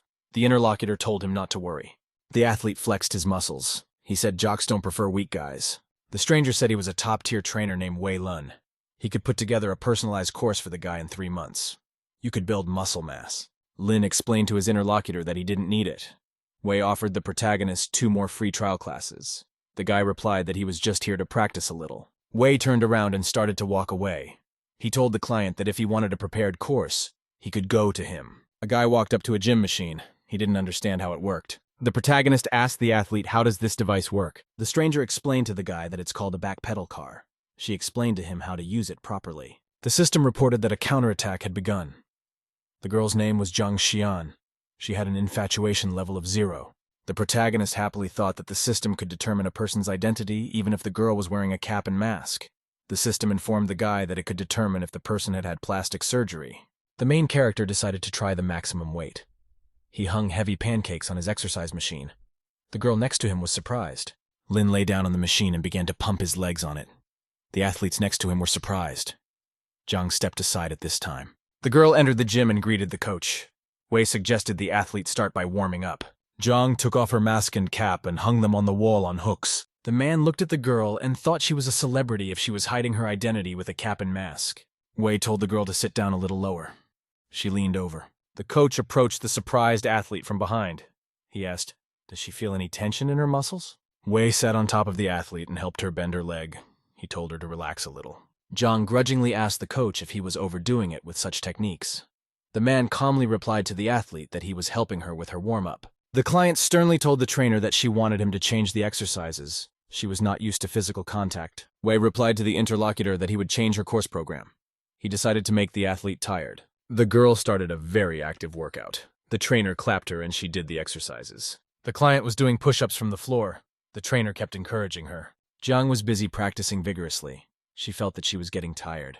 A tired athlete told her coach that training should be gradual. Wei sternly told the girl that she paid for his classes, so he is responsible for her.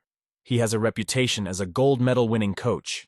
The man explained to the girl that fitness courses require patience and perseverance. Zhang replied to the trainer that she could continue. The girl kept practicing. She thought it was hard for her to get a role in the show, so she had to look her best. Wei looked at the client carefully. He thought that even a female trainer would be tired of such exercises. He waited for the girl to admit her mistake and accept the first course of classes. The coach looked at the girl with interest. He noticed that she had a very good figure. Suddenly, the athlete fell to the floor. The man shouted in surprise that the little girl was tired. Coach went over to the girl and shook her. He wanted to bring her to consciousness. The protagonist looked excitedly into the gym. He immediately recognized the girl. Lin asked fearfully to the coach, "What happened to the athlete?" We shouted to the guy to leave as he is in a private gym. The protagonist measured the athlete's pulse. He yelled to the coach that the girl had passed out and he was still thinking about private training. Wei shoved the guy aside. He said he would give the girl CPR. The guy yelled that the girl had a rapid heartbeat and the coach decided to give her CPR. Wei got to his feet. The athletes began to gather around. They looked at the girl in surprise. Zhang was lying on the floor and showed no signs of life. Her body began to shake. The frightened trainer did not understand what had happened to the client. It was just a simple training session. Someone shouted that an ambulance should be called. Lin ran up to the girl. He knew the ambulance wouldn't arrive for another 15 minutes at the earliest. They couldn't make it in time. The main character demanded from the system that she needed a new skill. He wanted to save the girl. The master had acquired the skill of a master of Chinese medicine.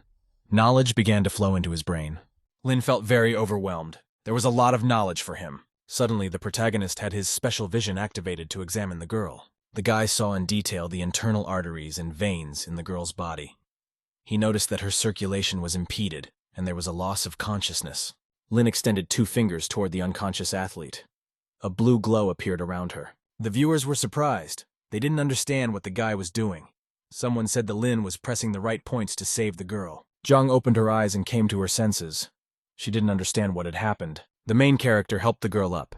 He decided to help her sit against the wall. The people around him were very surprised. The girl was on her feet. The admiring athletes around congratulated the protagonist. Lin said that it was not yet possible to approach the girl. She needed rest. Zhang turned around and thanked the protagonist for saving her. Her affection level increased. Lin asked the girl if she did intense exercise. She replied that she did so on the instructions of her coach. The guy asked sternly to Wei, was he really making the athlete do heavier exercises than she could handle? People looked at the coach unhappily. They didn't understand why he could make mistakes. Wei shouted to the protagonist that he can't doubt his professionalism. The man said he has a fitness trainer certificate. He asked the protagonist if he has any certificate. The man angrily said that the girl fainted due to a hidden illness and lost consciousness. Then she woke up on her own. The main character happened to be nearby and made a fuss. Zhang said with excitement to the protagonist that there was no need to quarrel with such people. She decided to submit a request to the administration to cancel the classes and request for a refund. The coach angrily told the guy that he couldn't just walk away after ruining his reputation. Wei shouted that he was challenging the protagonist. It was the only way he could restore his reputation. The coach told the interlocutors that if they refused, they could never come here again. The protagonist turned around. He said in a confident voice that he was accepting the challenge. He decided to beat the coach. Lin stepped into the boxing ring. Excited spectators stood nearby. The trainer stood in the center of the ring opposite the protagonist. They prepared to fight. One of the athletes said a skinny guy challenged Wei Lun. An onlooker said Wei became the champion of underground boxing fights 3 times. He quit fighting 2 years ago, but his training has not slackened. The man asked the protagonist if he needed boxing gloves. Wei activated his combat skills. He started swinging to the side and prepared to attack. The coach swung his arm with all his might to hit the protagonist. Lin barely dodged the blows. He thought that the opponent's movements were swinging, so it was easy to dodge them. The protagonist used his level 5 agility. The protagonist put his palm forward and was able to block one of the dangerous blows. He realized that his opponent is not an ordinary coach. Wei swung with all his might to finally finish off the protagonist. The guy looked fearfully in front of him. He prepared to fend off the powerful attack. The coach swung around and tried with all his might to take down the protagonist with a powerful punch. The spectators stood around and watched the fight with great opinion. People were very tense. They didn't know how the main character was going to fight back. Zhang was really scared. She thought that the coach was about to crush the guy. The protagonist was on his feet in the ring. He was able to defend himself with his palms against the blow. Wei stood very surprised. He didn't understand how on earth the guy was able to fend off his attack. The hero swung around and prepared to attack. He said he had gained a lot of useful knowledge. Lin swung around and landed several powerful punches on his opponent. Wei was unable to fend off another attack and fell to the ring. The people around him were surprised. The audience was amazed. There was no way they expected the coach could lose the duel. Another group of athletes rejoiced because the protagonist had won. Zhang was very pleasantly amazed. She looked at her new acquaintance with joy. The paramedics arrived. One of the athletes said that the ambulance would take the coach instead of the girl. Zhang grabbed the protagonist's hand and said she had something to tell him. The girl looked at her friend and said she had a request for him. He should think about it. Zhang gave the guy 60,000 yuan as a reward. She asked that the story stay out of the press. The girl said that the amount was small, but she wanted the case to be kept secret from the public. Zhang thought to herself that fainting could be negative news and affect the filming of the movie. The protagonist told the girl he was guaranteeing her silence. The athlete bowed to the guy and thanked him. She got a little more affection. T thanked her viewers for their donations. She said goodbye to them. The girl looked at her phone. He thought to himself that the main character didn't show up today. The girl thought that businessmen invest money to get something in return. The main character invested large sums in her but never asked for anything. T decided that the protagonist was waiting for her proposal. She thought about it and remembered that men are ATMs for her. She doesn't need to take the initiative. A girl called the main character and told him she was heading over next week. They would be shooting short videos at a movie studio.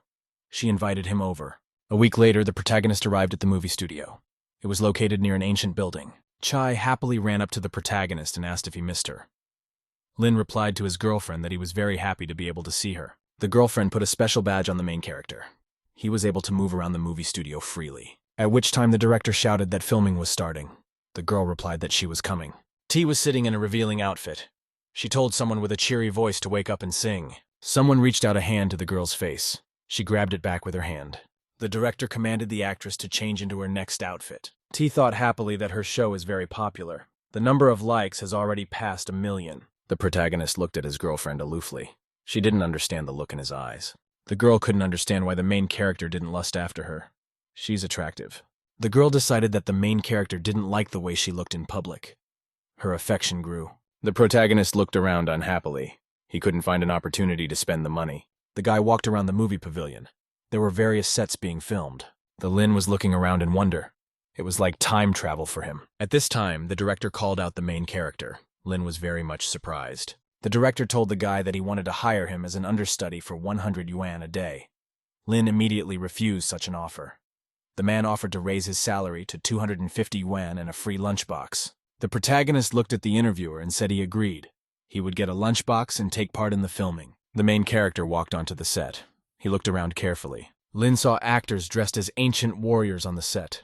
The director was standing nearby. Suddenly, one of the actors shouted loudly. Everyone looked at him excitedly. Someone yelled for an ambulance! One of the workers yelled that the prop crew had done something wrong. One of the actors shouted that 2 spikes of 2 centimeters each appeared on the wooden sword. In his opinion, it all appeared very professional. The Lin, along with the other workers, were surprised by all that had happened. The director told actor Ifan that he had found a replacement for him. All the following scenes will be performed by Lin. The actor had wooden needles taken out of his fingers. He said he needed to get it over with as soon as possible. One of the workers told his colleague on the fly that Ifan couldn't hold the iron sword because it was heavy. The director led the protagonist along. He told him to change his clothes. They had to sign a non-disclosure agreement. The main character turned to the side and noticed a girl he knew. She was reading a script. Lin realized that the girl he used to date at the gym was sitting next to him. Lin stepped aside. He realized that the actress really didn't want to be on the news because of the fainting. He decided to pretend that he didn't know her. Jiang thought to herself that she wasn't wrong. Now she could focus on making the movie. The actress recalled how the director held out the agreement to her for her signature. She knew that her career was directly dependent on this movie. The girl recalled that the lead actor, Ifan, is troubled. The main character was dressed in a movie costume. People around him admired him. Someone said he could have played the male lead. One of the actors wasn't happy. He looked at the main character with contempt. Lin swung his sword in front of him. He prepared for a movie battle. The main character waved his sword with powerful and professional movements. It all looked very realistic. The director shouted happily that filming was over. One of the actors told the main character that when he took out his sword, the sound of steel could be heard. The director was very pleased with the filming. The worker told him that he had made a careful selection before he found an understudy. Jiang watched everything from the side with surprise. The girl realized that the main character not only saved her, but he himself turned out to be a professional actor. Thanks to him, the filming process was accelerated. Jiang's affection increased. The actor went towards the exit of the pavilion. He said that he had to go to greet the fans. A shout of the crowd could be heard outside. There were a lot of female fans standing outside. They all cheered and shouted at the actor. The girls excitedly said the name of actor Ifan. They were very much enamored of him. One fan shouted out to the actor that he was very handsome in that suit. Ifan replied to the fans that they were all very sweet. One fan said they could take more pictures of the actor. Another girl told her friend that Ifan's birthday is coming up and they need to prepare a gift. The female fans were overjoyed. One of them shouted out to the actor that he would have the perfect birthday. A group of people were on the set of another episode. There was a film crew around. There was an actress standing next to him. The actress stood and looked at the guy approaching her with great attention. Jiang's face was very happy. She was expressing great joy. The girl told her friend that she thought she would never see him again. Jiang called her interlocutor her husband. Ifan looked at her silently. The main character realized that the girl was a great scorer. It was an experience for him. The main character noticed the fans around him. They were all shouting in support of Ifan. The guy put his hands on the actress's face and told her in a disgruntled voice that she was very badly burned, even though they had only been apart for a month. A director came running up from the side. He asked the girl why she had such a look on her face. Jiang told the man that she had mispronounced the line. The director angrily yelled to the actress that if he yelled stop, everything had to stop. The director reminded the actor that the script says the word exhausted, not burned. Ifan replied to Man that he doesn't want to do historical movies. There are a lot of unfamiliar characters there. The director explained to the actor that if a person is exhausted, his appearance does not look very attractive. Such a person can be interpreted as tired and ugly. The actor said angrily to the director that if he couldn't write the script, then let him not write it. The director, along with the actors, looked at Ifan with great surprise. The fans were angry. They screamed that the screenwriter had no right to write anything for their actor. The director told the actor that he would say numbers instead of lines, and then they would re-record the whole thing. Ifan asked the man, "Will he hug Jiang in the next scene?" Ifan turned around and looked at the actress with great joy. He said that it was okay to start from the 8th line. The girl was silent. She realized that she would have to play hugger with the actor in the next episode. The director commanded the start of filming. The cameraman slammed the clapper. The girl clung to the guy and said she didn't want him to leave her. Ifan looked at the actress very angrily and with great excitement. The guy reached forward and touched the girl's breasts sharply. The actress was startled. The actor suddenly threw his arm aside sharply. The director asked angrily at Jiang, "Did her arm suddenly cramp up?" The girl looked fearfully at the man. She said they could reshoot the whole thing. The female fans were not happy. One of them said that it was hard for the actor to act because of Jiang.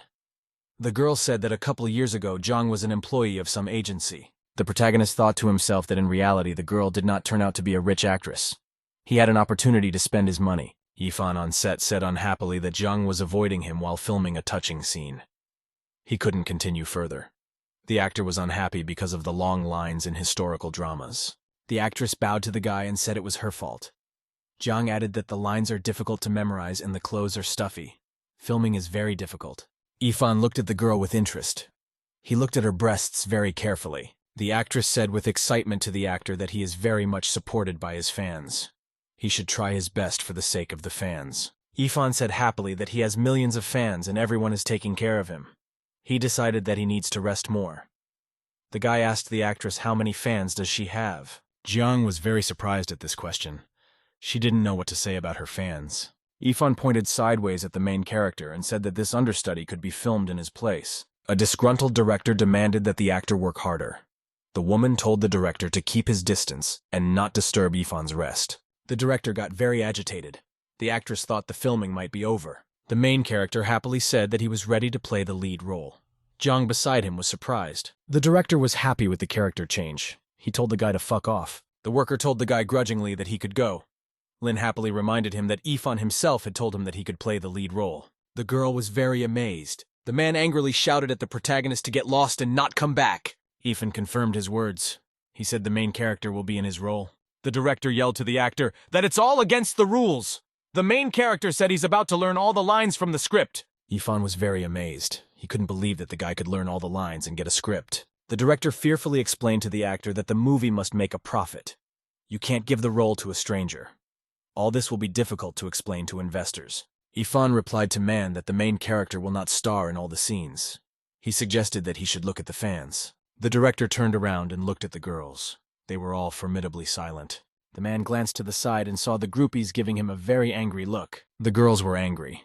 They didn't like that the main character would replace their favorite actor. One of them wanted to know the guy's personal information. The director stood there not knowing what to do. Ifan looked at the set with interest. The girl handed her friend the script. She suggested that he just look at it. Jiang thanked his girlfriend. The director was surprised because the girl gave the main character a script to read. He reminded her that she was a low-grade actress. The man pointed out to the girl that she would not become a star if she played the lead female role with Ifan. Lin read the script carefully. He noticed that all the nuances of the female lead role were well worked out there. The protagonist looked at the girl. He realized she really wanted to do a good job on this movie. The main character shouted that filming was starting. The director resented Lin taking over his duties. The set started filming. The girl brought the guy an amulet from the temple of the goddess of mercy. The protagonist looked away excitedly. He realized he had to go, so twilight came. The girl was very surprised because of the fact that the guy had memorized all the lines. Lin headed for the exit. The girl read her words from the script and looked after him. Suddenly, the protagonist turned around and ran up to his girlfriend very abruptly. Lin hugged the girl very passionately with all his might. She was very surprised. The main character told the girl about the broken heart, which reaches out to someone who has gone through a similar experience. The guy said the girl's figure seems even thinner. Jiang smiled and called her interlocutor her favorite husband. At the very end of the scene, the main character reached out and kissed the actress. The fans were amazed. They called the main character's performance beautiful. A worker asked the director, "Was there really a kissing scene in the script?" The man replied to the interviewer that the kiss came out very naturally. One employee said that Ifan's acting was not to be looked at all. The actor was not happy to hear that. The actor patted the main character and said there was no kissing in the original script. Ifan pointed her finger at the main character and said that he used the filming to molest her as an actress. The protagonist said he could do one more scene without the kiss. Ifan got very angry.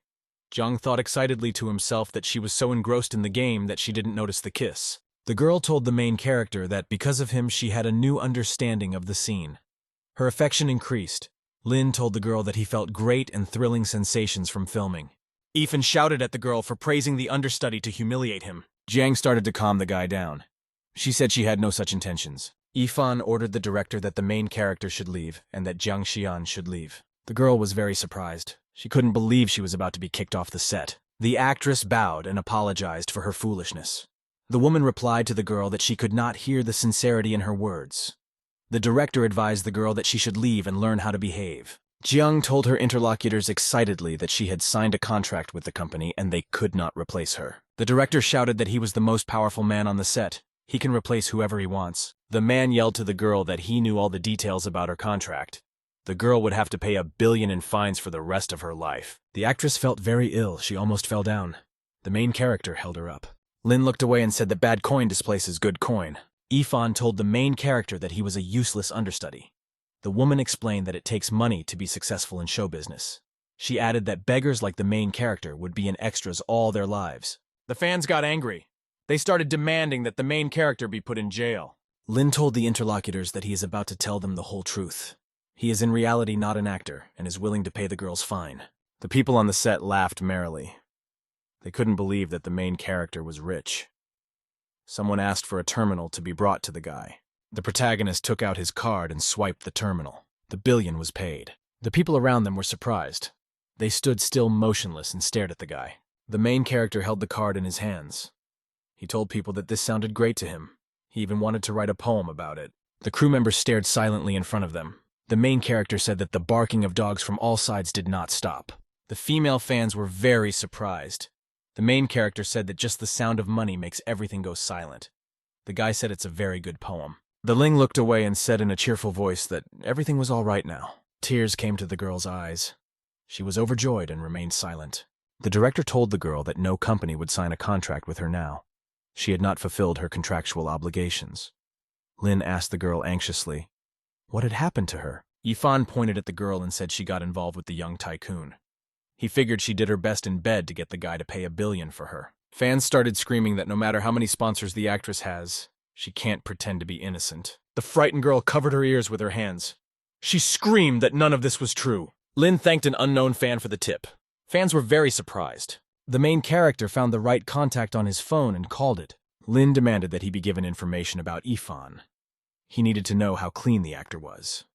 The protagonist said that money was not a problem for him. The girls couldn't understand what the main character was doing. One of them said that Lin wanted to find dirt on Yifan. A devoted fan said that no dirty information could be found on the actor. Very quickly an answer came to the protagonist. The interlocutor offered the guy a lot of dirty information on Yifan. It would take a lot of money to realize it. Lin replied that money would not be a problem for him. The fans were excited. They didn't know what the main character was doing on the phone. Someone even said that Lin was simply bluffing. The actress thanked her friend for the money he paid her. She promised that she would pay it back. One of the girls' cell phone beeped. She got a text message. The groupies carefully started looking at their phones.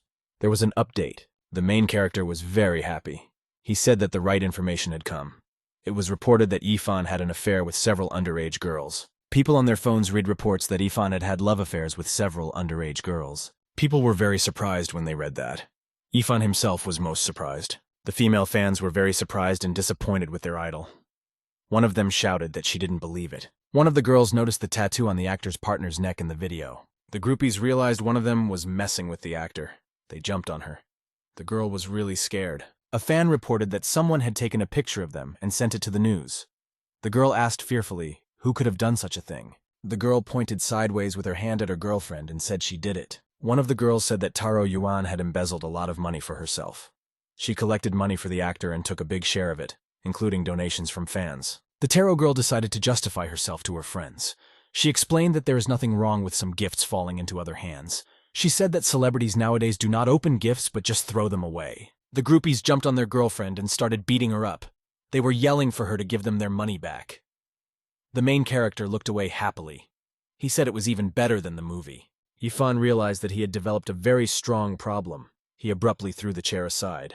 The actor ran. He decided he needed to get away as soon as possible. He decided to go to another country first. The police stopped the actor. They demanded that he come with them. The police also arrested the woman. Yifan shouted that the videos were fake and he was framed. The director and his staff were disappointed. They could not continue filming because the lead actors were missing. The staff remembered the main character. The guy called someone and was able to crush the popular actor. The main character reached out and reminded the director to remember to pay him. Lin took the girlfriend and told her the show was over. He suggested she leave. Zhang was very disappointed. She kept repeating that it was over for her. The main character got very excited. He realized that the girl really adored the theater. The main character said for the girl that actresses like her shouldn't have to leave their careers because of some stupid contract. Lin looked at the actress and said he had an idea on how to spend the money. She looked at him carefully. The main character said he would invest in a movie company set up for Zhang. She would then put together her own team to make the movie. The girl was very startled. She looked at the protagonist in amazement. Filming ended and the guy and his new girlfriend walked off the set. Zhang told her friend that he was really going to invest in her and start a movie company. Lin replied to her to make her more confident. Lin looked at the girl and said she had potential. He was right about her. The main character used to say that bad coin displaces good coin. Zhang said with consternation to the guy that he was going to change the world. Lin thought his girlfriend's fantasies were beyond reality. Out loud, he told her that it was time for China's show business industry. The girl thanked the guy fearfully. She said that she would make the best and most profitable movie. Lin told the girl that he would now transfer $500 million to her. The doors of entertainment companies would open in front of her. The protagonist exchanged contacts with his new girlfriend, at which time their T was spotted. T looked at the main character with great interest. She hadn't expected to see him with an actress. The main character asked his girlfriend if she had finished filming. The main character asked the guy what kind of beautiful girl was standing next to him. Jiang waved her hand and greeted the girl. Chai asked the main character, "Does he really have a new girlfriend?" The actress replied that she and Lin had just met. T said her friend was very nice. After meeting him, he immediately bought her a $30 million sports car. The actress waved her hand at her interlocutor and said she would be right back. She had to prepare a contract and a plan for the 500 million yuan investment. T was very surprised. She didn't understand why the main character had invested 500 million in a new girlfriend. The girl suggested to her interlocutor that they have dinner together. Lin explained that he was buying. The actress replied that she was embarrassed. T said it's perfectly fine to have dinner with an investor. She asked the actress, would that be a problem for her? The actress said excitedly to her new acquaintances that she wanted to have dinner with them together. T decided that there was some insidious deception behind the protagonist's investment in the girl. The Lin, accompanied by his female companions, arrived at the restaurant for a fancy dinner. The guy and the girls were sitting at the table. There were expensive dishes. Jiang said she was in despair, and then she met the main character. Chai wondered. She decided to check out what actress Jiang really was. The girl was surprised to notice that actress Jiang was massively all over the news. T read positive information about the actress. It was reported that she has attractive looks and acting ability. T learned online that the actress became popular because of her good looks and noble background. At this time, the main character was chatting cheerfully with Jiang. The girl thought to herself grudgingly that she was only a poorly known streamer. T found the news about the beautiful Jiang and the amazing actor. She decided to watch this video. The girl saw a videotape from a movie shoot where the main character was kissing an actress. T looked from the side at the guy and the girl. She couldn't understand how come they had recently met and the actress had already done a kissing scene. T decided that the actress had learned about the main character's wealth beforehand. She used her tricks during filming. The girl got worried. She had to do something to keep the actress from stealing her boyfriend. The actress stepped aside and waved to her new friends. Lin waved after her. The Lin turned to his girlfriend and said he would go home first. T looked excitedly at the guy and said she wanted to pay off her debt to him right now. Lin looked at his girlfriend and said that he was actually a little worried right now. T pulled her boyfriend along with her. She said that she had booked a room for them and they needed to start stream. Lin asked her girlfriend how the stream could be used to pay off the debt. T looked at the main character and said she wanted to do something on the streamer. A girlfriend walked into a room with a guy. She showed him a place where he could sit. The guy sat down on a chair. There was a table with drinks next to it. He asked the girl how it was all going to go. T was preparing the broadcast. The girl pressed a key on her phone and the live stream started. T welcomed her viewers. Fans started writing positive comments to her. The girl told the protagonist that she had something important to tell him. When she first met him, she didn't believe in love yet. Chai said excitedly to her friend that her heart had been filled with him for a long time. Lin was surprised to hear such words from her girlfriend. The girl told her interlocutor that if she had a tail, she would wag it when she was near him. Lin thought that the confession from the girlfriend was very erotic. The main character quietly asked the girl if she was afraid of losing subscribers if she confessed her love during the stream. T showed the guy to keep quiet. Fans continued to write comments to the girl. The protagonist realized that fans are also part of his girlfriend's game. Users continued to write comments. The girl smiled slyly at the protagonist. She prepared to act further. Chai told her subscribers that this is about to be her first kiss. The main character was very surprised. The girl came close and kissed the guy. Chai continued to kiss the main character. Lin kissed her back. Girl asked the guy what she should do next. Lin indicated cheerfully to his girlfriend that he wanted to see her in stockings. The girl put on black stockings. Her users were very delighted. T put her foot on the main character's foot. The guy got really excited, after which the streamer put her stocking-clad legs over the liquor bottle. Lin thought happily to himself that the girl is very skillful and he can't hold back. The main character got horny. He threw himself on top of the girl. She was lying on the bed. Chai reported that stream was over. She asked that the protagonist not leave. Tonight, the girl's affection level increased.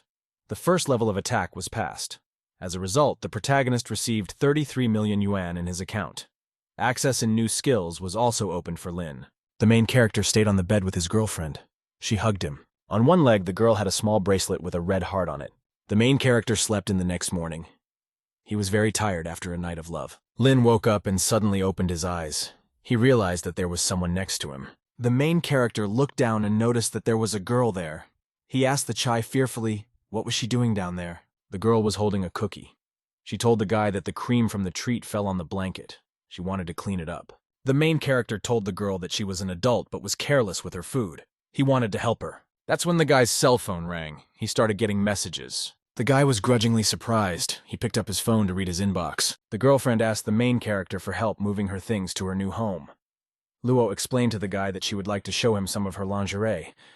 Then they will choose what they like and what they don't like. The main character remembers his beautiful girlfriend. He realizes it's worth moving for. Lin asked that his girlfriend pick him up at Nanting Street.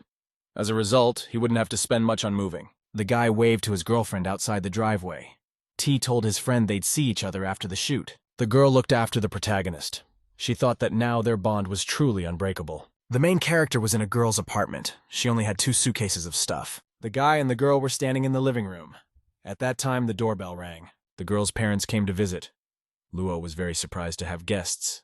The woman asked the girl who was next to her. Luo said in reply that she was moving today. Lin waved his hand and explained to the woman that he had come to help her daughter with the move. The mother thought very angry that the lad was poor and rustic. A few days ago, the daughter told her mother she didn't want to go on a blind date. She already has a boyfriend. Mother asked her daughter, "Where is her boyfriend from and what city is he from?" Luo said in a disgruntled voice to her mother that her boyfriend was from Huajin. The woman got angry and told her daughter that she had fallen in love with a country boy. The daughter shouted back to her mother that she would love whoever she wanted. The woman reminded the girl that she had raised her. She had spent a lot of money to send her to university.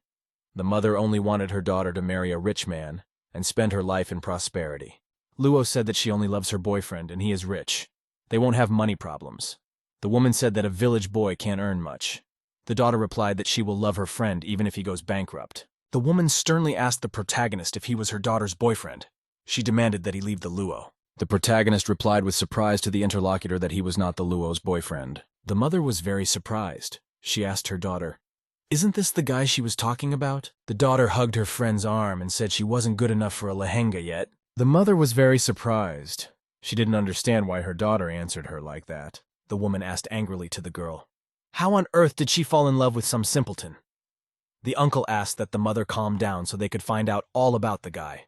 The man said in a calm voice that the guy was handsome. The girl liked him. The uncle asked Lin if he would mind if they got to know him better. The main character replied to the interlocutor that he could ask him anything he wanted. The man asked the protagonist about his parents and his income. Lin told him everything. The uncle told the woman cheerfully that the girl's boyfriend wasn't very nice. He seemed like a total disappointment to him. The woman got very angry. She yelled at the man to shut up. The mother demanded that the daughter leave the boyfriend. She threatened to stop giving money.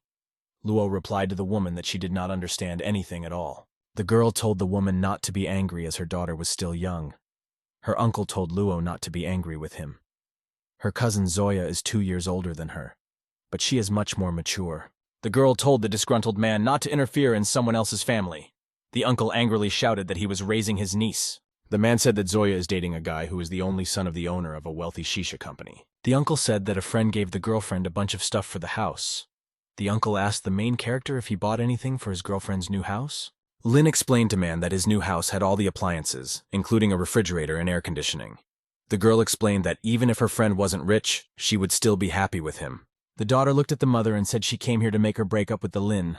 The uncle came to brag about his daughter and her rich boyfriend. Uncle's phone rang. He said Zoya had called him. He said to meet her downstairs. A man asked his daughter if she had bought a lot of presents. He asked her to speak louder. The stranger told the uncle that he had taken his daughter. The intruder demanded $1 million ransom within an hour. He threatened to kill the daughter. The people around them were very frightened. The interviewee told his uncle not to try to trick him. The daughter told her father in a frightened voice to take the money and save her. The man was very frightened. The perpetrator yelled that he would make the girl scream harder so that his interlocutors would be convinced that he was serious. Zoya continued to yell to her parents to get the money. They don't have much time. The woman shouted that they should call the police. The girl said fearfully that the kidnappers might kill Zoya. The uncle said excitedly that the $1 million was their entire savings. People did not understand how this could have happened. The protagonist thoughtfully told the man that he had not met the guy before. The uncle grudgingly told the guy that it was because of the friend's wealth that Zoya had been kidnapped. The man demanded that the girl call the company and ask for money. The girl said fearfully that the company was not picking up the phone. The uncle said fearfully that they would have to pay $1 million themselves. The girl angrily asked the man what was more important to him, his daughter or money. The uncle thought that if he gave his daughter back, she would marry a rich man and be worth even more money. Lin noted to himself that he had heard the rumble of a motorcycle. and the sound of wind while talking to the kidnapper. He realized that the kidnapper would not keep a hostage in the open. He also noted the soft tone of the girl's voice. She didn't sound like the kidnapper. Luo told the protagonist that he could go home. Lin replied to her that he would drive back and come back to help her move another time. Girl Po asked the guy if he came by car. The interviewee asked with consternation for a guy to give her a ride. She was willing to pay him. The woman said she would call the police. Luo said, paying the ransom is dangerous. They can't let the Linu take the risk. The mother angrily said that if anything happened to the girl, she wouldn't forgive herself. The man told the protagonist that if he didn't want to drive the car, he could lend the car to him. The main character explained to his uncle that he couldn't afford such a car. People were coming down the stairs. The uncle shouted that he was going to call a cab. People were standing on the street. A man was surprised that there were no cabs around. A girl offered to borrow a car from the Lin. An expensive racing car was parked nearby. The man pointed to a sports car. He said that they could drive it at high speed and make it on time. The uncle said that the owner of such a car was very rich. The woman said dreamily that the car was magnificent. The protagonist pressed the remote control. The car alarm went off. The guy walked up to the car and prepared to get in. His companions were surprised. The woman was very taken aback. She couldn't believe that the car belonged to the guy. Woman asked the protagonist, "Is this really his car?" Lin explained to the interviewee that the car belonged to his friend. He gave him the car to drive around for a couple of days. The girl's mother realized that the car was worth tens of millions of dollars. No one would just lend it out. Mother asked her daughter, "Is her friend rich?" Luo replied that the guy keeps a low profile. He doesn't put his status on display. The mother fearfully asked her daughter where she was going to move to. Luo replied that they were moving into the Longyuan Palace mansion. The woman was amazed. She knew that the house was worth $300 million. The man asked with surprise at the girl, "Did the guy really buy the house for her?" The man and the woman were amazed. They realized that the guy was very rich and they were saying nasty things about him. The man and woman realized that rich people are very vindictive. They decided to go over and apologize to the guy. The interlocutors approached the guy and started apologizing to him. The girl's mother told the guy not to be angry with them. The Lin was surprised. He turned around in astonishment and asked, what was he angry about? The uncle told the guy that they had said a lot of nasty things to him and they were sorry. They didn't mean it. There was a girl watching anxiously. Then the girl ran up and knelt down in front of the protagonist. She wanted to ask him for help. The interviewee told the guy to give her a ride. She was even willing to pay him. She had no way to call a cab through her phone. Lin told the girl that he would give her a ride. Luo excitedly informed the guy that paying the ransom would be very dangerous. The main character told his girlfriend he'd be careful. She could wait for him at the house. The guy guessed to himself that the kidnapping was staged. The main character was driving. He told his companion to buckle up. A woman and a man outside the car were seeing the guy off. The man said he hoped the Lin had already forgiven them. The main character took off abruptly in the car.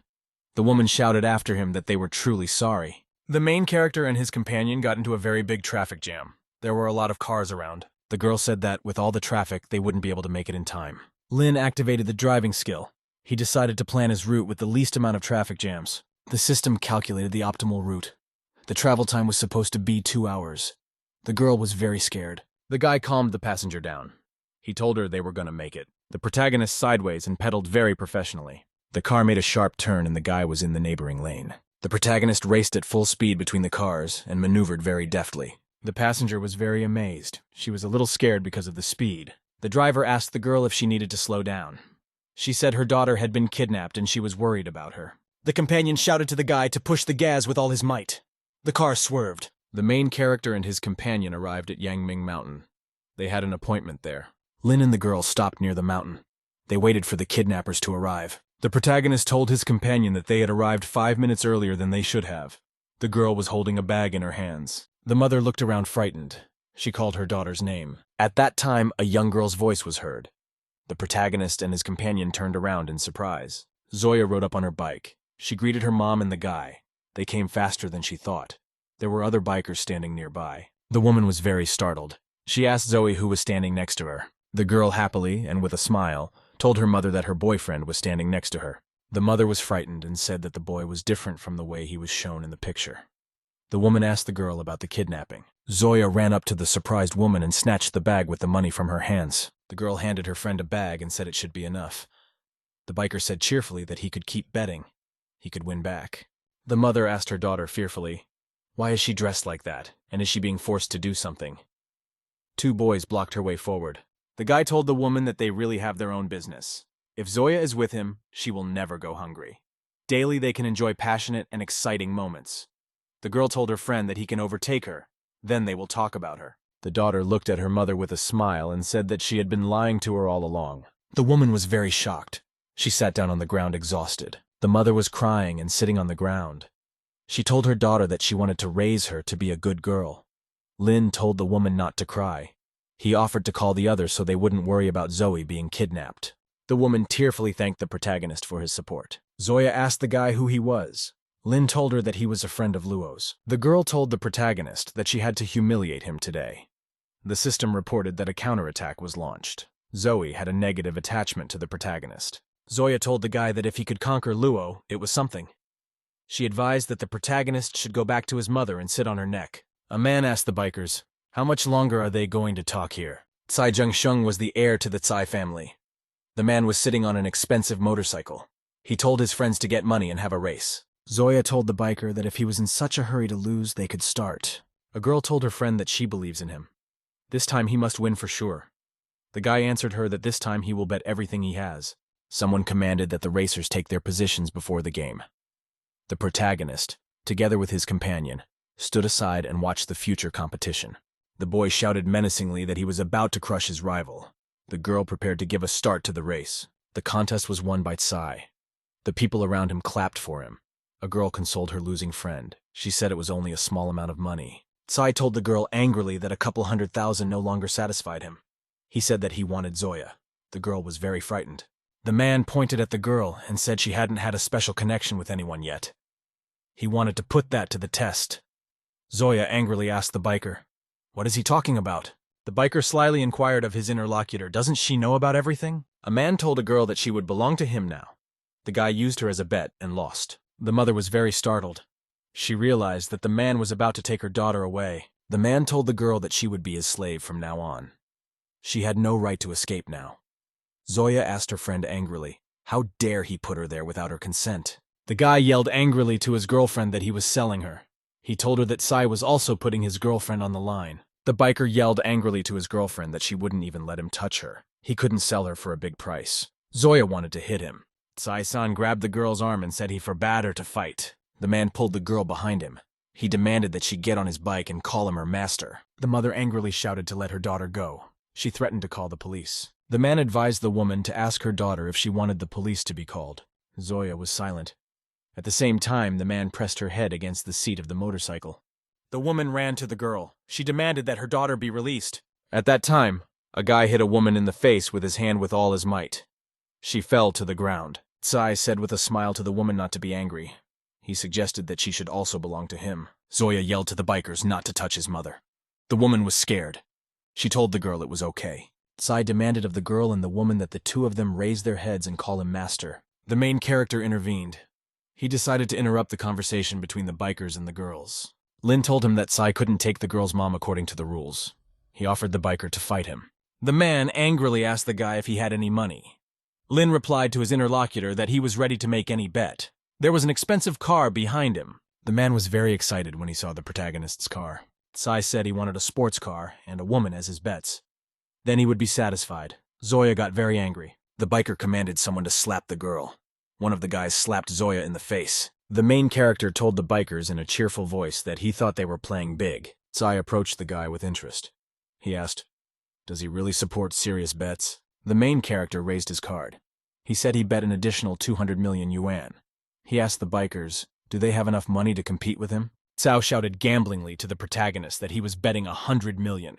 Also comes with Zoya and his girlfriend. The biker shouted that he could bet 40% of the shares of his father's companies. They were worth 100 million. Cao was surprised that the guy was ready to gamble with his shares. The interlocutor shouted joyfully that this time he would win for sure. Zoya gave the guy a very angry look and threatened to kill him. The woman turned around and told the protagonist that if he lost, he wouldn't get his money back. Lin told the woman not to think about him losing. He was determined to win. The protagonist figured out how much he'd get himself after winning the race. Besides money, it would be a girl. The protagonist got on the motorcycle. The man explained the details of the route. He added that the winner at the finish line was important. The girl got ready to give the go-ahead. The woman thanked the protagonist fearfully. Zoya thought to herself that she could really see Luo's friend in front of her. The main character turned around and told Zoe that he would take her bike to this race. The girl excitedly said goodbye to the boy to be careful. Zoya warned the protagonist to beware of Sai. The man has won many times before. Also, this biker is suspected of killing other contestants. The main character turned around and told the girl not to worry. A man like him would definitely not lose. Cao suggested to his opponent that he should give up. The guy replied confidently that he would definitely win this time. All the race participants got ready. They focused their eyes in front of them. The girl waved her handkerchief, and the fierce motorcycle race began. The protagonist was racing at full speed on motorcycles with his rivals. They missed the turn. Cao decided to seize the opportunity and took the lead at high speed after the turn. The protagonist followed his rival closely. He prepared to catch up with him. A small drone followed the competitors from above as they raced down a mountain road. The main character decided to keep up. He survived the gas on his motorcycle and rushed forward. A guy on a motorcycle, keeping up, catching up with his rivals who were in front. The guy was watching the race on his phone. He told the excited girls that the guy was speeding up before a tight turn and decided to take the corner at full speed so as not to waste any time. The girl was very much amazed. She didn't know how the guy would be able to get past the dangerous area at high speed. The protagonist was professionally handled on a motorcycle. He took a corner. The man saw the two guys behind him begin to gradually catch up with him. The biker decided to try and get rid of the protagonist. He wanted to kick him. The protagonist was able to deflect a blow from his opponent on his motorcycle with a very precise and quick movement. The girl was very amazed and overjoyed. She realized that the boy would now be able to drive on. The biker was pretty pissed off. He noticed that the protagonist had pulled ahead. Cao was very unhappy. He realized that the protagonist was catching up with him. The man shouted joyfully that it was time to end it. Cao began to dart across the road on his motorcycle with sudden movements. The protagonist became agitated. Lin thought fearfully to himself that his opponent wanted to stop him. The protagonist decided on desperate measures. He turned his motorcycle around and raced down the side of the mountain. The protagonist overtook his rival on the side of the mountain. Sai was very surprised. The Linas rushed very professionally from the top of the mountain. The opponents were looking at him. The protagonist was very fast ahead of the other bikers.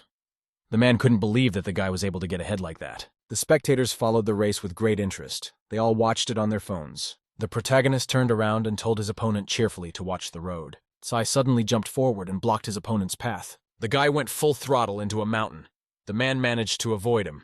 The protagonist picked up speed on his motorcycle. He knew he wasn't far from the finish line. The guy was rushing forward. He needed to get away from his opponent. The man gave the protagonist a very angry look. He decided to go to the extreme. Sai pressed a special button on his bike. He had to increase his speed sharply. A special gas pedal was activated in the motorcycle.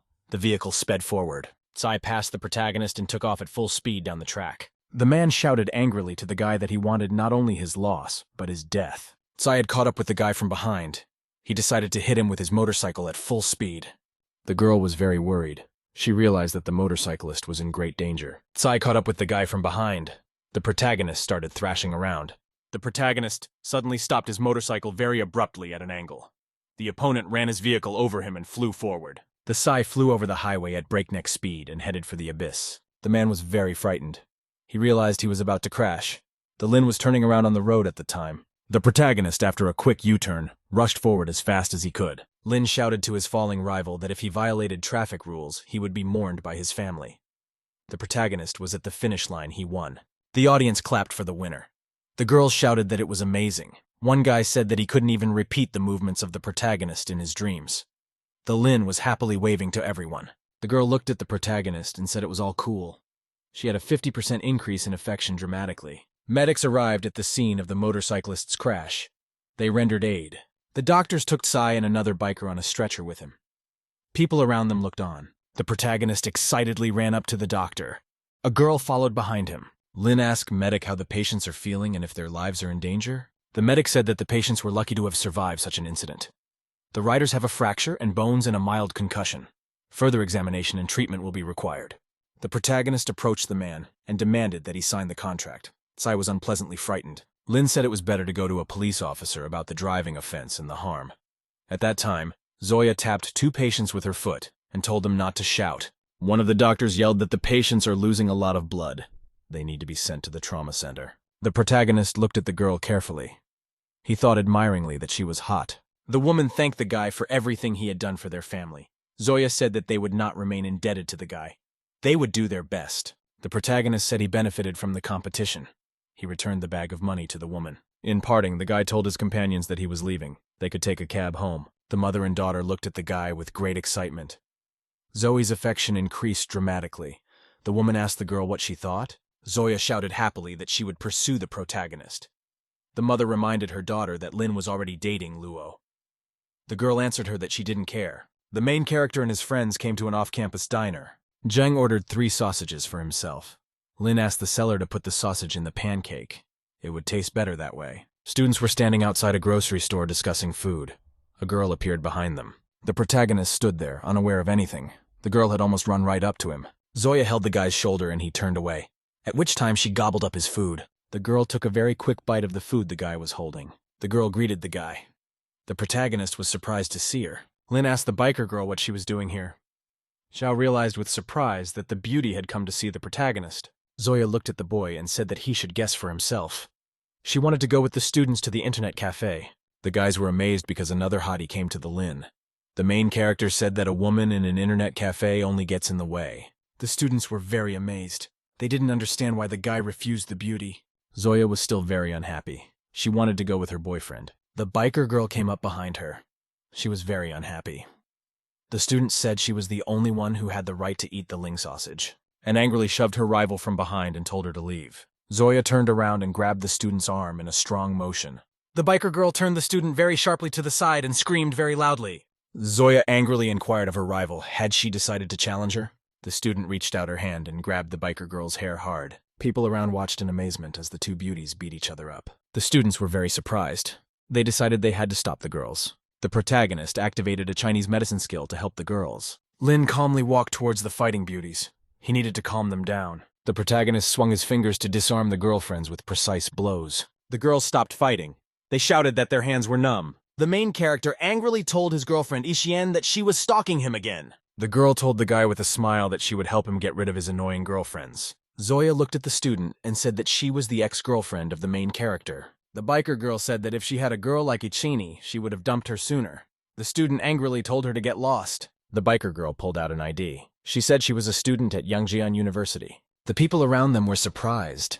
They couldn't believe that Zoya could have studied at university. The girl gave people a sly smile and said that she just rarely went to class. The guys were very amazed. One of them said that the more naughty a girl is, the more men like her. Someone added that Zoya looks vulgar. Zoya told the protagonist that they were studying at the same university. Now she has motivation to show up for classes. Lin thought to himself that a new girlfriend would be a good tool for earning money. At that time, his phone rang. The girl asked the protagonist if he had arrived. The guy asked where he was going. She reminded him that there was an exhibition at the museum today. The main character remembered that today was Artifact Exhibition Day. He yelled to the girlfriend that he was dressed and ready to go out. The girlfriend got excited. She reminded the guy that he was the main sponsor. Lin told his friends that he needed to go out for a while. They themselves could go to the internet cafe. The students were very unhappy. The main character decided to get a bike for himself for the trip. Zoya told him that she could give him a ride on the bike. The biker girl grabbed the guy's arm. She wanted him to teach her a trick. Lin thought grudgingly to himself that his head hurt. He told the girl that he wanted to see how much she was capable of learning. The main character sternly told her girlfriend that she needs to catch up on all the subjects she missed. She also needs to get an A-level certificate in Chinese. The main character rode off to the side on his bicycle. The girl runned and yelled at him to slow down. The student cheerfully said that he too would like beautiful girls to run after him, and stared after her friend. She felt angry. The main character arrived at the museum. There were a lot of people standing near the entrance. Inside the museum was full of visitors. There were various artifacts standing around. One of the guests said that the girl Xia was very young and talented. Another guy said that Mr. Xia had a very wonderful daughter. A man approached the girl and said his name was Yang. He suggested that she join him for dinner. Xia replied to the guest that she had already had dinner and was on a diet. The man told his interlocutor that he could have another dinner. He booked a table at an elite restaurant. At that time, the main character approached. The girlfriend asked the guy with interest, "What's he holding in his hands?" He told her that he had brought sausages for her, which he had bought on campus. Jan thought with interest that the main character offered the rich lady very cheap sausages. Zia said with interest that she had always wanted to try such food. The girl explained to the protagonist that the food was very tasty. She wanted to go with her friend to try such food again. Jan stood behind, very surprised. The girl took the protagonist's hand and said they would go and see the antiques show. The exhibition was full of guests.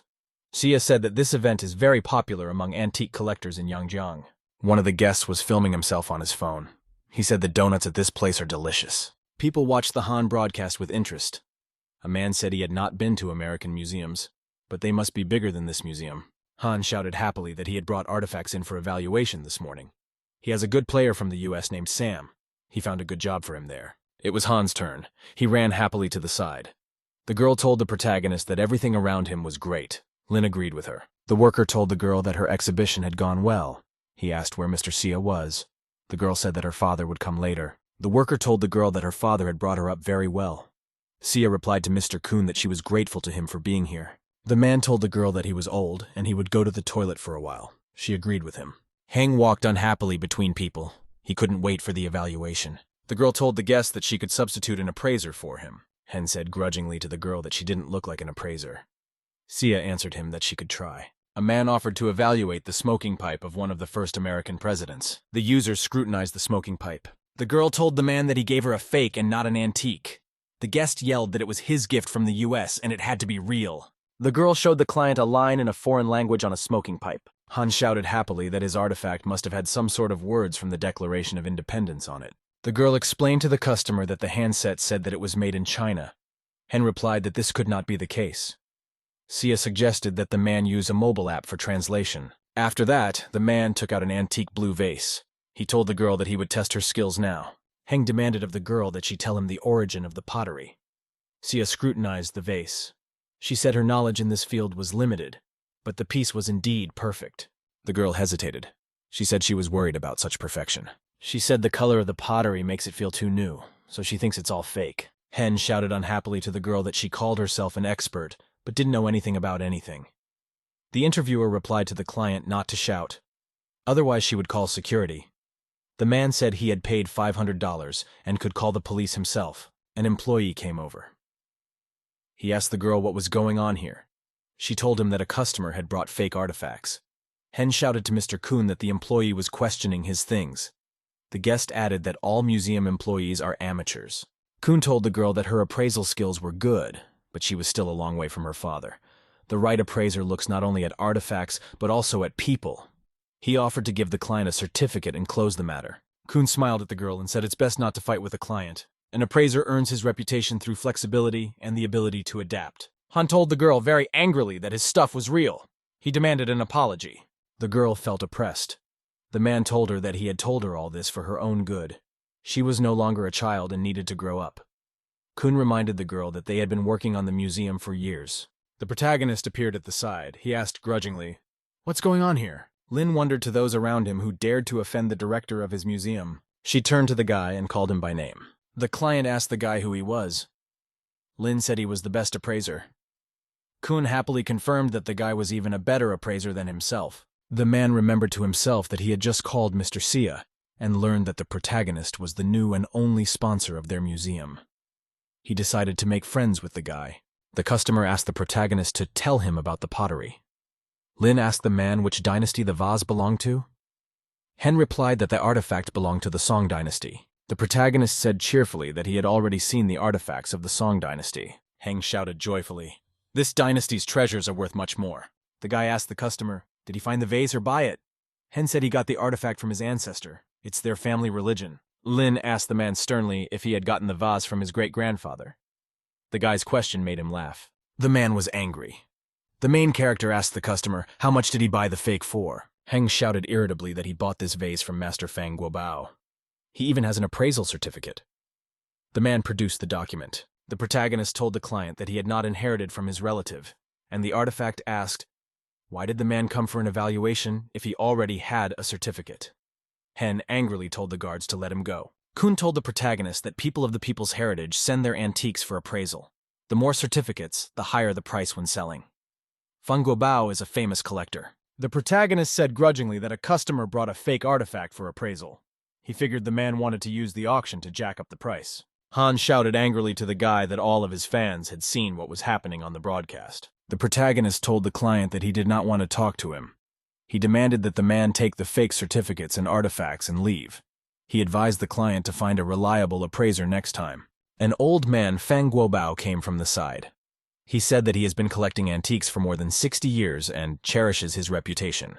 The expert told the protagonist that he is offended because the guy is not sure that he had previously evaluated the antiques correctly. Fang inquired slyly of the guy if he had an appraiser's certificate. The protagonist stood silent. He didn't know what he could answer the old man now. The man shouted cheerfully that the guy without a certificate was an amateur, not an expert.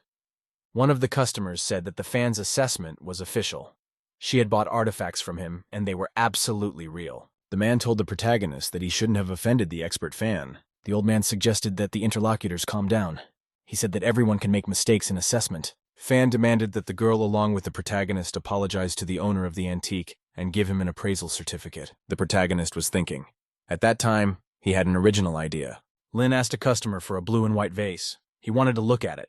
The woman told the guy to be careful. The protagonist took a close look at the artifact.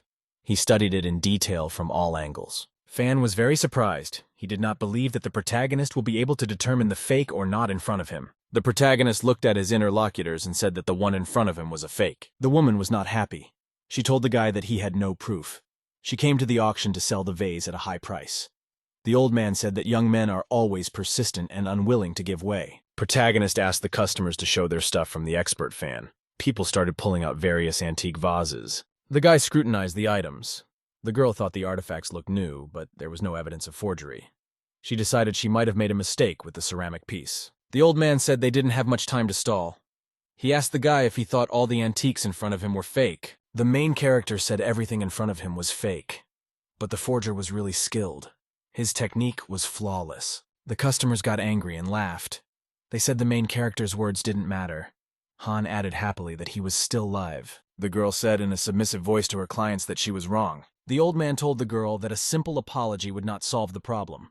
Sia asked what he wanted. Fan said that the protagonist had to prove that the artifacts were fakes. The customers angrily demanded of the guy that he buy their merchandise at double the price if he couldn't prove the counterfeit. The old man said slyly that he felt bad about being treated so badly in the Yangjian Museum. Fan said he would forget today's event. He demanded that the protagonist kneel down and bow to him 3 times to forgive him. The girl told the old man that it would all be too much. Lin replied to the girlfriend that it was all right. The protagonist asked the old man, what will he offer him in return if he provides proof of forgery? Fan demanded of the guy that he make concessions. Lin explained to the old man that he would not be in a hurry. The more desperate a person is to prove a point, the easier it is for him to fall victim to manipulation. The protagonist has demanded of his interlocutors that they show him what they will give him in return. Otherwise, he is not willing to play the game, Lin said cheerfully. He actually had evidence that confirmed the fakery of all the artifacts he had seen. The customers were angry. They sternly demanded of the protagonist that he show proof. The old man said angrily that he hadn't seen such arrogance in a long time. Fan added that he was willing to put half of his collection on the line. People were very amazed. Someone said that half of the old man's entire collection is practically a museum collection. Fan explained that his collection is worth at least $1 billion. The main character said we can get started. There is a carbon method of dating things, but it is very slow. Today we can try something fast. The guy asked for a hammer. Someone said the Lin said he wanted to check the internal structure and cut of the artifact. People were talking amongst themselves. Someone recalled a story about replacing antiques. One of the customers said that if the guy broke his stuff, he would double compensate. Lin held a hammer in his hands. He said he would smash with the hammer the antiques he thought were fake. If he made a mistake, he would pay double. The girl was very amazed. The main character told the girlfriend not to worry. She thought joyfully that the protagonist goes through any hardship with ease. Her affection increased. The main character swung a big hammer and said he was starting. The people around them were amazed. A woman yelled that the guy was acting very cocky. The old man thought the guy wanted to use the cut as evidence. If there were a couple of bad duds among the artifacts, the guy might be able to detect them. The old man knew perfectly well that he had created all the artifacts himself, and the guy wouldn't be able to find any flaws. Fan was a very famous collector. He had a very good reputation. He was also known in the Chinese community as a master forger. The old man's technique was flawless. Even the appraisers of national treasures found no flaws. An amateur could not have challenged him. The old man put marks on his wares. Every outstanding craftsman leaves a small imprint on his works. Fang knew perfectly well that the markings on the artifacts were very small, and only he knew where they were. The protagonist swung around and smashed an expensive vase with a hammer without any regret. Hen shouted excitedly that he had bought this vase for 3 million yuan. The other guests around were surprised. The onlookers were amazed because of the fact that the guy actually broke the antique. They were examining the shards around. The customers looked at the shards. The woman said Master Fan is never wrong. The old man took the piece in his hands. He said that the shard was very thin, which proved that the vase was real. Heng shouted happily that the guy had definitely lost. Fan threw the shard with his signature into his pocket in a very imperceptible movement. The protagonist walked between tables and broke vases without any regret. The people around them were very excited. They were figuring out how much money they were going to make for themselves. Lin stood by the table and scrutinized the shards. Fan thought angrily to himself that the guy was thoughtlessly smashing everything. The protagonist was looking at the fragment. The old man had collected all the marks. Only one piece of the 3-colored pottery remained. Fang asked the guy if he had all the proof he needed. At this time, the old man placed the fan on the table and prepared to take the piece he needed in his hand. Lin replied in a calm voice to his interlocutor that he had collected almost everything. The old man tossed a small shard to the side to distract the boy's attention. As the protagonist turned aside, Fang tossed a chip with his signature discreetly into his pocket. The old man rejoiced. He realized that now he had all the evidence in his hands. For him, winning was easy. The man tapped the fan sternly on his hand. He inquired of the protagonist, "Where's the proof?" Lin looked at the shards and said he didn't find any flaws. It looked like he had encountered a true master. Fang questioned the guy. Does he really have no evidence? The customers angrily and excitedly demanded of the protagonist that he pay. They expected double the price for their belongings. The protagonist took a very slow step towards the old man. He wanted to say something to him. Lin asked Fang, "Are fake artifacts really worth that much?" The expert replied that this was their real price. The protagonist took out of the old man's pocket the artifact debris hidden there. The examiner was very surprised. He didn't expect the guy to find the shards in his possession. Ahen stunned. He realized that his vase might indeed have been fake. The other spectators were also very much surprised. They looked at the protagonist in amazement. She looked at the boy fearfully. She realized that he had really found the evidence. Lin tossed the debris on his arm in front of him. He said, "This is where the evidence is." The people around me were surprised. They were all standing around looking at the guy and the girl at the table. The customers began to scrutinize the shards. They found the marks of the craftsman who had forged them. The old man was very amazed. He didn't realize when the protagonist took the debris out of his pocket. Lin told the expert that he took all the debris from his pocket. Fan couldn't understand how the guy could do such a thing. The main character said that all the antiques looked realistic and well preserved. Some of the things looked even better than in the National Museum.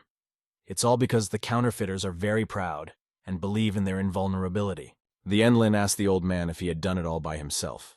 People listened in amazement. Fang asked the guy, "How did he know about the marks?" The protagonist replied that he didn't know about the marks. He just watched the old man's reaction.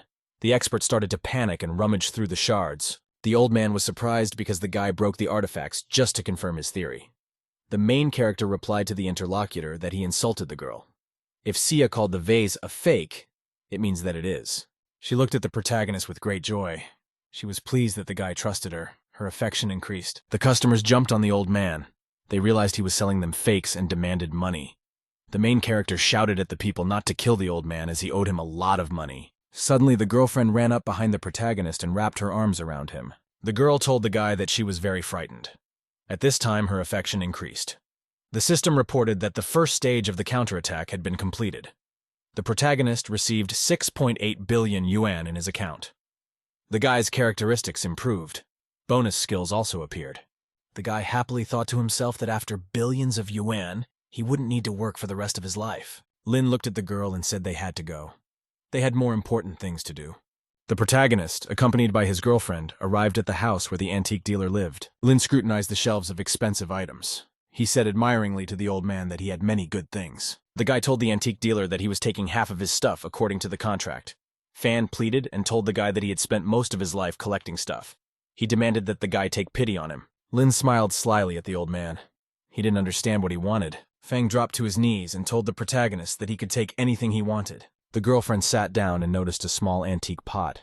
She called it an artifact. She turned around for the main character and said that next time they would have a tea ceremony. Ling sat in a tea gazebo on the bank of a small pond and rested. He was himself. The protagonist sat all alone reading the news on his phone. News reported that Wang Xiaoheng was arrested at the border and is in a U.S. prison. Lin said to himself that a man in prison in the U.S. would be able to eat donuts. The guy couldn't understand why his girlfriend didn't show up. He expected her to have a tea ceremony. A girl's footsteps were heard. She was approaching the protagonist. She was dressed in a blue dress. She was holding a large tray. She was carrying dishes for drinking tea. The main character was very surprised. He looked at his girlfriend with great admiration. The girl set down a tray of tea utensils. She asked the guy if he knew the origin of the censer. The main character slyly told the girl that he wasn't looking at the censer. He was fascinated by her waistline. Lin said that he saw an incense smoker from Fang's collection in front of him. The piece is not very old, so it can be considered a third-class cultural relic. The girl decided to tell the story of the artifact. Several centuries ago, the country was invaded by enemies. Shui Feng saved the daughter of a rich merchant named Qian. They fell in love. The merchant didn't want his daughter to be with an ordinary guy, so the father said that the guy should become a general and then he could marry the girl. Shu left an incense smoker for the Qian girl as a token of love and went to war. In the end, Shu took 10 years to become a general and marry the girl. The smoker was passed down from generation to generation as a symbol of love. It was lost 100 years later. The girl said that she had not yet been able to find an artifact from this story. She and her boyfriend looked at the artifact. She said that the relic had special words carved on it. Lin replied to his girlfriend that the story was very touching and the tea was fragrant. The main character hugged the girl and told her that she looked absolutely gorgeous today. The girlfriend suddenly turned around and kissed the surprised protagonist. The guy picked the girl up by her back and pulled her towards him for a harder kiss. She was sitting on the guy's lap. He kept kissing her. They had forgotten about the tea party, at which time suddenly her clothes ripped on top of the girl. The girlfriend staggered. She didn't understand how this had happened to her clothes. Lin looked at her excitedly. The protagonist took off the top of his shirt and threw it over the girl to cover her. Lin picked up his girlfriend in his arms. She was very much surprised and amazed. The main character told the girl he wanted to take her to the dressing room. The girlfriend didn't say anything back to the guy. He picked her up and carried her in his arms with him. The night passed and the protagonist stayed with the girl on the estate. 2 days later, the guy accompanied by his companion and arrived in another car at Villas. There was a guard standing near the entrance. The girl told the guy that the maid could take the suitcase. They'd go first. The servant took the main character's suitcase. He thought he was jealous of the guy with the pretty girl. A woman in a maid's outfit showed up. She told the employee she wanted to help him. The servant was surprised to see the stranger, and she said she was the new maid of the Lin. Sluga told the guard that rich people really know how to have fun. They even have beautiful maids. The girl told the protagonist that she had asked the gardener to plant flowers in the flower bed. There are lilacs and hydrangeas. Lin replied to the interlocutor that it would be very nice to keep a couple of dogs. The maids all bowed to the protagonist and his girlfriend. Lin thought to himself that the life of a rich man was too good for him to be true. The protagonist thought to himself joyfully that the servants do all the housework. He doesn't have to work, but can play games all day long. Life is perfect. Lin asked his girlfriend, should she get another car? Luo told the guy that he already bought her a lot of stuff. The protagonist told his girlfriend that he would give her a few billion more yuan, and looked at the student from the building very angrily. Evening came. The protagonist was at his mansion with his girlfriend. The maid said in the kitchen that the main character has a caring girlfriend. She cooks for him. The girlfriend was standing by the stove. The girl said she likes it when the guy eats the food she cooks. She said dinner is ready. At which time suddenly an Isaini dressed as a maid entered the room. The maid told the hostess that she wanted to help her with the food. Luo asked suspiciously of her interlocutor, why was she wearing a mask? She replied that she just had a little cold and it was nothing serious.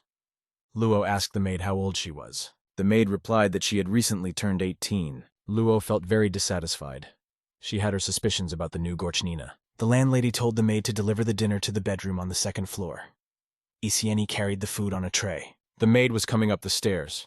She looked around and pulled out a small vial. The girl discreetly poured some kind of drug on top of the food. She realized it was ready. The maid knew that when her hosts consumed her food, they would fall asleep immediately afterward. After which the student decided to go straight to bed with the protagonist. And she thought to herself that all men act under the influence of their lower body. She decided to give the linchpin pleasure. The maid happily decided to herself that the boy would definitely belong to her. The girl heard the guards talking among themselves. One of them said that he didn't let any maid in. The maid became agitated. She realized that now she might be discovered. The girl ran down the hallway. She realized she had to hide. All the rooms were closed. And she opened the big doors and realized that she would have to hide in the bedroom now. The maid rolled under the bed very quickly so no one in the room would see her. At that time there were footsteps. People entered the room. Aitseni was very excited. Luo suggested that the guy try her food while it was hot. Lin replied to the girlfriend that the food looked good. The maid guessed who was standing in the room with her. The guy offered his girlfriend a meal in bed. The two of them sat together and consumed food from the table. The main character told the girl he wanted to feed her a sausage. Luo happily consumed it. She didn't understand why the owners of the house were still awake. The maid decided that the pills might not have taken effect yet. At that time, a maid came into the room. The maid said they couldn't find the fake maid. She could have gotten away, but they did find the stranger's purse. We can check it. Luo opened the maid's bag. The protagonist saw a girl bunny costume inside. Luo said in a confident voice that Ichien sneaked into their house. The student is definitely up to something.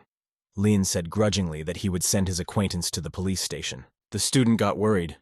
She realized that if she went to the station, she wouldn't be able to see the Linu for a couple of days. Luo told her friend that they should forget about everything. She had something for him. The girl lit a special candle. She explained that this aromatherapy smells particularly nice. Luo threw off her outer garments. Icy under the bed felt herself getting very unwell. The protagonist asked the girl why she was wearing the outfit that Ichini had brought with her. The maid under the bed was silent.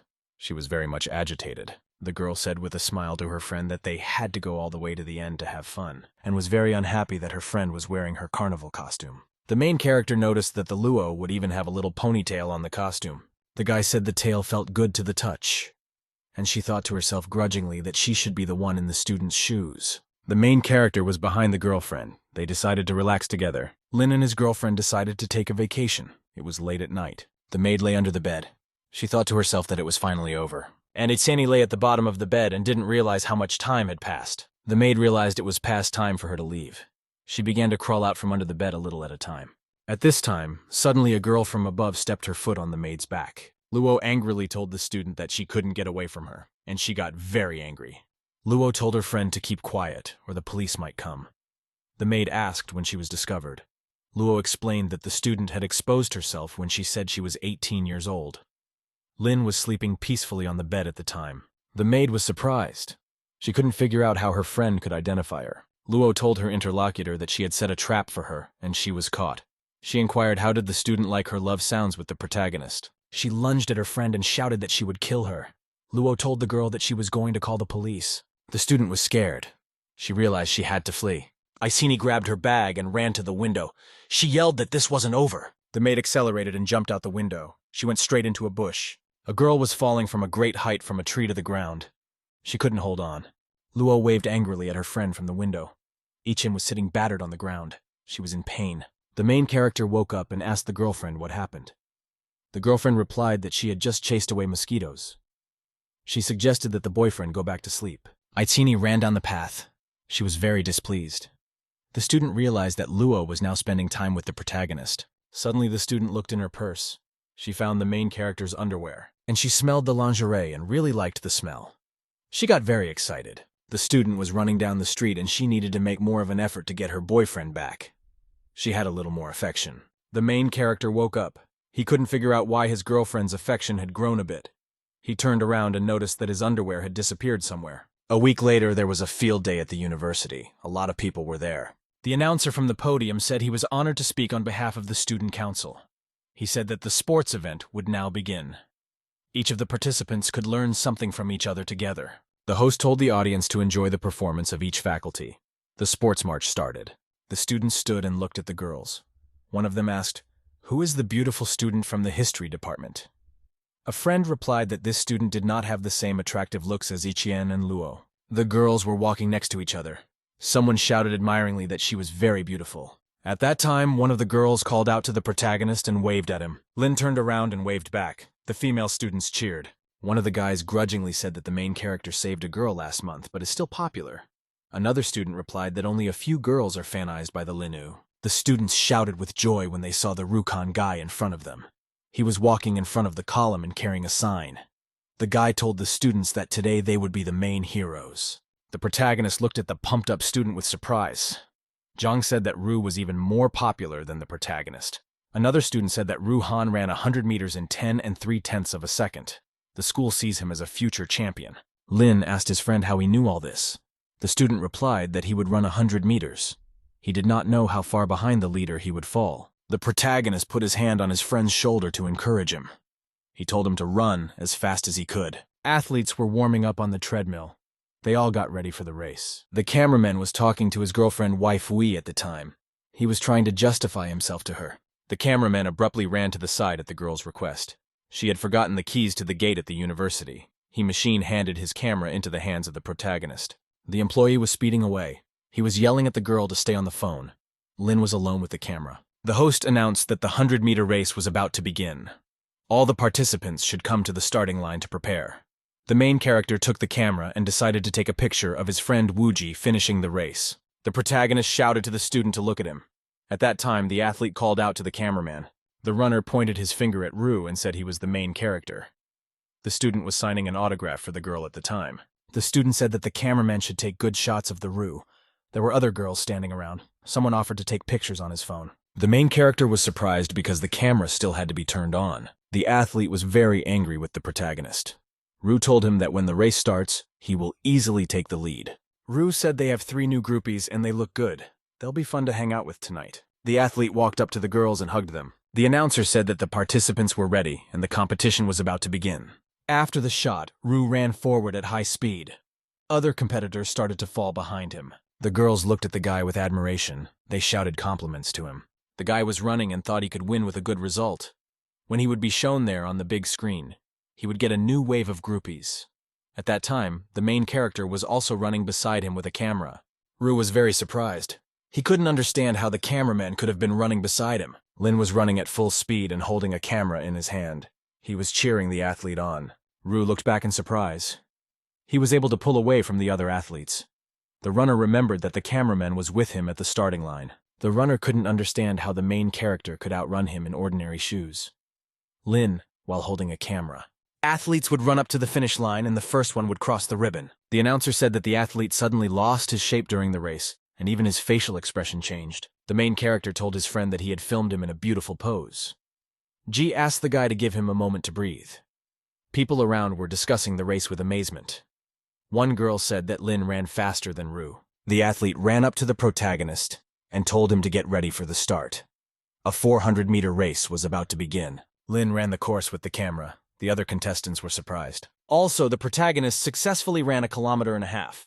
To himself, Lin could not believe that he was able to capture so much. A group of athletes ran up to the judge and said someone was doping. The man said the school had all the tests for doping. Students pointed at the operator and said he was the one using the dope. The judge was disappointed. He realized that the athletes were being jerks. The referee unhappily shouted to the runners that they had nothing to do. The athletes were unpleasantly startled. Rue was unhappy because the referee and coach didn't believe them. He offered to find the 3 girls and be done with it. The fans looked at the protagonist. They admired the fact that he participated in all distances. Rue approached the female students and offered to go along with them with a smile. The girl replied that it could be next time. The audience did not pay attention to him and talked about the main character. The female students angrily told the runners to stay out of their way to watch the protagonist. Rue disappointedly and angrily shouted that he hated the protagonist. His disappointed friends were nearby. The announcer announced the start of the women's 50-meter swim. Everyone had to take their places. Girls in bathing suits were warming up. They were getting ready to swim. The guys were amazed. They shouted compliments to the girls and were amazed by their beauty. Luo was surprised that her friend had come to participate in the swim. She recalled that she had done very well in jumping last time she visited her. She said that Lin likes independent girls with different skills, so she is developing in all directions. Luo explained to the student that you can't achieve everything by force. Isieni replied that patience and hard work will make everything work. She can get her way. Luo suggested that the student beat her at swimming. The girl said slyly that she practiced swimming in her pool every day. As a result, her skills improved a lot. Luo told her friend that even if she won, the main character would not agree to run with her. At this time, Zoya appeared. She told the girls that she too was joining the fight, and suggested that they surrender at once. Luo was very surprised to see her rival. She asked what on earth she was doing here. Fans were amazed by Zoe's appearance. They shouted that she looked as good as the other contestants. The girls got ready for the swim. Luo told the competitors that it was only about her and Lin. Zoya explained that she always goes all the way when she likes someone. After the shot, the girls jumped into the water and began to swim. Luo said to herself that now they would see if Lin could love them. Zoya shouted to the competition that she was different. She could win a guy's heart, and yelled at her competitor not to be so cocky. The students were walking near the pool and noticed a lot of spectators. They couldn't believe that a swimming competition could be so interesting. A student was running by. He yelled out that Ichien and Luo were competing in the pool. Zhang said cheerfully to his friends that they should go and see it. Lin thought to himself that when these 2 students meet, they should stay away. The student was in such a hurry that with a sudden movement, he even shoved the employee with the bucket away. The janitor fell down the steps to the ground. Students were next to her. Zhang approached the girl and inquired excitedly if she was all right. The employee was lying unconscious with her eyes closed. She gave no signs of life. Zhang ran up to the lying cleaning lady and asked excitedly if she was all right. The guy checked her pulse. It was weak. The girl's breathing was labored. The student said the janitor had a heart problem. The protagonist activated his magic skill to help the stranger. Lin shouted to his friends to call an ambulance. People started gathering around. Suddenly, the girl moaned softly. Zhang said excitedly as the stranger came to her senses. Friends asked the main character with great excitement, "Does he know how to give first aid?" Ji asked his friend. "Why did the girl wake up quickly, and does she have low blood sugar?" The main character explains that the cleaning lady has a serious heart problem. She needs to be rushed to the hospital. The protagonist helped transfer a stranger to Tianpu Hospital for a checkup. The doctor handed the protagonist the documents and told him to sign if he was a relative. At that time, a frightened woman came running in. She yelled to her daughter Yuan not to scare her. The main character asked the woman if she had been to the museum. He recognized her. Lin said he saw the cleaning lady faint and he brought her here. The woman bowed to the guy and said that he had helped her family. They had exposed old man Fang, and she was able to get her money back. The mother invited the guy to visit her. The doctor brought papers to the woman and told her she had to sign them. The mother asked if the patient would go to the intensive care unit. The doctor explained that Chinese technology could not cure the daughter's heart disease. She would only be treated at Luzhou Hospital. The mother would have to post a bail of 15 million yuan. Lin stood aside and convinced himself that it was none of his business. The doctor explained to the woman that the technology for treatment is very advanced. The woman said she only had 10 million yuan. The medic explained that 15 million yuan was only a deposit. The procedure would cost 30 million. The protagonist explained to the medic that the patient's problem is related to blood that causes clots in the arteries. Special therapy will be required. The doctor looked unhappily at the protagonist and asked who he was. The woman asked the guy if he knew about the illness. The Lin asked the mother if her daughter had severe heart pain and difficulty breathing along with fainting. The woman was surprised that the guy knew about the girl's illness. Lin said the doctor misdiagnosed him. The medic angrily asked the guy if he knew who he was. The main character accused the doctor of cheating people for money. The medic got very angry and threatened to call security.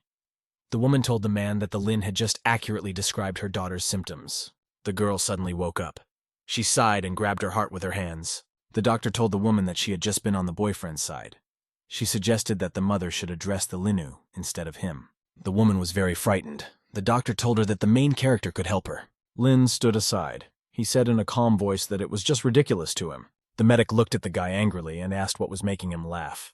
Lin said that a doctor should be kind, but the man has only a rotten heart. The patient is dying, and the medic thinks only of money. The doctor glanced to the side. He noticed two patients standing there and chatting. The medic shouted angrily. He yelled that the guy was making a disturbance in the hospital. Lin explained that a life had to be saved. He asked the nurses for acupuncture needles. The doctor was surprised. He said that needles would not help for a disease that can only be treated with modern medical equipment. The medic told the guy that no one would give him needles. If he killed the patient, all the assistants would become accomplices. There were a lot of people standing around watching. At that time, a girl ran up and said she had needles. The doctor turned around in surprise. The main character saw that Zoe's mother and the girl's aunt Luo worked as a nurse. Lin picked up a package of needles. He was surprised that the woman worked as a nurse. The nurse was surprised that the guy was familiar with Chinese acupuncture. The woman looked at the guy and said she trusted him. She was willing to take responsibility for any consequences. The main character opened a package of needles. He said he was ready to start treatment. Doctors and nurses appeared around. One of them said that someone in the hospital was competing with Dr. Lu. The young guy decided to treat the patient with needles. A nurse ran up and asked a colleague what was going on. The girl replied that someone was challenging Dr. Lu's treatment methods. The girls watched with interest as a fight broke out between the medics. They decided to go over and see what was going on. Shen, in her nurse's outfit, stood looking at everything that was going on. Alu said for the protagonist that the doctors could also participate. Lin replied to the medics that he only allowed them to watch. The girl was lying on a couch with a medical machine working nearby. Shen watched the protagonist with great excitement. She met him again. The protagonist swung the needle and activated his magic skill. The guy used special needles to stick them in different places in the patient's body. The doctors around me were surprised. One man said the treatment was standard, but the technique was special. The medic asked Dr. Ma how he could be surprised by someone's abilities.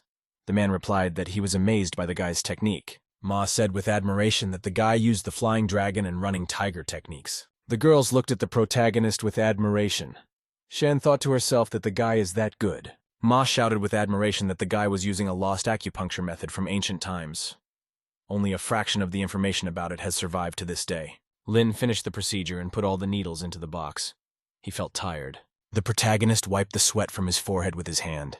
He looked at the girl with excitement. The patient was lying motionless.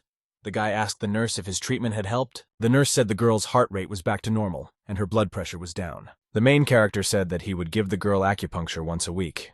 In a month, she would be cured. He would also write a prescription for medicine.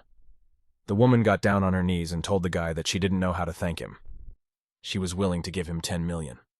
Lin replied to the mother that he had saved her daughter for free. Lu said in a disgruntled voice that the girl was feeling better, but no one knew what the consequences would be. The man said the protagonist could then threaten the patient's family. The doctor shouted at the guy that he was practicing medicine without a license. He prepared to call the police. Lin explained to the doctor that he would report him for the hospital cheating people out of money with fake referrals for examinations. Lu told the guy he could report. He thought to himself that he was well connected.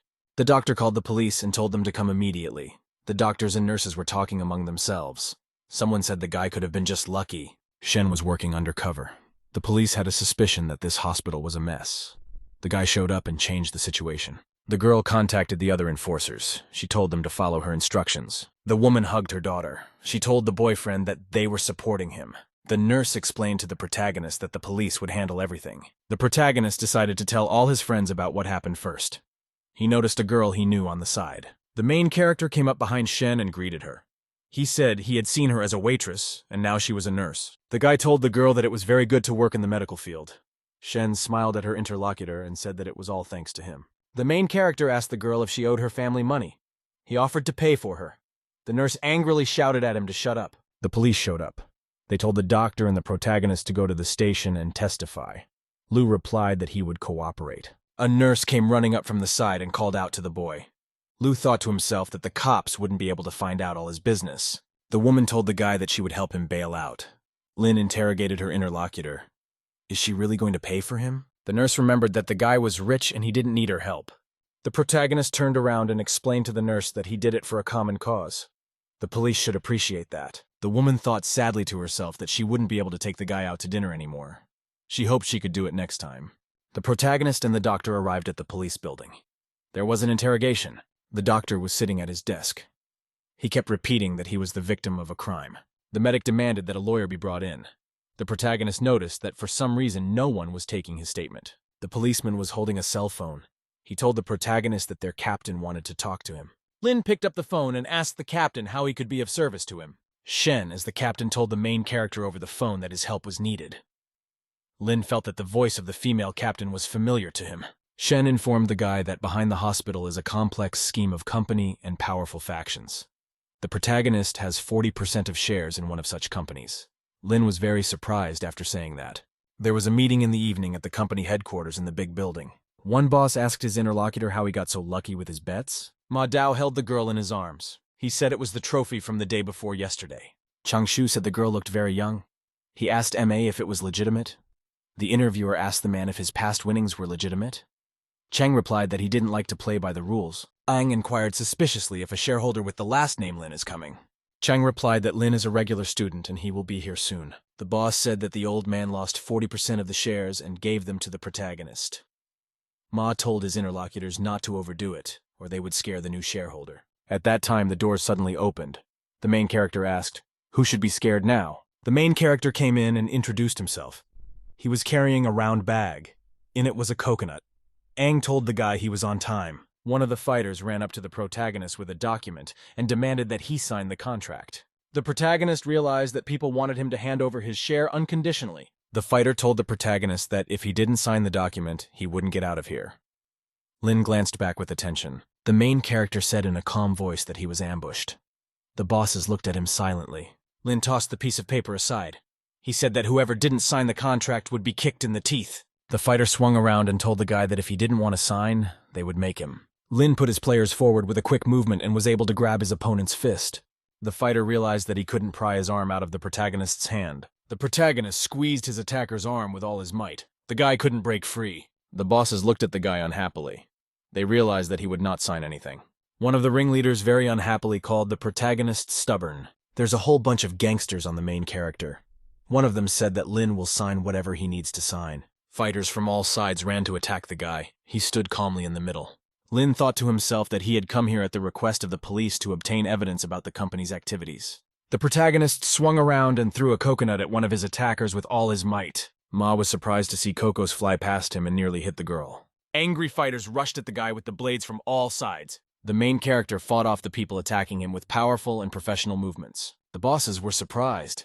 They couldn't understand how an ordinary man from the street could fight off their fighters. Lin swung around and struck one of his attackers with all his might with a hand to the stomach. The protagonist noticed someone swinging a sword at him from behind. He dodged in time. Lin noticed that he had a light wound on his face. He was grazed by his attacker. The protagonist grabbed one unconscious bandit by the legs. He thought to himself that if he had knowledge of Chinese boxing and swordsmanship, it would have been quicker. Ling in all directions untwisted the fighter and with his body fought off other attackers. The bosses were very surprised. They couldn't understand how this was possible. Lin quickly dealt with the regular attackers. He told the bosses that they were the only ones left. The ringleaders looked fearfully at the guy. One of them said he wouldn't be afraid of him since he was the boss of over 30. Chang came from the side. He yelled and ran at the guy with the coconut. The boss bowed to the main character and greeted him. He also thanked him for the coconut. The main character pointed his finger at the boss and said that he was very smart. Lin handed the ringleaders 3 contracts. He told them that they should know what to do now. The bosses replied that they would do everything. The protagonist got 100% of the stock. He said in parting that it was the perfect stockholders meeting. One of the bosses yelled after the guy that he couldn't handle the company completely. The boss explained that their firm is a subsidiary and the parent company is in Myanmar. Ang told the protagonist angrily that he had no idea what power was behind their company. The protagonist happily thought to himself that he would have to go to Burma to extract key clues. Lin decided that he would find a beautiful girl from another country to bring him money. The guy laughed happily and said it was absolutely wonderful for him. The bosses looked at him bewildered. The protagonist turned to a few battered fighters beside him. Lin explained to the fighters that he had a lot on his plate, so they should take care of the company for him. The militants angrily told the guy that they would never betray their boss. Lin calmly told the fighters their new work schedule. He added that their pay would be doubled. The fighters got down on their knees and told the guy he was going to be their boss from now on. They were ready to serve him. Ang was angry because the fighters betrayed him. The other boss realized that the protagonist had offered them a job. The ringleader approached the head hero and said they would do anything for him. The Lin was lying on a couch and the people around him were serving him. The guy ended up arriving at Myanmar airport for an investigation. Lin looked around happily. He said he was finally at Myanmar's place. The protagonist shouted quite to himself that it was time for him to experience the exotic. The worker showed the guy a document and demanded 20 yuan for entry. 14 airport employee demanded a tip from a surprised customer after screening. The girl at the table told the surprised guest that he wouldn't pass without a tip. Lin ran to the car. He realized that everyone in this country was ripping money off people. He told the chauffeur that he had to go to the Golden Pagoda. An expensive car pulled up. A female passenger got out, accompanied by a subordinate. The woman stood and watched carefully the conflict between the passenger and the driver. Lin didn't understand why he had to pay 50 yuan for the trip. The main character shouted to the chauffeur that he was in a country of double standards. The woman looked at him carefully. The passenger told the driver that he would pay him no more than 25 yuan. The driver demanded 50 yuan. The woman approached the driver named Jeb. The woman demanded that the driver let the boy go. The driver greeted Mrs. Wei with surprise. Wei explained to Jeb that this would be a good thing for Dharma. It was hoped that the guy would survive reincarnation in peace. The chauffeur agreed with the woman. At this time, the system launched a counterattack. It had a current attachment of 0. The protagonist was surprised at his new goal. Lin decided to try out his new skill called geomancy. The guy realized that the woman had problems in her life. Her significant other had recently died. Now she was in danger of losing her money. Lin walked behind the woman. He realized that if the woman spent a lot, the more he would earn. The main character was walking to a pavilion selling expensive stones. There were jades all around. Wei demanded of one vendor that he show her one stone. The man started to prove to the customer that he had a very high-quality stone. Wei thought to himself that she didn't have much money. She should choose a high-quality product for a low price. The seller said the jade is at least half a finger deep. It's worth hundreds of millions of kyats. The client said that a price of hundreds of millions is a lot. She agreed to 80 million. The man said he'd settle for 80 million for a pretty girl. There was a negative aura around the salesman. He yelled at the woman to play with him, at which time the guard reached out his hand and grabbed the man's arm. The guard was unhappy because the salesman wanted to grab his mistress. Wei demanded of her subordinate that he not break the salesman's arm. She still needed to buy jade. The man said angrily to the woman that she belonged to a gang. Chanu Bander collapsed and Wei had to go bankrupt. The client asked unhappily to her interlocutor. Had she offended him in any way? Wei swung around and knocked the salesman's arm sideways with all her might. The man plopped down on his rock. He noticed that it had broken into pieces. The seller raised the stone above his head.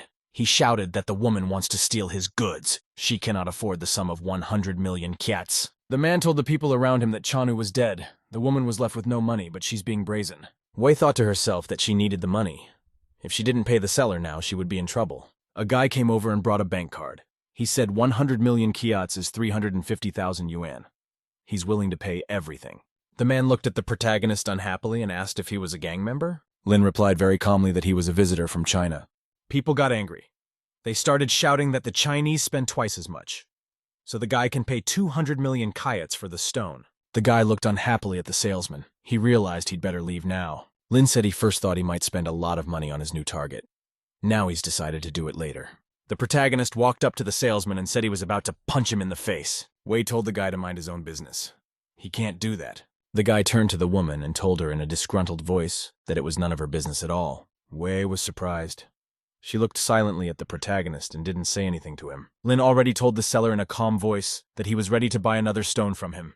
He asked for all the stones to be drawn to him. The salesman told his subordinates to bring all the stones. The workers started opening the boxes. The man knew perfectly well that the stones only looked like jewels. In reality, they were worthless. Lin examined the stone carefully with a special skill. He decided to himself that this jade was suitable. The protagonist placed 7 stones in front of him. He used skill to determine the appearance, but could not accurately identify the cracks inside the stone. The guy thought to himself that geomancy would be perfect for him this time. Lin sat down in a meditative pose and began to activate his special skills. 2 coins appeared from above between the guy's hands. They were falling down quickly. The coins piled up next to the stone. The Lin said the empty bowl was no good. After that, the coins came off with a different stone. The guy once again said it wasn't right for him. The 3rd time the coins piled up near the stone, the Lin said it didn't suit him. The salesman told the guy in surprise not to make a fool of himself. Wei was very tense. She was watching everything with great attention. The guy said he was taking 5 stones. He demanded to break them. The seller demanded a payment of 2 million yuan. Lin paid everything. The people around looked at the client with interest. One of them said that the guy had been cheated. They decided that the protagonist had wasted his money. Workers began cutting through the rocks with saws. It could help them find anything of value inside. One of the people said that the Chinese are fools. The seller informed with a smile that it was all a waste of time. The workers sawed the stones and turned to their boss. The man asked what was wrong. Workers showed that there were several colored jades inside the stones. They were all real. The people around them were very surprised. They didn't expect the jade to be inside the stones. Customers ran around. They offered the protagonist large sums for the jade. A guy he didn't know came over. He told the protagonist that he would buy everything from him for 7.5 billion yuan. The protagonist replied that he had decided to donate all his stones for a girl he had met. Wei was very surprised. Someone from the guests said that the guy wanted to meet the top of the Chun gang. The woman told the guy that such a favor would not be out of place for her right now. Wei then decided to take off her pendant that was hanging around her neck. The woman took the expensive stone in her hands and held it out to the protagonist. Wei gave the boy her stone. She said the pendant was a symbol of her duty. The woman turned around and told the protagonist that they wouldn't see each other again. Her affection grew. The main character was walking around the city. He saw Buddhist temples and many tourists around. Lin walked around with binoculars and looked around carefully. He was looking for a separate building. The main character saw a tall skyscraper. It was the headquarters of the Chanu gang. He thought that today would be the real show. The criminal group is engaged in various legal and illegal businesses. The leadership consists of the head and several elders. The group has amassed a large fortune through crime. The policeman asked the guy if he was willing to go to Myanmar to meet with the leaders of the criminal group. Lin replied angrily to the enforcers that he had long since had enough of fraud and crime in his country. For him, the opportunity to make a contribution has arisen. The policeman told the guy that they needed ambitious people like him. If the protagonist felt threatened, he could abandon the mission at any time. Lin replied to the enforcers not to worry. The main character decides to take a vacation in the city after he's done with his mission. He might even have a new romance. Lin turned to the side. He noticed some girl appeared from behind him. A stranger climbed up a small hill. She decided to take a spectacular photo. The protagonist got worried. He realized that the stranger might fall from a height. The girl slipped on the high ground and began to fall downward. The protagonist rushed in. He held out his arms to save the girl. Lin picked up the stranger in his arms. He wondered if she was hurt. The girl said she was only slightly frightened. Lin noted to himself happily that the stranger was not wearing any underwear at all. The girl said her name was Meng. The protagonist introduced himself to her and confirmed that he was a tourist. Meng grabbed the guy's hand and led the way. She wanted to show him something. The main character and his companion went to a water festival. People were dousing each other with hoses. A huge and powerful jet of water suddenly hit the protagonist. Meng said slyly to the guy that at the festival, "Those who don't participate can be targeted by the others." The main character said for the girl that he was ready. He grabbed a bowl of water from a passerby. The guy joined the game. He happily poured water on his new acquaintance. Meng was frightened. Someone behind her had hosed her down. She was completely wet. An unfamiliar passerby poured the water from the bowl right onto the girl. The main character was having fun. He went on to participate in the water festival. A guy was walking down the street with his girlfriend. Meng told him that he didn't protect her even after she got sprayed hard. Girlfriend asked her date if he had a good day today. The guy thanked the girl for showing him the water festival. Meng was happy because of what her companion liked.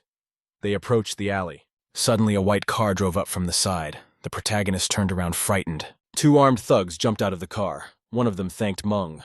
The girl cheerfully said she was a professional and demanded double the fee. The girl asked the guy if he was disappointed. She did not meet his expectations and jeopardized his life. Lin replied that Chinese people know that going to Myanmar can be dangerous. The girl told the protagonist that if he gave her 100 million kyats, she would let him enjoy her body before she died. One of the bandits told the girl to act quickly. The intruders grabbed the protagonist and immediately tied his hands. Lin was sitting in a car. One of the thugs told the guy to be obedient. The protagonist thought to himself that the plan had gone a little differently. The shareholders' meeting was still a couple hours away. He could spend time in this place and have some fun. The protagonist, accompanied by his companions, arrived at a large base. One of the perps opened the car door and told the guy to get out. A man told his subordinates that they had done a good job. The boss told his brother that his rival looked like a weakling. The protagonist looked with surprise in front of him and realized that it had to be the boss in front of him. The man with the IV shouted to the guy that he was busted and demanded a knife for himself. The boss reminded his co-worker of the terms of the deal. For starters, he wanted to squeeze the guy for every last dime. The protagonist realized that he was looking at one of the first members of the Fabian gang. He didn't expect to find him here so early. His name was Tao Tuo, and he was busy with the organ market. The man with the IV shouted to the guy that he now recognized what would happen if he was pissed off. 8. The perpetrators brought in several groups of people. They distributed them to different rooms. One of the perpetrators put pills in the victims' mouths. They wanted to use them for transplants. Doctors in back rooms were removing organs from patients for transplants. The main character was looking around. The girl demanded from the guy that he give her the card and give her the PIN code. One of the perps was surprised that the guy still kept smiling. Lin told the criminal he had a great idea in his head. The guy just didn't want to turn the criminals into the police. The cops gave a small beacon with a signal barrier. When the guy would be in danger, he would disable the barrier. Then the enforcers would find his location and rescue him. Lin thought to himself that he would kill all the criminals and call the police. Dao commanded his subordinates to begin the torture. A huge burning cauldron stood nearby. Meng picked up the red-hot piece of metal and demanded the guy's PIN number from the card. The girl threatened the guy that she would burn his forehead out, and then he would tell her everything. The bandit put a gun to the protagonist's head. Lin realized he had 3 seconds left. At this time, a green stone suddenly fell from the protagonist's neck to the bottom. The pendant fell to the ground with a loud sound. The people around him looked at it carefully. The girl was surprised. She looked intently at the jewelry on the floor. The protagonist was also amazed. He noticed that everyone around him was looking at the green pendant. Meng asked the protagonist, "Why was that pendant hanging around his neck?" Dao shoved one of his subordinates away very sharply. He looked forward excitedly. At that time, a woman appeared at the side with her subordinates. She was heading towards the protagonist. Wei asked sternly to the bandits who dared to touch her man. The people around them stood silent. Fighters from different factions looked at each other. Wei asked sternly to her opponents if they had injured her boyfriend. Lin didn't expect a woman to show up. The protagonist was freed from his handcuffs. He told the woman that he was about to begin eliminating the criminals. Wei looked at the guy with interest and asked, "Wasn't he even afraid?" Lin said in a calm voice that the people around him were just a bunch of rude people. At this time, the woman's affection increased. Dao realized that the protagonist has powerful connections. That's why the guy has so much courage. The boss grudgingly asked the woman, "Did she set up a game just for him?" The bandits got angry. They drew their guns and pointed them at each other. Wei demanded that the bandits put their guns away. She reminded everyone of the rules. Dao raised his hand and said they would pretend to respect the lady. The meeting was about to begin. The woman told her subordinates it was time to leave. They headed for the exit. Wei told strictly the protagonist that he had to find his own way out. A woman was on her way to an expensive automobile. She thought everything was going to be okay. Wei sat on the chair in the car. She thought Chanu died too easily. She had anticipated this day and was ready for anything. Suddenly, the main character appeared in the car. He sat down with a surprised woman. Wei asked the guy what he was doing, and does he really want to die? Lin asked the lady for a ride. The woman explained to the guy that she had only saved him for his help at the Jade Market. She had paid him back. She was now heading to a dangerous place. Lin explained to the woman that the Dao and the owner of the Jade would not forgive him, so it would be safe for him to go with her. The woman commanded the driver that it was time to go. She explained to the guy that he would be on his own from here on out. There was a meeting at the Faben Company building. There were a lot of people in attendance. The subordinates were at the meeting with their bosses. They were sitting in a big room. He couldn't get through to them. They had an appointment today. Chin explained that the company members are busy transporting criminals overseas. If they fail, they will replace them. If the company representatives don't show up today, they may not come back again. Tao asked the people talking to him why they care about such trivial matters. He said the star of tonight's show is already here. There was Wei standing next to him. The protagonist thought to himself that the heroes were in their places. The show was about to begin. The woman said everyone is all set and we can begin. Chanu was blown up on his yacht 5 days ago. The woman said today's meeting was called to overthrow her and take over. Gogan told the interviewer that she was very direct and outspoken. He explained that the Faben gang cannot be without a leader for the sake of their stability. The man asked the woman if it really suited her to be in power. They could take over Chanu's duties after his death. Wei looked at the bosses and told strictly that one of them was an assassin. The men were silent. They looked angrily at the woman and said nothing. Dao told the interviewer that if he became a gang leader, he would use all resources to find the real culprit. The people in the audience laughed. They continued to sit indoors at tables. Lin thought to himself that Boss Chanu was dead. He wanted to catch the mysterious leader and hand him over to the police, but the plan didn't work. The protagonist decided to wait and see what would happen next. The woman reminded the interlocutors that all of Chanu and the gang's achievements were due to joint efforts. They started from scratch. She added that times have changed. Their goal is no longer violence and coercion, but to protect people. She promised that she would find her husband's killer to take revenge. The fighters shouted that the woman was right, and they supported her. The days of killing and fighting were over. The boss angrily told the woman that they would not change anything because of her statement. Gogan accused the interviewee of wanting to weaken their gang. The woman jumped up and shouted at the man to say his words again. Dao told the woman that she had gone to the Jade Market. He wondered if she had run out of money. The gang does any job just to get a livelihood. They can't make much money legally. The boss said a stupid woman can't think straight and run a gang. She can marry one of the 3 of them and continue to have the status of the ringleader's wife. The guard drew his gun and pointed it at the boss. He asked, "How dare he talk to the lady like that?" The man pulled out a gun and shot the guard in front of him. The woman was frightened. Bullet after bullet flew past her and hit her subordinate. The boss wasn't happy. He yelled that the bodyguard had no right to point a gun at him. He told the woman that he killed Chana. If the past leader had survived, they would all be beggars. He approached the woman and told her that if she became his wife, he would make her forget about Chanu. The woman told her interlocutor he finally confessed. She pulled out a small remote control in her hand. Wei told her interlocutors that they were all involved in Chanu's murder. She spent all her money on explosives. Explosives are planted all over the building. The woman gave the boss 10 seconds to decide. She was holding the remote. The bandits got scared. One of them yelled out that he didn't want to die. The main character was surprised. He couldn't believe the woman was so cruel. He wanted to jump out of the window, but he might not have survived the jump from the 5th floor. He told the woman with a smile that she could push the button. He wasn't afraid. The woman looked fearfully at the boss. She decided to press the explosive button. Wei pressed the button on the remote, but nothing happened. One of her subordinates said that for him, the boss paid more. He explained to the woman that he had bribed her men to clear explosives. The boss added that it took money to be in charge. The woman felt disappointed. Her plan was not realized. He has promised his colleagues that if they are with him, they will be well off. He retains the casting vote. The boss said that his ore business would bring in 870 milliard kyats annually. Tao said with excitement that he would like to fondle the girl. The Yeren promised the man that the girl would serve him. The woman sat and listened intently to the conversations. Around her, a man shouted that he wanted to have fun with Wei Shiman. The woman was angry. She didn't know what to do in this situation. The guy told the woman that it wasn't time to despair yet. He demanded that she be on his side, whatever he did. Lin jumped over the table and ran to the center of the hall. Wei looked at him with great excitement. The main character told the bosses that he wanted to be the leader of the Faben gang.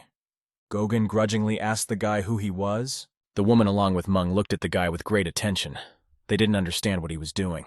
Dao said that the man in front of them was one of Wei Gong's recruits. He pointed his hand at the boy and said that he should be killed. The protagonist got the contract. He suggested that the bosses look at the document. The men read the contract carefully. They realized that the guy was now the new head of the company. People around were surprised. Wei, along with the girl, looked at the protagonist with interest and excitement. The man said the contract was real. Tao explained to the guy that even if he was the head of the company, he wouldn't be a gang leader. The man yelled at the guy to go back to China. He has no say here. Lin asked, "Can the one with the most money be considered the boss?" He wanted to be the boss and husband of the woman. Wei looked at the boy in surprise. She didn't understand what he was doing. The yearling looked angrily at the guy and asked what the guy meant. Lin promised that if he was elected boss, he would provide a good income for everyone. Lin stood in the center of the hall and raised his hand. He said that he could lead the brothers to a good life. The Yuan and his subordinates laughed. They didn't believe the guy's promise. Tao told the protagonist that his organ trading market brings in 1 billion yuan annually. Another boss said his real estate control brings in 2.5 billion yuan every year. He shouted happily that he earns the most. His annual income reaches 3 billion yuan. The woman was frightened. She knew that the annual earnings of the Faben gang were very large. The boss commanded his subordinates to kill the protagonist. Lin asked as the guy who was in charge of finances approached him. The protagonist swiped his card through the terminal. Lin told his interlocutors that he had transferred 5 billion yuan to everyone for tea. Everyone gets a mug. The bosses and the woman were very surprised. Wei asked incredulously at the guy, "Is he really giving them a treat?" People were very amazed at the sum of 5 billion yuan.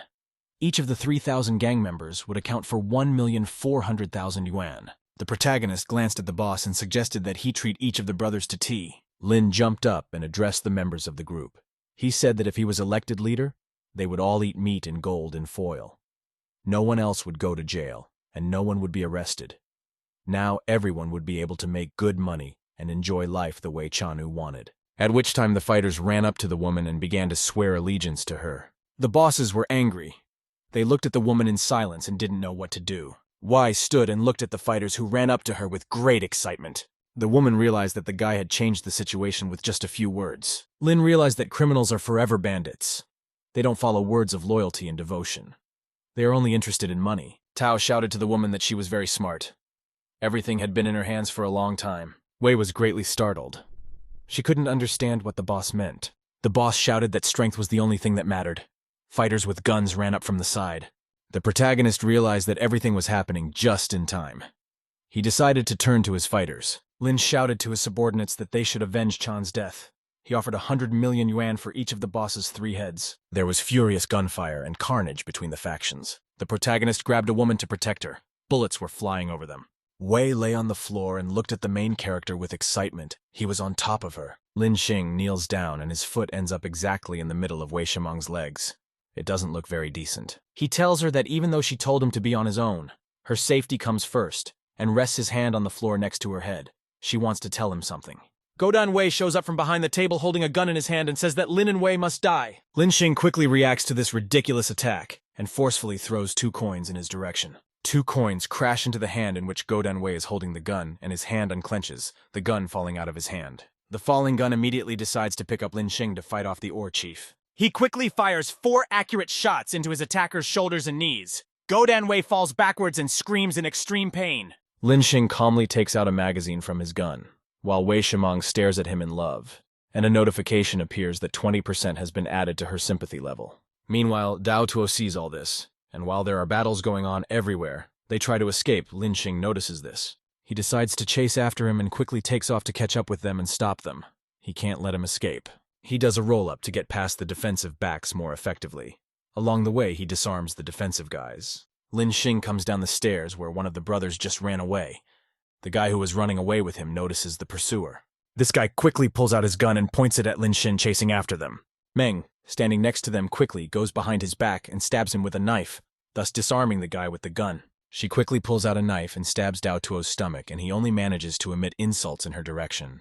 Lin Xing appears behind her and sarcastically asks her to stop and not kill these people. Mang turns around to him and holds out her 2 hands to him, laying out a bloody knife on them. She gets on her knees and looks like a dog. She calls him master and says he can do anything to her if he hates her. Linxing looks at her calmly and interjects if she really thinks he hates her. He says he has no reason to. She takes the knife in her hand and stares at him in love. She thanks him for not being offended anymore because she tricked him. She tells him that she will be devoted to him for the rest of her life because of his beauty. Linxing looks at her and thinks she's crazy and tells her that she can leave it alone as she has better things to do, while looking at the bodies lying around. Suddenly the doors open and people in body armor and with guns walk in. It turns out to be the police. Along with the regular police officers, a police captain comes in. She is informed that they have found the gang members Fiben and Duo Tao. Meng is detained, and the captain says they must find him and protect him. The captain thinks about how she shouldn't have sent Ling Xin on such a dangerous mission, and he shouldn't get hurt. A notification appears to add 10% sympathy. Meanwhile, Lin Xing runs into the office where Wei Shimeng is with the people protecting her. He tells her that there's a whole crowd of cops downstairs and the gates are open. He says she has to go. She asks him to run with her. He tells her that he and her henchmen are going to try to hold them off so she can fly away in a helicopter that is on the roof. Behind him are shouting people who say they will protect her. Wei Shimen looks at him even more enamored, and a notification appears that her affection increases by another 10% and becomes 41%. Meanwhile, Lin Xing is thinking about the fact that all these people will still be punished and captured and smiling evilly at this. He is thinking about the fact that Wei Shimeng might be dangerous to her life, and also he paid for her. While he is in his thoughts, Wei Shimen grabs him by his shirt and drags him behind him to the helicopter. He didn't expect this. They quickly arrive on a rooftop and get into a helicopter, which quickly flies off that rooftop to get away from the police. Wei Shiman and Lin Xing are sitting next to each other. She decides to tell him that she is uncomfortable as she couldn't leave her savior to die. She looks at the house as they fly past and says that the Faben faction is now destroyed and says she's glad it turned out that way, and she didn't have to blow it up herself. She says there's something else she wants to know from him, and asks him why he's helping her, and who he even is. He relaxes and says it doesn't matter, while he thinks about the fact that she can't find out he was helping the police by going undercover. At first, she is surprised that he says it doesn't matter, but afterwards she thinks it over and says it's right. She approaches him and tells him that she married Chan because she likes really strong men, ambitious and crazy. She moves even closer to him and tells him that she can't do anything about it, and she was just born to be like this. She says she's sorry she didn't meet him at the right time and asks him if they'll see each other when they land. Their big moment is cut short by something breaking a window in their helicopter. They both immediately react to it. It turns out that not only the window was broken, but also the helicopter itself. Smoke is billowing from its engines, and they realize that their helicopter has been hit. Lin Xing and Wei Shiman are standing in front of a helicopter stuck in tree branches. It's quite a creepy picture. Lin Xing looks at all of this and says that they definitely have a problem. Wei Shimang stands behind him and says nothing. This all takes place sometime after their helicopter is hit. They themselves decide to remember what it was like, and the first thing they remember is both of them looking at the broken window. Their helicopter is whipped up by a man who says that even if he dies, he will take them to the grave with him. A police captain appears and points a gun in his direction and doesn't hesitate to shoot him. She quickly disarms this man with one accurate shot from the back, the bullet going through him. Meanwhile, the helicopter loses altitude and its steering propeller is also damaged. Wei Shiman sees this. Lin Xing looks through the small window into the cockpit and sees that the pilot is injured and sitting unconscious. The helicopter starts to shake very violently, and Wei Shiman says that it's probably over for them. She quickly grabs Lin Xin's hand and he turns around to see what's going on. They move closer to each other and wrapping her arms around his neck, she says that they apparently can't escape this disaster, and she wants to do something before she dies. She suddenly approaches his lips with hers and they kiss. She looks very embarrassed about it. Heavy smoke billows from the tail of the helicopter, and it continues to lose altitude while Lin Xing and Wei Shiman kiss inside. Wei Shiman pulls away from his lips and says that this is a very good moment to ascend to heaven together. Lin Xing takes her hand and says that it is not decided yet, and one cannot yet say whether they will die or not. A notice appears that her affection is now 51%. He takes her in his arms and walks over to the open door of the helicopter. He tells her to hold on tight because they will jump. She is very surprised by his words. She tells him the altitude is too high, and even jumping into the sea would be fatal, and she doesn't want to turn into mincemeat. He tells her they're below 30 meters, and it's fine. A notice appears that for an ordinary person, a fall into the water even from 18 meters can be fatal, and Lin Xing meanwhile jumps from a helicopter. They fall into the water together and calmly traverse the water surface and go deep. Lin Xing comes out of the water still holding her in his arms. You can see small abrasions on them and they are all wet with seaweed. She slowly opens her eyes and the first thing she sees is the face of Lin Xin, who is carrying her in his arms.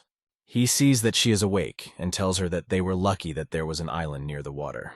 He thinks about how he can't tell her that he has level 7 strength. They see the very same helicopter, and Linxing says that it has finally crashed and they have no chance of using it again. They stop reminiscing, and Linxing says that he checked everything and the pilot is dead, the radio is broken, and there is no food in the first aid kit. Wei Shimin says that there must be fishing boats passing by their island. Her face looks very red, and she says that while they are here, they are obliged to make a distress call ashore so they can be seen. Linxing notices that her face is red and checks her forehead. He thinks about the fact that her heartbeat is weak. Her immune system is weakened. He thinks it's all caused by severe stress and hypothermia. He looks around and thinks about the fact that they need to build a fire first. She grabs him by his shirt and wants to say something. She breathes heavily and asks him to come closer to her. She looks very embarrassed about it. Linxing asks her what happened to her and tells her that he's just going to go look for food and firewood and will be back soon. She abruptly pulls him towards her and they kiss again, Linxing himself looking rather surprised. They stop kissing and she looks him straight in the eye. She tells him he can go get firewood now. He asks him if he understands correctly that this is such a way of showing appreciation. She tells him that they could die and he shouldn't worry about that, and she just wishes to be his. Notice appears that her affection is now 71%, and he tells her that in order for her to be his, she needs to get well first. He asks her to wait for him. Linxing examines his tracker and is sure that it has been damaged by seawater, but he is also sure that the police will search the helicopter crash site. In passing, he notices the bamboo and says he will make a bed. He examines the bamboo and says he's been watching a lot of survival videos and its thickness should be fine. Meanwhile, a python crawls up the branch behind him. Wei Shimin drinks the water they found in the medicine cabinet earlier and waits for Linxing to arrive with firewood. She says she's hot enough, but she also says she can't afford to sit idle. She takes a long stick and pulls it behind her. You can see small abrasions on her legs. She wipes her forehead from sweat and examines the work she has done. She looks quite tired. She examines a large help sign that is made of leaves and rocks. She says she hopes the sign can be seen from afar. She stands with a palm leaf by the water and draws water. She thinks about what she should do next. She unbuttons the clasp of her dress and says the clothes are soiled and she has to wash them. She removes her dress and remains naked. She tries to wash her dress in the sea while sitting on a rock. Suddenly, a huge wave appears in front of her and rushes towards her. She has no time to do anything. A wave comes over her and drags her dress behind her, while leaving her with seaweed instead of clothes. She tries to catch up with the wave and covers herself with seaweed. She can't do anything about the raging power of the sea waves. She thinks she needs to look for palm leaves for some cover, but suddenly Linxing appears. He sees her and assumes she is swimming. She instantly blushes and covers herself. She tells him that she was washing clothes and accidentally lost them. She asks him not to look. He tells her that not long ago she was saying she wanted to be his, and now she's shy for some reason. He notices a palm leaf with all sorts of critters on it. He tells her that she has found a great deal and she had better rest, for she has a fever. She tells him that she grew up by the sea, and poor people's children mature quickly, and a little cold won't do anything to her. Linxing stares silently at her and thinks about what they should do next, and how he should proceed. She asks him why it took him so long to gather firewood, and he tells her that he just found a python, and it was longer than he thought. A huge python carcass can be seen behind him, and he says that dragging such a carcass behind him was a hassle. The size of the python is very surprising to Wei Shimin. She sticks out a little from behind a rock, but immediately hides behind it and covers herself. He tells her that this is no good, and he will find her some clothes. He quickly cuts open the carcass of the python he just brought in and takes a piece from that carcass for himself. He easily, quickly, and carefully separates the python skin from the meat to give it to her as clothing. He hands this piece of leather to her and asks her to try it on. She agrees to it and takes it. She pulls it on and says she can't believe it actually fit her perfectly. Linxing tells her that eventually these pythons can easily swallow an adult human, and she tells him that it's incredible. The notice informs him that her affection has further increased. The sun is starting to set and they are preparing the food. They say they will have python meat and seafood for dinner that night. They are sitting by a campfire on a makeshift bed made of bamboo and wood. Wei Shimin says he really intrigued her. He asks her what he intrigued her with. She says he suddenly took over Faben, pretended to be a regular tourist and infiltrated the gang meeting, turned things around, but is not at all worried about the downfall of her gang. She wonders who he is. He calmly tells her he's just a regular rich guy with absolutely nothing to lose and eats python kebabs. She leans on him and tells him that he may not tell her the truth, because a strong man has to have secrets, and she likes that. Suddenly, a very heavy tropical rain begins to fall, which quickly extinguishes their fire. Wei Shimin says that the fire has gone out, and Linxing tells her that there is nothing they can do about it, as it rains very often on such a tropical island, and this is to be expected, and tells her to go to bed. They are lying together on the bed he made, and Wei Shimin is all shaky because she is very cold. Linxing approaches her and hugs her. He tells her that he will embrace her and warm her with his warmth. Her face turns very red and she starts breathing heavily. She looks at him in love. She slides her hand under his t-shirt and tells him that he's very warm and gets warm from it. She snuggles even closer to him and tells him she's even hotter this way, and he tells her she's still sick. She crawls on top of him and tells him to be quiet. He asks him not to talk. She asks him to keep her warm. She throws her head up because of ecstasy and they start warming each other up. It looks very naughty.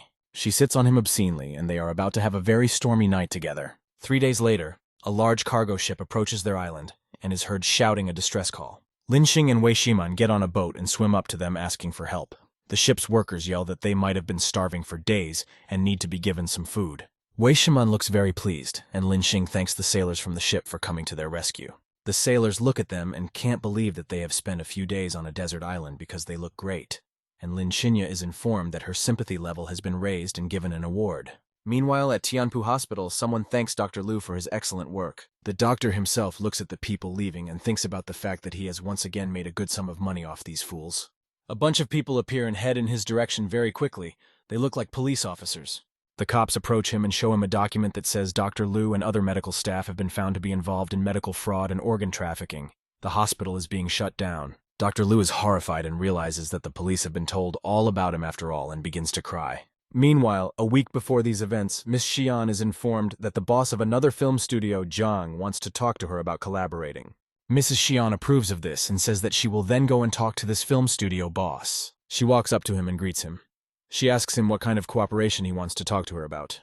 Zhang, the movie studio boss himself, thinks about her skin being very soft and delicate while shaking her hand. He inspects the set she's shooting on and asks her if he understands correctly that it's a set for her movie, and says that such a thing would only be suitable for a small production. They approach another site, and he says that compared to the last one, the difference is immediately apparent, because everything is much more advanced on this one.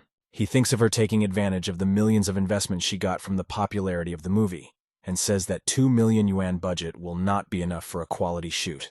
Mrs. Xian tells him that if he has something to say to her, he can say it to her now. He tells her that he doesn't want to procrastinate either, and he invests 8 million yuan in her movie to promote his advertisement, and with such advertisement he can guarantee her high profits. He says that he knows that such an offer is a great joy to her, for when the time comes to divide the profits, she will get 30%, and he 70%. He blushes and tells her that she can ask for a bigger share for herself, since everyone is her own, and she has nothing to be embarrassed about. She looks at him silently and starts to smile.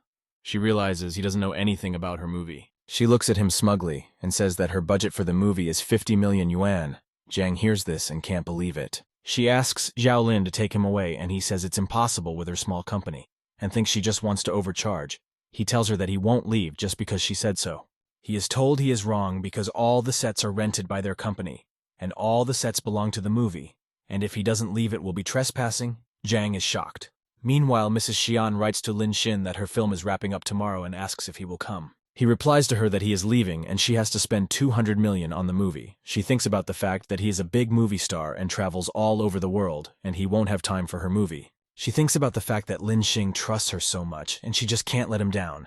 She's sure she has to make this movie perfect. She sends him one last message and looks over all their correspondence. She examines their entire history, how she shared her movie with him, how he offered to make her budget 50 million, how he gave her advice and of course allocated money. Xiaolin calls out to her, but she doesn't respond at first. On the third time, she does hear what she is called and looks satisfied. She asks her if she called her.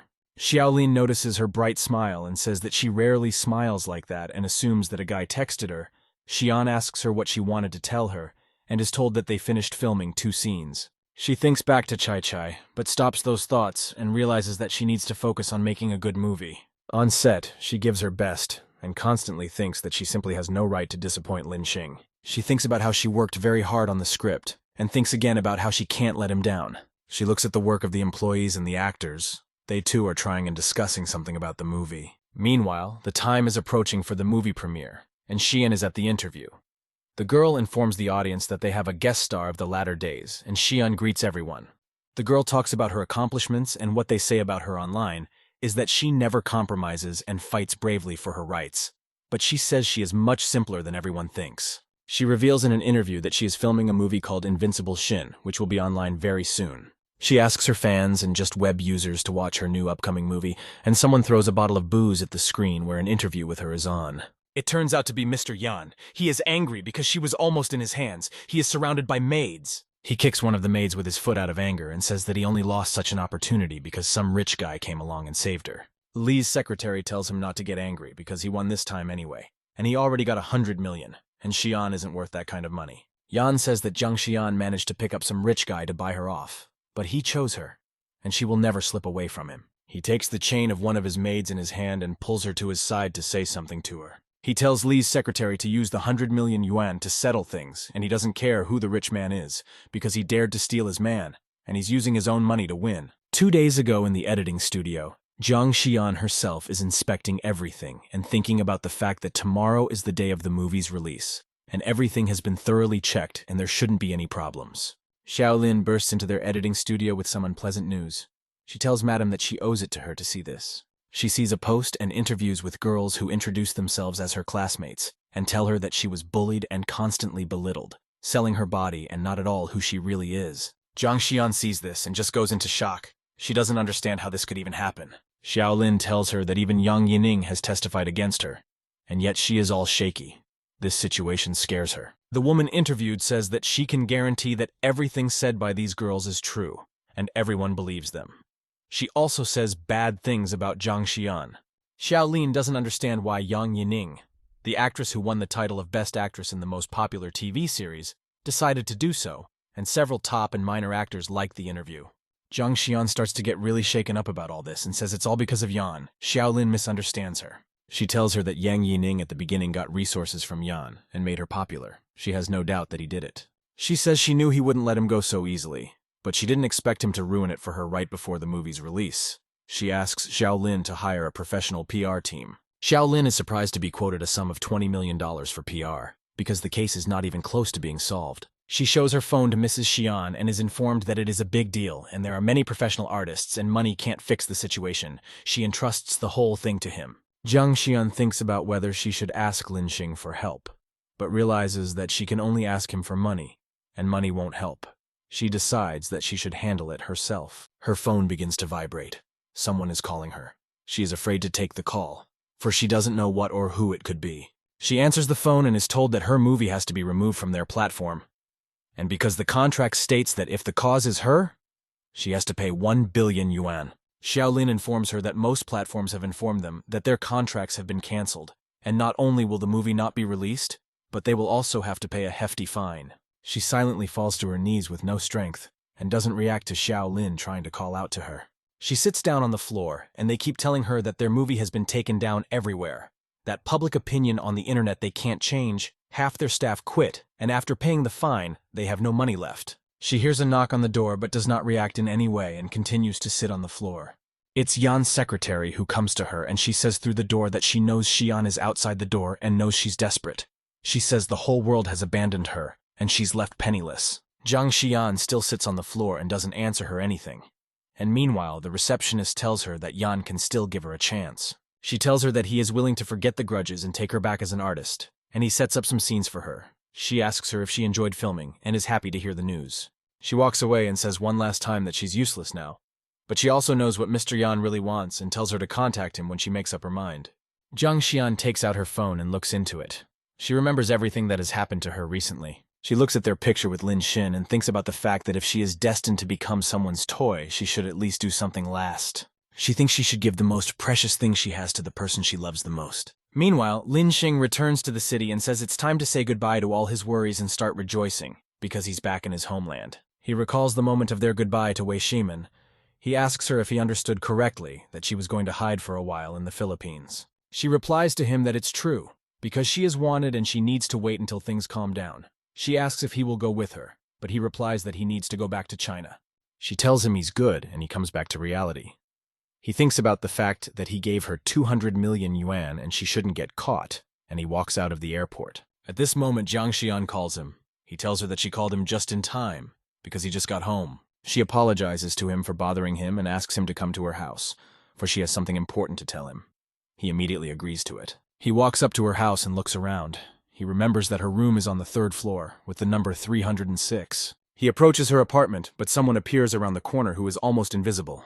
Lin Xing doesn't notice him at first. Lin Xing senses something and turns back. He notices someone running away very quickly from around the corner. He dismounts to chase after him and says at the same time that he can't even hope to escape. This unknown person runs away and drops a huge cabinet in front of Lin Xin to detain him. This doesn't stop him in the slightest, and he easily overcomes this obstacle by bouncing off the wall. He sees a guy with a camera run into the elevator and press the floor button to drive away from him. The guy looks at him and shows him his tongue as if to tease him. He also shows him a very obscene gesture. The guy was already sure that he had escaped, and was saying that Lin Xin had hoped in vain that he could catch up with him. Unexpectedly, Lin Xin successfully stops the elevator doors from closing, managing to put his hand between the doors. He opens those doors with force and looks creepy. He says it was the guy who ran away from him for nothing and offers to chat. The guy sees all this, sees the scary look on his face, and gets really freaked out. He has no choice. He tells Lin Xin that he's a journalist who came to spy on Jiang Xian because she hasn't left the house for 2 days. The journalist realizes that he is not up to date. He says he's here to deal with it, and Lin Xin asks him what happened and asks him to tell him everything. Lin Xin and the reporter go to Jiang Xian's door, and he knocks on it. He says he is the one who came to see her. She goes to the door and opens the door for him. He goes into her room and doesn't say anything to her yet. He examines her and doesn't understand what's going on, because he expected her to look a little different. He sees that she is wearing a pink-patterned top that fits her strongly, and she looks embarrassed. There is a gap between her underskirt and her top that shows her belly. Her hair is braided. She tells him that he trusted her and invested a lot of money in her, but she let him down and she may never be able to pay him back in her life. She tells him that she really doesn't know what else she can do to make it up to him, since she has nothing left but herself, and is even willing to give herself to him. He looks at her and thinks about the fact that she looks really good, but he realizes that he should rather tell her to keep her clothes on. His inner voice and lust interrupts him and tells him he's inept with words. It pisses him off a bit, and he banishes those thoughts. Suddenly, a journalist with a camera appears from behind him and says that he didn't expect the fact that they weren't already together. Jiang Xian gets scared of him and tries to cover herself up. This makes her very embarrassed as she is wearing a very revealing outfit. Lin Xin quickly reacts to him and pokes his fingers into his eyes softly. He tells him not to look. They move away from the door and she tells the two of them everything. The journalist says that now this whole situation has become clear. It is explained to him that Lin Xin is very young, but still he is Xian's sponsor, and this whole scandal happened because of Yan Jianzheng. Lin Xin asks him if he can tell the world the truth. The journalist thinks about his offer and thinks it's a great opportunity, because he has information he has had for years. But because of Yan's influence, he couldn't publish them. He tells them that he's on the case and has more dirt on him, but he warns that Yan Jianzheng's anger will be terrible, and voices an amount of 10 to 20 million yuan. Xian is surprised by Lin Xin's reaction, for he reacts very happy to the reporter's words, and says that this is a great opportunity, for anything that can be solved with money is not a problem for him. She tries to stop him and says he shouldn't do it, and the journalist is surprised that he made his decision so quickly. Lin Xin doesn't stop there and asks him to give him more dirty information on the two actresses. He asks the journalist to name his price. The journalist agrees and receives a 60 million yuan transfer from Lin Xin to his account. He looks at this amount and can't believe it. And Lin Xin himself thought that he would ask for hundreds of millions of yuan. Meanwhile, he asks to hire people to distribute as well as internet trolls. He turns to Jiang Xian and says that the cost of the movie is not important, and they will make another wave of movies with commercials and invite all the major platforms to publish. Xian tells him that it went bankrupt and absolutely all the money went to platforms and most of their staff quit. Lin Xin's face changes and he asks her if he heard everything she just told him correctly. Jiang Xian gets scared and thinks he's mad at her. She tries to tell him something, but things aren't really what she thinks they are. He smiles happily and pats her shoulder kindly. She says he's happy that she spent 300 million yuan in 2 days and this is what he needs. The journalist can't believe his words. He tells her he will give her $1 billion and they will involve other platforms. Also, the company will hire staff and PR people. He tells her not to save and put all the money together to get revenge. Jiang Xian is surprised that it is worth a whole 1 billion yuan. The journalist also can't believe that it is worth so much. Lin Xin tells her that he doesn't care how much money is spent, because all he wants to do is fulfill her dream. Jiang Xian hears all of this, and her affection increases by 30% and is now at 82%. The journalist tells him that he is the best at this kind of thing, and he asks him to entrust it to him, and he will make sure everything is done perfectly, and he is no longer afraid of Yan Jianzheng. He runs off and says they can just wait to hear from him because the result will be this evening. Come evening, the sun hides behind the horizon and the stars show in the sky. It's time for that very reveal. The big moment comes, and people notice that a new exposé from Zuo Wei is coming out, and everyone realizes that something very serious has happened. It turns out that he posted a post in which he writes that it was not Jiang Xian, but Yang Yining who came into showbiz through bed and attaches a candid video. Some people can't believe it. After a while in the video, she shows her face and everyone realizes that it's all true, and she says that she expects to star in the movie as they agreed. The journalist continues to make posts. He posted a photo showing the two actresses and Yan entering the motel together, and did not leave the room until the next day at noon. Meanwhile in the office, the two actresses are sitting on the floor in front of Yang Yining and asking for help.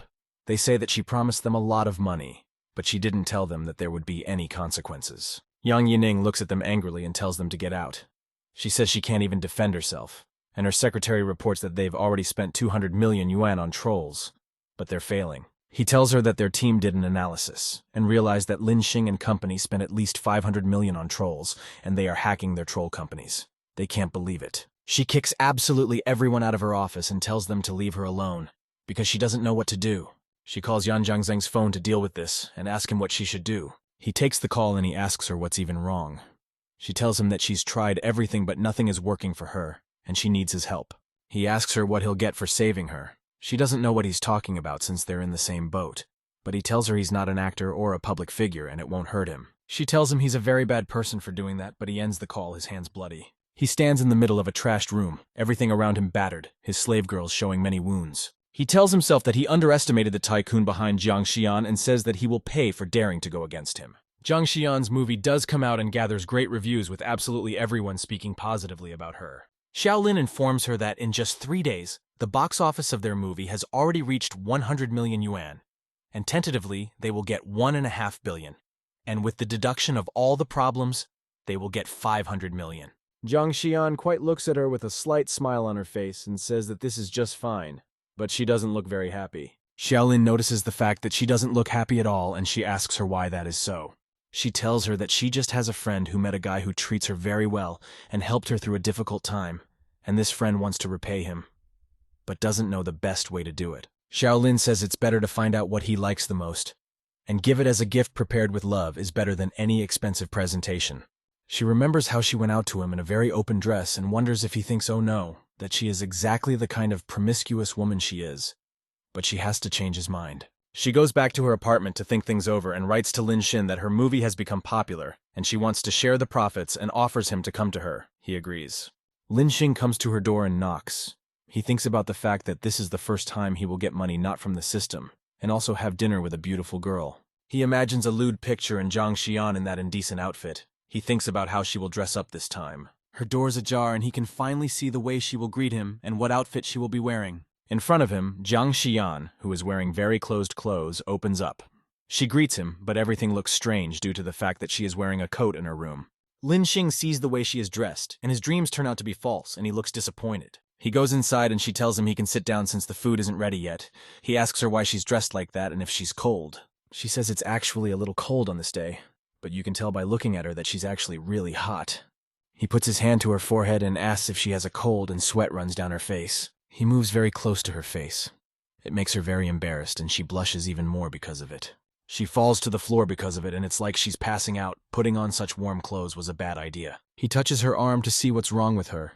He realizes she has heat stroke. He decides to unbutton her coat in order to lower her body temperature, because she was definitely hot because of those warm clothes. He strips her down to her underwear and examines her. It looks quite lewd. He looks her over and thinks about how cute she is. He blushes a little because of looking at her like that. He takes a rag to wipe her body and starts wiping gently so as not to hit anything extra. He gently wipes her entire body clean of sweat and decides that she can't continue to be like this. After a while, she regains consciousness, and at first she doesn't realize what happened. She looks like she woke up after a long sleep. She does fully awaken and realizes that she's lying on the couch, and she herself has changed into a yellow dress. Lin Xing notices her waking up and tells her that she had heat stroke and he cooled her down and changed her. She's surprised by this. It's like she hides her head in a pillow and says it's really embarrassing, and he asks her why she was dressed so warmly. She tells him that earlier she met him in light clothing, and he might have thought she was a lecherous woman, so she decided to dress warmer. He brings her a plate of cooked rice, and she moves the pillow away from her face to look at him. He tells her that he understands everything now, because she was in such shock and it would have been too much for anyone. But he knows she is strong. She silently looks at him and smiles, her face red again, and a notification appears that her affection has been increased by 3% to 85%. She hugs him and thinks about how glad she is that she has met him in her life after all. Lin Xing leaves and takes a cab somewhere. The cab driver informs him that they have arrived and he can get out. He's standing in front of some building and realizes it all looks very expensive. He pulls out his phone. On his phone, he watches his correspondence with Yenbu, in which he thanks her for helping him with Zhang Xian's situation, and he offers to meet her. He informs her that he's already there. Lin Xing walks into the tech museum where he's supposed to meet Yenbu, and is surprised at how futuristic everything inside is. He sees robots and holograms in front of him. He marvels at how far science has come. He says the place is too big, and wants to see what the name of the product she's looking for is. But he realizes it's all written in a foreign language. He tries to understand everything it says, but he doesn't understand anything. And he hears someone making excuses and saying that his filter plant meets the standards. He turns in the direction from where the sounds of conflict can be heard, and wants to see what's even going on. He sees some man with a name tag telling another man to back off and kicking him. Next to him, his daughter is trying to help him up. The man who was pushed sits on the floor and says the other man can't take back what he said, because his products are already packed and ready to ship, and he wants him to cut the price in half. The man who pushed him says his product doesn't meet their requirements, and it's not his fault. The man on the floor says that's bullshit. A man on the ground grasps the area in his chest where his heart is, and his daughter tells him that he shouldn't worry too much because he has a weak heart. The man pushing him tells him not to play the victim and tells him it won't work, and he doesn't have time to mess with him, and if he doesn't want to trade, he can fuck off. His daughter tells him that according to the contract, it was the man who first broke their agreement. The man tells her that she can deal with it, but now adults are talking, and it's none of her business. He chases her away. She says that according to their contract, his requirement was to filter particles according to specified parameters, and her father's filters are fully compliant with them, and he is obligated to buy the filter assemblies. The man tells her that even if she is right, it doesn't mean anything, because these filters are only needed by his company, and they will have to sell them to him at half price, and if they don't, they will suffer a big loss. She asks him if he wants to break their contract, and wonders if contractual agreements are really so unappreciated in America. A man tells her that she and her country are not for anyone, and she has no right to talk about his country's values. Her father says he was counting on this pact to be their salvation, but she ended up dragging them down. He apologizes to his daughter for letting her down. She tells him it wasn't his fault. The man tells them that the whole world is wrong, but they, Americans, can't be wrong, and tells them to remember that, because now they can bargain. Unexpectedly, Lin Xing appears behind him, looking very creepy. The man doesn't understand why he is getting chills. Meanwhile, a man stands at a booth offering the latest clean rooms, which have a guaranteed performance of 98% at a low price. Yenbu sees this man and hears him offer some man all of this for $300 million. She approaches him and says that she represents a new technology company from China, and their company is interested in acquiring their company's premises. He takes her business card that she gave him before, and reads the fact that her name is Yenbu, and she is from China.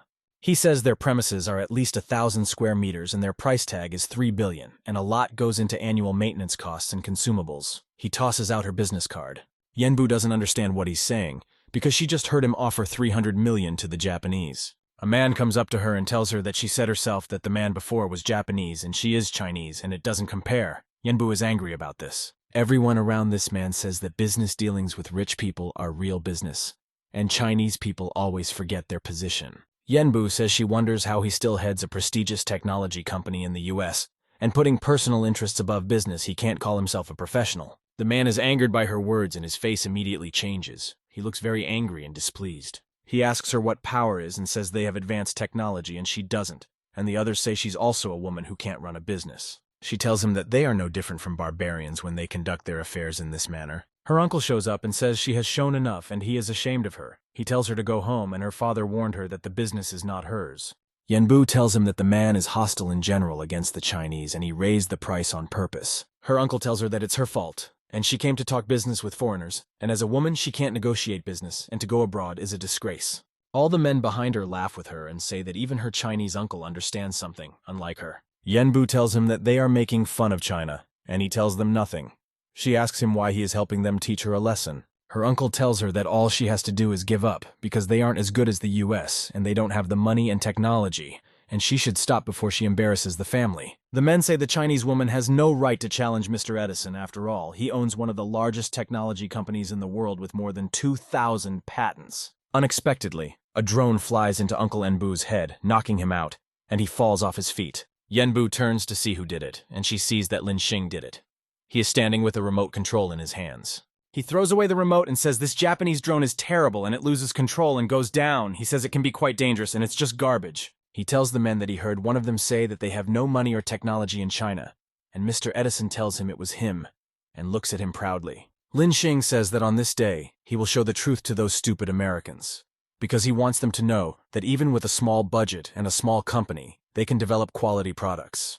Lin Xing snaps his fingers and says that it is time to rub the nose of those who dared to offend them. A hologram appears in front of the Americans, in which all the data of the filtration plant is painted. They see all of this, and it's as if Lin Xing is looking down on them, for he knows that everything has been done perfectly. Another girl is shown who looks rather lofty, and as if she is descending to them from the sky on a ladder. It shows the daughter of the man they tried to buy his filter unit from for half price. The man behind Mr. Edison starts laughing and says it's ridiculous that a little girl would change men's minds.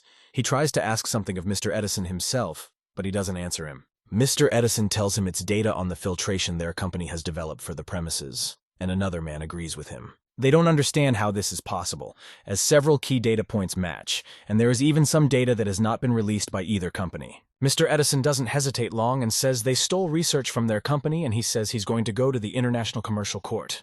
He gets interrupted, and someone says that the US just didn't develop such a thing, and they just wouldn't have been able to steal it. It turns out to be the girl's father, and he says that they can't prove that it's their data, because it was developed by hundreds of their employees who worked day and night for 5 months, and it's their development. He tells him that if they can, let them go and sue, for they Chinese have honor and despise cheaters. Mr. Edison tries to say again that it belongs to them, and meanwhile the man who kicked the girl's father comes up to him and says he missed the whole thing. A palm mark can be seen on his face, and he points to the girl's father and says that he hit him suddenly, and it was not possible to purchase the filter unit from him. Mr. Edison hears this, and his face squirms in a horrible grimace. He looks pretty creepy, and the men behind him can't believe it. Lin Xing says that these proprietary products of theirs are actually purchased from small companies in China and exploit the superiority, and then apply for a patent to steal the technology. He says they always do, and sweat starts running down Mr. Edison's face. He doesn't know what to do. People tell them that this is simply unacceptable, and they despise them, because it can be considered for real robbery. Mr. Edison is not about to give up and heads towards the girl's father.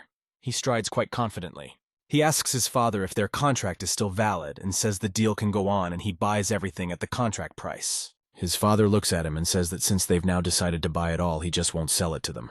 Mr. Edison gets angry and tells him he is crazy and says that if he doesn't agree, he will make sure that no one from any country will buy anything from him. Lin Xing steps forward and says that he'll just buy whatever this man invents, and there's nothing Mr. Edison can do about it. Mr. Edison tells him that the price in the contract was 1 billion yuan, but he is willing to pay double. Lin Xing outbids him and says that he will easily buy this for 4 billion yuan. The American can't believe it. Lin Xing asks him if he has anything else to say and says that a famous American tech company that can't match their technology or their money makes him laugh. Mr. Edison looks very creepy and asks him who he is. He says he knows all the big manufacturers at the tech show, but he's never heard of him.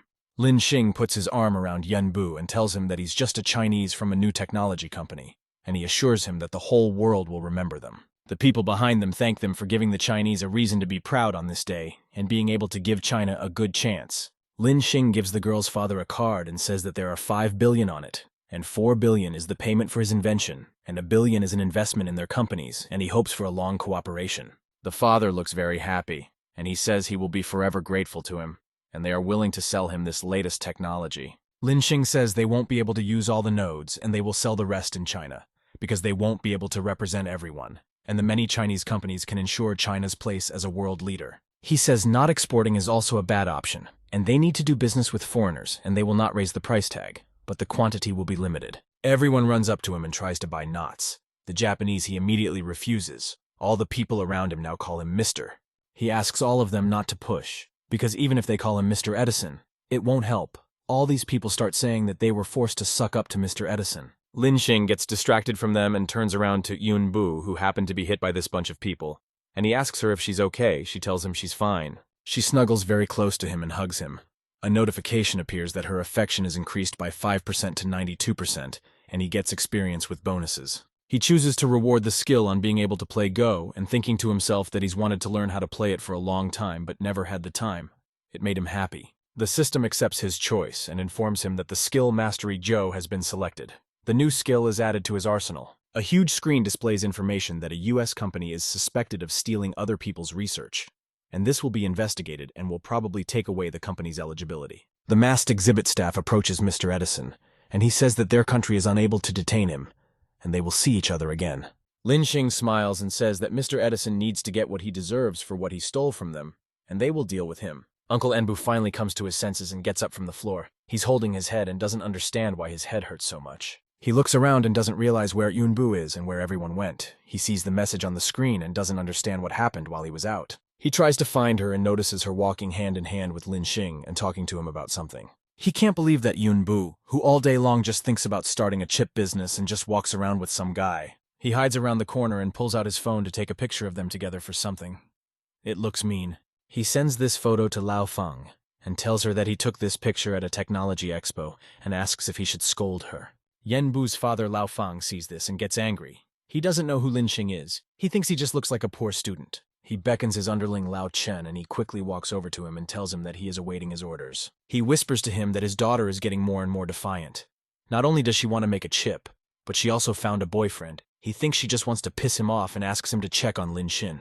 The guy sitting next to him waits for him to talk, and after the handyman leaves, offers a drink to their cooperation, and Yunbu's father agrees and calls him Miao. Miao says that they've been working together for a long time and he knows his family well, and he should know that his family is very insistent on marriage, and he likes Yunbu a lot on all counts. Lao Feng thinks that although Miao is frivolous, he can't be blamed for it, because all young people are like that, and he thinks that Yunbu should finally start a family so that she will be calmer. He thinks about the most important thing in all this, is that their families are equal in financial status, and they will be strong allies in the future. He extends his hand for Miao to shake. They shake hands, but suddenly his handmaiden bursts into their office, looking a little frightened.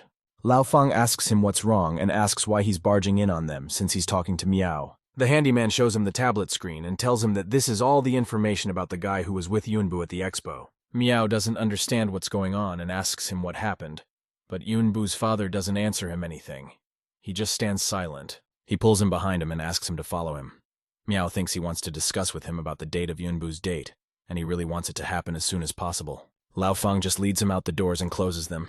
He says he looks forward to the next meeting and they will collaborate some more. Miao doesn't understand what happened. He knocks on the door and tries to shout to him, but in the meantime, Yunbu's father calls her uncle and tells him that she's within her rights to decide who she loves and he supports her 100%. He tells him that he highly advises him to mind his own business and not to interfere in any way with Yunbu and Lin Xin. Lao Feng ends the call and thinking that Lin Xing is that legendary rich man and even her company is supported with his investment, he asks his handyman to get his collectible wine. Meanwhile, Lin Xing and Yenbu are walking around the exhibition. She shows him that they are in the exhibition hall. They come to some kind of button stand and he asks her what it is, but she doesn't say anything back to him. It's as if they are transported to some fairy tale cave, and he realizes it's something like a three-dimensional projection. Yenbu explains to him that it is the result of a joint development by several companies in their country, and it is a great synthesis of three-dimensional projections, virtual reality, and artificial intelligence. They are transported to a new location, and it's like they can feel the warmth of the sun in this simulation. It tells him that this virtual reality can instantly create any scene. She explains that the main problem with this car is the weak chip power, but with their new technology, they will improve this technology, and she has high hopes for it. Lin Xing says it's just incredible and impressive. She tells him that he can try to create something too. He thinks briefly and decides that he will choose some sort of romantic scene for their first time. They are transported to the stage where they stand at the love altar as a man and woman about to be married. Their clothes are replaced by their wedding clothes, and it surprises them both a lot, because it's just unbelievable. He apologizes to her and tells her that he thought it would be a cherry blossom or starry sky scene, and she tells him that she didn't expect it to be so straightforward. The priest asks her if she agrees to love Lin Xin's fiancé forever, whether for better or worse and even for richer or poorer. She hesitates to answer and the crowd shouts that she must agree and marry him. Lin Xing says that it's unimaginable, and he can't believe that an artificial intelligence could do such a thing, and Yunbu agrees to the priest's words. Lin Xing looks at her and interjects if he heard correctly and asks what she just said. She moves closer to him and moves closer to his lips to kiss him. They are still standing under the altar of cherry blossoms. They start kissing very passionately, and it all happens under the same altar. They look like real newlyweds. Yunbu distances herself to say something to him, and her face looks very red. Of her, she is all very heated. She's embarrassed and says she's doing something wrong. She apologizes. Lin Xing tells her it's okay, and he didn't think she had that side to her. They are informed that the wedding is over and the simulation begins to disappear. First, the simulation itself disappears. The clothes remain on them. They get word that it's time for the newlyweds to have their wedding night, and they find themselves in a pink room with hearts everywhere. Yunbu's clothes change from a wedding dress to a rather revealing wool sweater, and it surprises them both. Yanbu turns to Linshin and looks very confused. She doesn't know what they will do next. She quickly escapes from the simulation and apologizes. She says that she didn't know artificial intelligence could do such a thing. Linshin gets a little upset that she ran away. After Yunbu escapes from Linshin, she heads to her house to process everything that has happened. She quickly runs into the house and the butlers say hello to her, but she just runs past them without saying anything. She runs into her room and doesn't realize what's happening to her.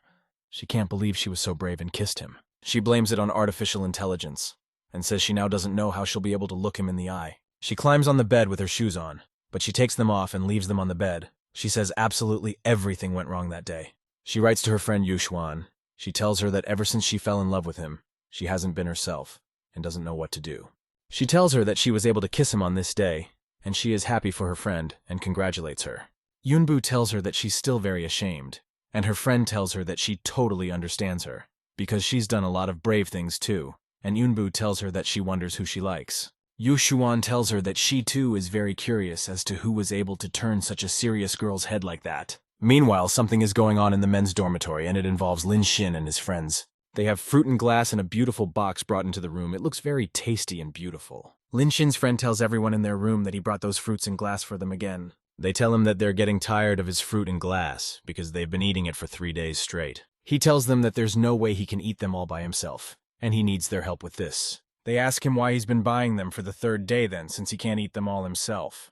He tells them that they are right, and there is actually a good reason why he has to buy this fruit. He tells them that he has spotted a girl named Hannah who is in her 1st year at their university, and lately she's been trading every day after couples and making a living. He remembers her and says that when he first saw her, her gentle smile instantly won him over, and he had already planned everything for them. He says that's the reason he was buying fruit. So he could talk to her, and they exchanged contacts, and she's making money because her father broke his leg, but they still won't agree to help him with the fruit.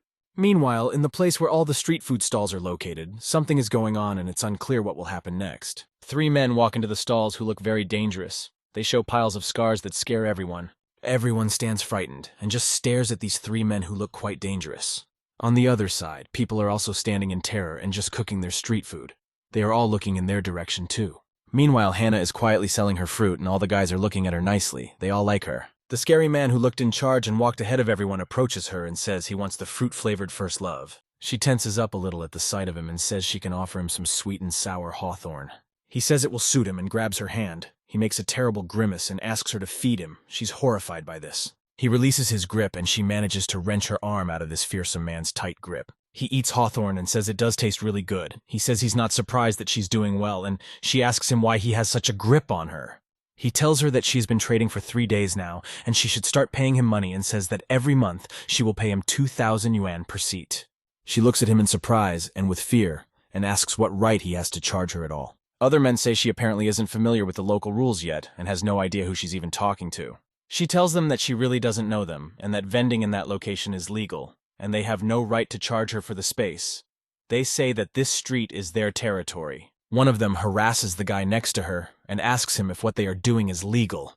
He answers them in awe that it is legal. She tells them that she doesn't have that kind of money and only trades in this place to make a living. He grabs a pinch of sand from the ground and throws it on her sweets. He tells her that for non-payment, he will slip her something every day. She sees this and starts crying. She asks them how they can even allow themselves to do this.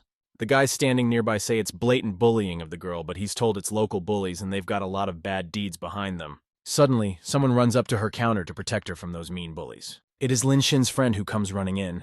He asks the bullies what they are doing and says that they have no right to bully and rob the girl. The main bully takes him by his shirt and asks him who he is. Another bully says they'll find out if he's a hero or a coward and clenches his fists. Linshin's friend tells the bully to let him go and looks at him unhappily, but the bully just smiles and looks at him. Hannah tells him to let him go, since she's calling the police. But the bully says she has nothing to complain about, since there was no fight and he didn't do anything to either of them. He lets it go and says they did nothing illegal and she can't say anything against them. They tell her that if she strongly calls the police, they will definitely play her to the hilt and abuse her. Linshin's friend is holding onto his chest, and Hannah looks at him with tears. She holds her phone in her hands. A guy in the crowd of people nearby calls the bullies freaks and is about to get into a fight with them. Another guy tries to stop him and tells him not to be impulsive, because it's better not to mess with bullies. The main bully approaches them and asks what kind of crowd they are, and if they want to fight, he tells them to try and hit him. He says that the students and a bunch of small children won't be able to do anything to them, because they have no connections or money, and they should thank him for the lesson in the first place. He walks closer to them and starts to push them apart. He pushes the girl and approaches Lin Xin, who is standing behind the crowd. He pushes the two guys in his way away, and only Lin Xing remains in front of him, who doesn't even pay attention to him. He's just standing there eating the tofu he bought for himself, and at first he doesn't notice the bully who asks him if he's deaf, because he told everyone to get out of the square. He grabs Lin Xin's shoulder and tries to push him, but he fails. He doesn't realize what's going on. Lin Xing finally notices him after this action and gets angry. He asks the bully if he can't see what he's eating and wants trouble. He says even dogs know not to disturb a meal. Bully tries to tell him to get out, but Lin Xing shuts him up with his horrible breath. The bully decides that he has to pay him back and tries to punch him in the face, but Lin Xing ignores it. The bully's fist hits him in the face, but he sees that his face looks completely calm and doesn't look like he's hurt. The main bully's hand turns red. It looks like he hit the metal wall with all his might. The other bullies run up to him. Meanwhile, Lin Xing is doing his acting and says he's in pain, and this huge fist smashed into his face. He says he might have a concussion, and the guy next to him says he managed to get it all off. He also keeps filming and says he can take it easy as the video will be in the best quality. The main bully is holding onto his injured arm and glaring angrily at him, the other bullies standing close by. The guys in the crowd say that the guy filming is the student council president Zheng Hao, and the one lying on the ground is Lin Xing. Meanwhile, Lin Xing pulls out a bottle and says that he came to them when he had a bottle of liquor worth 2 million in his hand, and he even has a receipt, but the alcohol spilled and they will have to pay him back. The main bully tells his guys they better leave and not waste their time on him. His guys snap at the crowd. The students gather in a huge crowd and say that these bullies have been dealt with, and they are no longer afraid of them. They surround them and tell them that they won't be able to escape them, and they will realize how life really works. The bullies look around and realize they can't get away from them. They don't realize what's going on. A guy in the crowd falls to the ground and starts crying. He says the head bully pushed him. The students videotape the whole thing and say these bullies are beating up students and tells the guy on the ground to look at the camera. The bully becomes enraged and knocks the phone out of the student's hands. He says no one knows the right to take pictures of his face. The guy he knocked the phone away from falls to his knees and starts holding onto his wrist. He says it's broken and that the bully smashed his brand new phone. The bully gets even angrier about this spectacle and swings his fist to hit one of these guys. A girl in the crowd puts her phone on a tripod and says that since everyone has started having so much fun with these bullies, she's going to try it too. She starts a live stream and her followers write that they have already seen these hooligans robbing and beating people. A post with this girl and the events around her is put on the internet, and everyone in the comments writes that the police should come and deal with it. A huge crowd is gathering around the hooligans. All the students from the crowd pull out their phones and start filming them. They say that they messed with the Yangjian students for nothing, and they pissed them off for nothing. The president tells them that if they can't make it up to Hannah and the others, they can't leave. The main bully says they are wrong to think they are really afraid of them, and orders his guys to get guns. They pull out knives and brass knuckles. The principal shows up with the police. He loudly asks the crowd who dared to bully the students of his university. The bullies see him and realize that their business is bad, for it is the principal of Yangjian University. The principal tells them that he doesn't know them, but they have no right to collect fees for a place of trade near the university, and also prohibits the placement of stalls without permission. The hooligans he gives to the police. The police approach the bullies, and one of them orders the others to detain and remove all 3 bullies and names him as a suspect. Students yell at their backs that they have to clean up and it's their university's turf, so they don't belong on that turf. They come up to Hannah and tell her that she doesn't have to worry because all of them students will protect her. And if the bullies come again, they will show them their power. She thanks everyone. Meanwhile, Chao Tong talks to the principal and asks him how he can get a trading license near the university because Hannah needs it. The principal thinks about his words and looks at Hannah. He says he's getting a better understanding of their situation. He says that if all formalities are followed, she can apply, and students who are actively engaged in entrepreneurship or with family difficulties can apply for financial support. He smiles awkwardly and looks at them. He thinks about how Lin Xing will be pleased with what he did. Hannah thanks everyone around her for their help, since she could have been left without a booth, and says that in honor of that, she will treat everyone to fruit and glass at her expense. Chao Tong runs up to her and tells her that he will make caramel instead. She thanks him for it. Lin Xing brings some flowers and says that he is also willing to help, and he knows how to cook something too. It turns out that he brings them branches from the osmanthus tree, and at that time they are just starting to bloom. He says all you have to do is dry pure osmanthus flowers and then add to the caramel and cook it all together. He tosses the flowers into the caramel. His cooking skill is activated, and he is going to show everyone a fine cooking show to surprise everyone. He says to roast the second part of the osmanthus while the caramel is simmering and does it like a true professional. Chow Tong and Hannah smell the wonderful flavor and say it just cooks wonderfully. They can't wait to try it. All the students also smell the smell of what Lin Xing is cooking, and also say that it smells very good.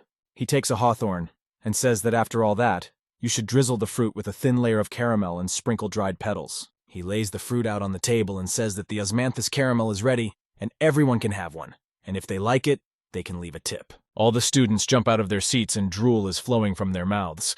They say they will definitely try this, because they have never tasted anything like this before. Hannah takes one for herself and decides to try it.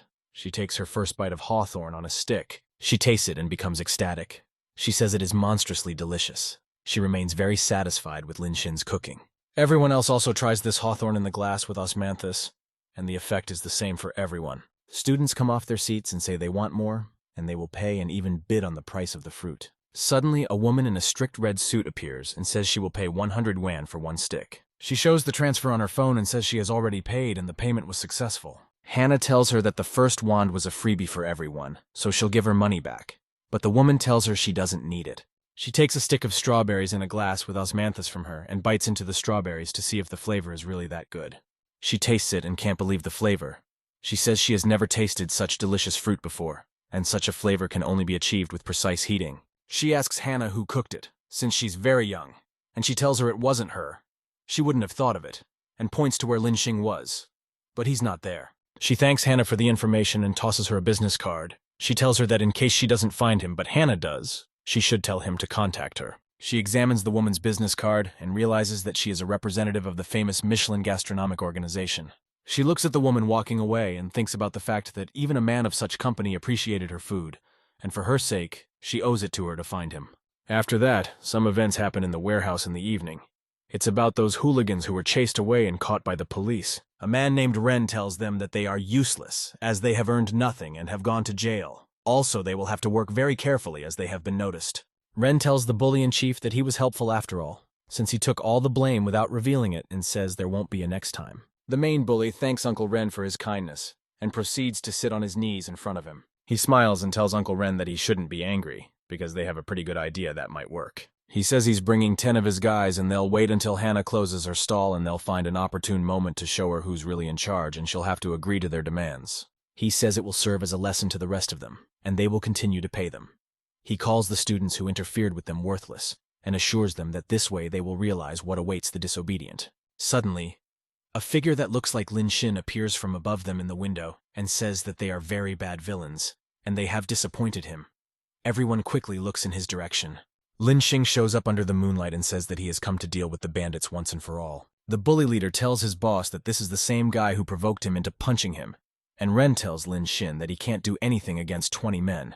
Lin Xing doesn't listen to him and needs his fists. He says that it's really a lot, and he will unleash his anger on all of them. All the bandits take machetes in their hands and rush towards him. They are ordered to take him dead or alive. Lin Xing makes a quick dash forward, dealing with all the bandits in his path with his bare hands. Uncle Ren sees all those machetes that his subordinates had fall to the ground and he's shaking all over. Lin Xing stands in the middle of a pile of people lying on the ground and says that what he sees is that no one is capable of fighting him anymore. Uncle Ren sees all this and is very frightened.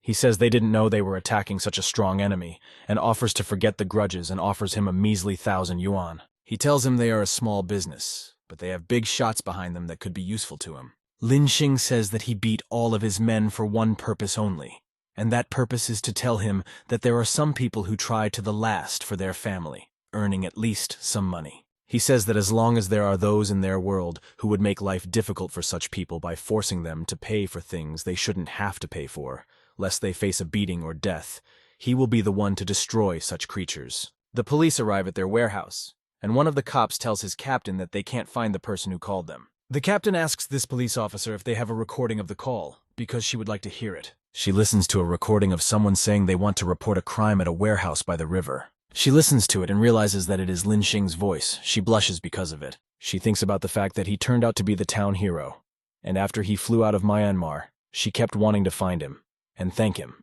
her sympathy rising to 37%. A few days later, someone at the entrance to the Dashini amusement park will know where to buy tickets, and those who have tickets must go to a checkpoint. A cute girl holds out the tickets and greets the guests. She says she hopes their amusement park brings them joy. Lin Xing and his friends are the guests. It turns out that Xiao Tong won 5 free tickets to this amusement park, and he is already walking hand in hand with Hannah. He says he is very lucky. They go inside and see a huge number of rides and a huge Ferris wheel that can be seen from afar. His friends are distracted on their phones at the same time, and Lin Shin is greeted by an animator in a bear costume who welcomes him to the park. They notice the ice cream stalls and assume it must be very tasty. They suggest that Lin Shin go and stand in line. He agrees with them and walks towards the queue. He notices Luo Yasi giving a little girl a balloon. He greets her. She turns to him and greets him too. She says it's some kind of amazing coincidence. Behind him is some girl he knows who is filming something on her phone and says she is at the most popular amusement park. She turns to him and it turns out to be Lu Isini. She also tells him it's an amazing coincidence. After that, a girl unusually dressed crashes into him while eating pink ice cream. She looks at him and it turns out to be Zoya. She says she almost bites her tongue and is surprised at their unexpected meeting. He stands silently and just stares at the three of them. They don't say anything to him either. It's not really like a normal coincidence. He grudgingly takes his forehead and asks them how on earth they ended up in this place in the first place. Luo Yasi says Chutong helped her, and for 100 yuan he told her where they would go. Yi Cheng says Wu Ji helped her, and she also paid him money. And Zoya says Wu Zhenghao told her for free. He imagines the way they tell him that he should thank them for arranging such luck for him, but it only makes him angry. Luo Yasi tells Icheni that when it comes to relationships, you have to follow some rules, and she tells Zoe to leave right away so as not to anger Lin Shin. Isini grabs his hand and says that he was hitting her and scolding her, and if a person hits someone, it means he loves her. Luo Yasi tells her that gentleness and caring get boring quickly, and they need excitement and passion, while Zoya says they are too simple and are only good for being played with and abandoned. She calls Ichini names and says that they are both only with him because of his money. But she is different because if she chooses one man, she will stay with him. Luo Yasi says that Yi Cheng really should pay attention to the fact that she's disgusted with Lin Shin. The guys behind them see the whole situation and can't believe that 3 girls are fighting for the same man and say that each of them is a real catch. Lin Shin starts cursing at the girls and asks them to get behind him, but he notices a sign for an attraction nearby. This turns out to be a water ride that is quite dangerous and can be hazardous for those who do not have some physical fitness. He quickly runs up to him, signs a waiver of personal injury claims, and runs inside. He tells them not to follow him. They are informed that in order to go after Lin Shin, they must sign a waiver, and they immediately agree to sign. They just like him simultaneously sign 3 waivers and run inside, each of them saying that she is willing to do anything for Lin Shin. Meanwhile, Lin Shin calmly sits alone in the boat and thinks that he can be calm because they won't chase him further. Suddenly, they run up to his boat and quickly jump on it. He can't believe it. They settle down in the boat and he asks them if they're afraid, because it's about to start and they can still leave. None of them are afraid. And meanwhile, Zoe's sympathy level rises to 73%. He remembers that Zoya is different from Ichini and Luo Yasi and has a very brave character. The countdown begins. The countdown ends and they are launched through the water stream at a breakneck speed, the 2 girls looking a little scared, while Zoya and Lin Shin, on the contrary, are overjoyed. They carry very fast on the water and they are bobbing from side to side. It doesn't look safe enough. Luo Yasi and Lu Yi Cheng are holding on to the boat, but they practically weave their legs together to keep from flying away. They are scared and screaming that they don't want to die. Luo Yasi says she didn't expect how scary it would be. Zoya looks at them and laughs. She doesn't look scared at all and points her finger at them as if mocking them. Lu Yi Cheng grabs Lin Shin's leg and says she's scared. She asks him to help her. Zoya sees this and it makes her angry. She decides to unbuckle the restraining belt and says that Ichini is a pretender and a hypocrite, and she can only feign weakness to elicit pity from men. She kneels in the middle of a rushing boat and says she always gets guys in the most direct way possible. Lin Shin tries to stop her and says it's very dangerous, himself holding onto the boat. They fly off the top of the waterfall and fall down and Zoya stays in the air. She says she will prove to them that she is not a coward. She looks down at the rapidly departing boat and realizes it is in the air without any safety net. They land on the water and Lin Shin quickly unbuckles his belt to try and catch Zoya. He quickly runs over to where Zoya falls and puts his hands up to catch her. He is confident that he will succeed. Zoya is briefly submerged underwater and doesn't realize what has even happened or what will happen next. She quickly dives out of the water and starts screaming that she can't swim and she will drown, but she is held by Lin Shin. She gathers her thoughts and looks around at what is around her. She sees that she is being held by Lin Shin. He looks her in the eye and tells her that it is not deep in this place, and she would not have drowned. But he was afraid she would fall into the water and pass out, for that would have been very bad. She blushes and looks at him. She realizes he saved her and her sympathy goes up 2%. Luo Yasi and Lu Yi Cheng quickly run up to them and try to pull her off Lin Shin by her hair. They pull her by her ponytails. The guys who have seen them before say that he really makes them jealous, because these 3 beauties are sticking to him. Lin Shin snaps out of his seat and tries to run away from them. He tells them to get behind him, for they won't stop chasing him. He runs to a big house. It turns out to be a horror attraction, specifically a haunted house. He reads a description that says it's a very scary house, and he realizes that this place is perfect for him, and they don't dare go after him. After 5 minutes, it turns out that they all also ran after him, and now Luoyasi and Zoya are holding his hands, because they are very scared. He thinks about how he underestimated the gravity of his situation. Luoyasi walks behind them and thinks about the fact that she was delayed in signing the waiver, and so she didn't have time to stick it to him like they did. A terrifying girl in white clothes appears in front of her who looks very creepy. She scares her. She falls to the ground and notices that this scary girl has shoes on her feet. She realizes that there is a person in front of her. She ponders this whole situation, and an ingenious plan comes into her head as to how she can outwit the other 2 girls. She offers the man 500 yuan for the suit, and says she has a question she would like to know the answer to. Meanwhile, Lin Xing, Zoya, and Luoyasi cross the log chasm with a bunch of hands, and one of the hands grabs Luoyasi and drags him into the chasm. After that, something drags Zoya into some wall and leaves Lin Xin alone in the middle of this house. He thinks about the fact that things have turned out so favorably for him, and suggests that trapped visitors should go straight to the finish line. He walks into a room with a couch and a TV. He realizes that this is the exact scene where the girl will come out of the TV. He sees a girl appear on TV. He knew it was going to happen this way and doesn't react to it in any special way. He looks at the TV and realizes that it's really like the girl is climbing right out of the TV. She climbs out of the TV, and as if she's purposely showing him her forms, it looks pretty obscene. Lin Xing notices this and thinks about the fact that this girl really has quite an interesting and beautiful figure. The girl slowly approaches him, but she doesn't look creepy. He greets her. Unexpectedly for him, the girl hugs her and he asks her what she's allowing herself and where she is sticking her hands. She forcefully sits him down on the couch in front of the TV, and he's a little unsure of what's going on. She starts to lift her white garment, and Lin Xing says that he remembers Sadako a little differently. He suggests that this might be some other version of her. Suddenly, 2 girls who look like zombies appear behind her, and they approach her. It turns out to be Luoyasi and Zoya. Zoya grabs her without giving her a chance to get out, and Luoyasi brings a huge decorative syringe to her. Luoyasi is scared by this, and she immediately jumps to Lin Xin. He thinks it's a battle of scary nurses against Sadako. He looks at the face of who he thought was Sadako, and he realizes that it was Luoyasi all along. Luoyasi tells him that Ichini bribed a man to give her Sadako's costume, and lured them into a trap, and they decided to repay her in the same coin. Luoyasi tries to justify herself and says that she just really loves him and has no other intentions. She just wants to hug him and smell him. He thinks about how it looks creepy enough, and he needs to be more careful with her. But they are interrupted, and some girl walks in. They see this girl being chased by some creepy man. He looks like someone who could safely harm her. He runs after her and asks her where she is running away from him and asks her to just let him hug her, because he is scared. The girl tells him that he is harassing her and asks him to stop.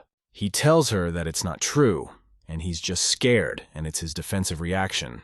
And if she refuses or complains, he'll do anything to get her fired. She tries to run away from him. He looks around and notices the girls next to Lin Xin, who says he wants to play with them too.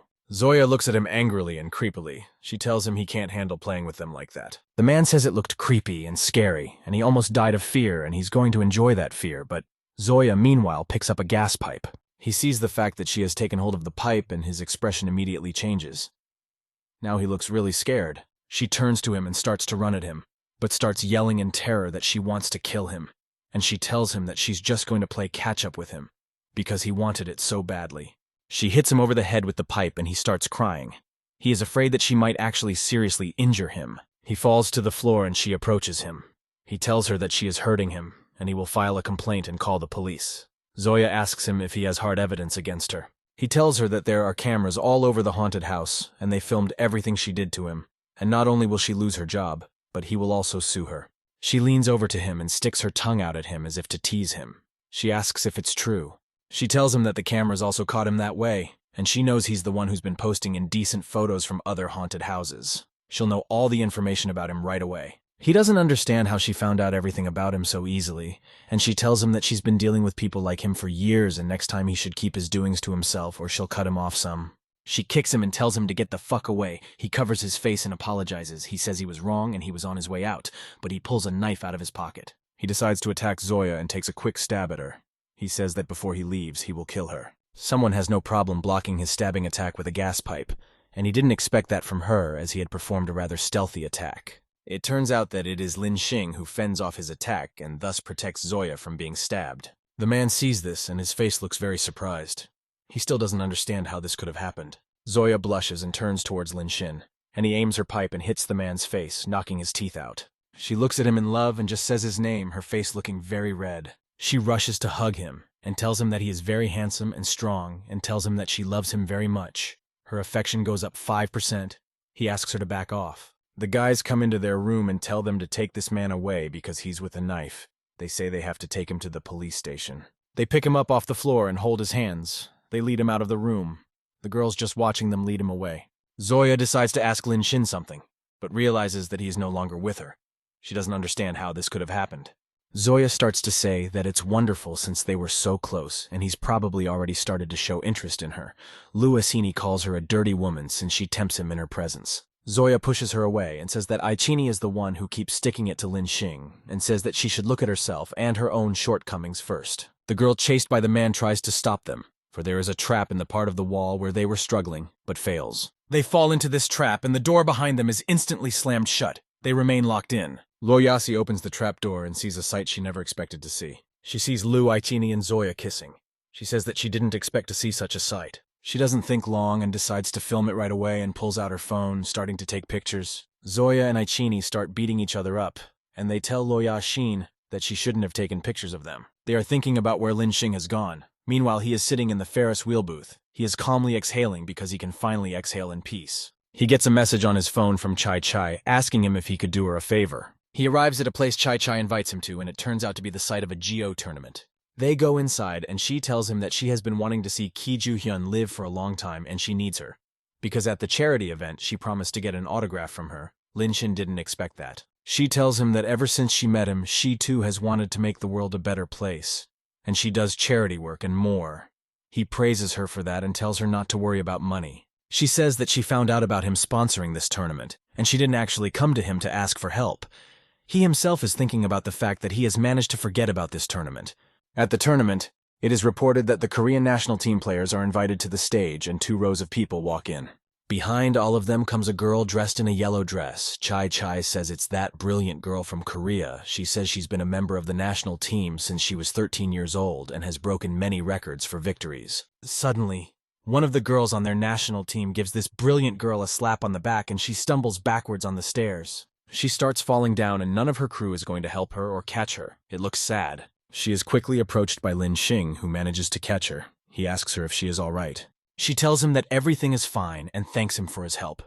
The system tells him that Kim Ju-hyun is open to a counterattack. He thinks about the fact that a professional player from Korea would be hard-pressed for money. From behind him, Chai Chai is shown asking for her autograph.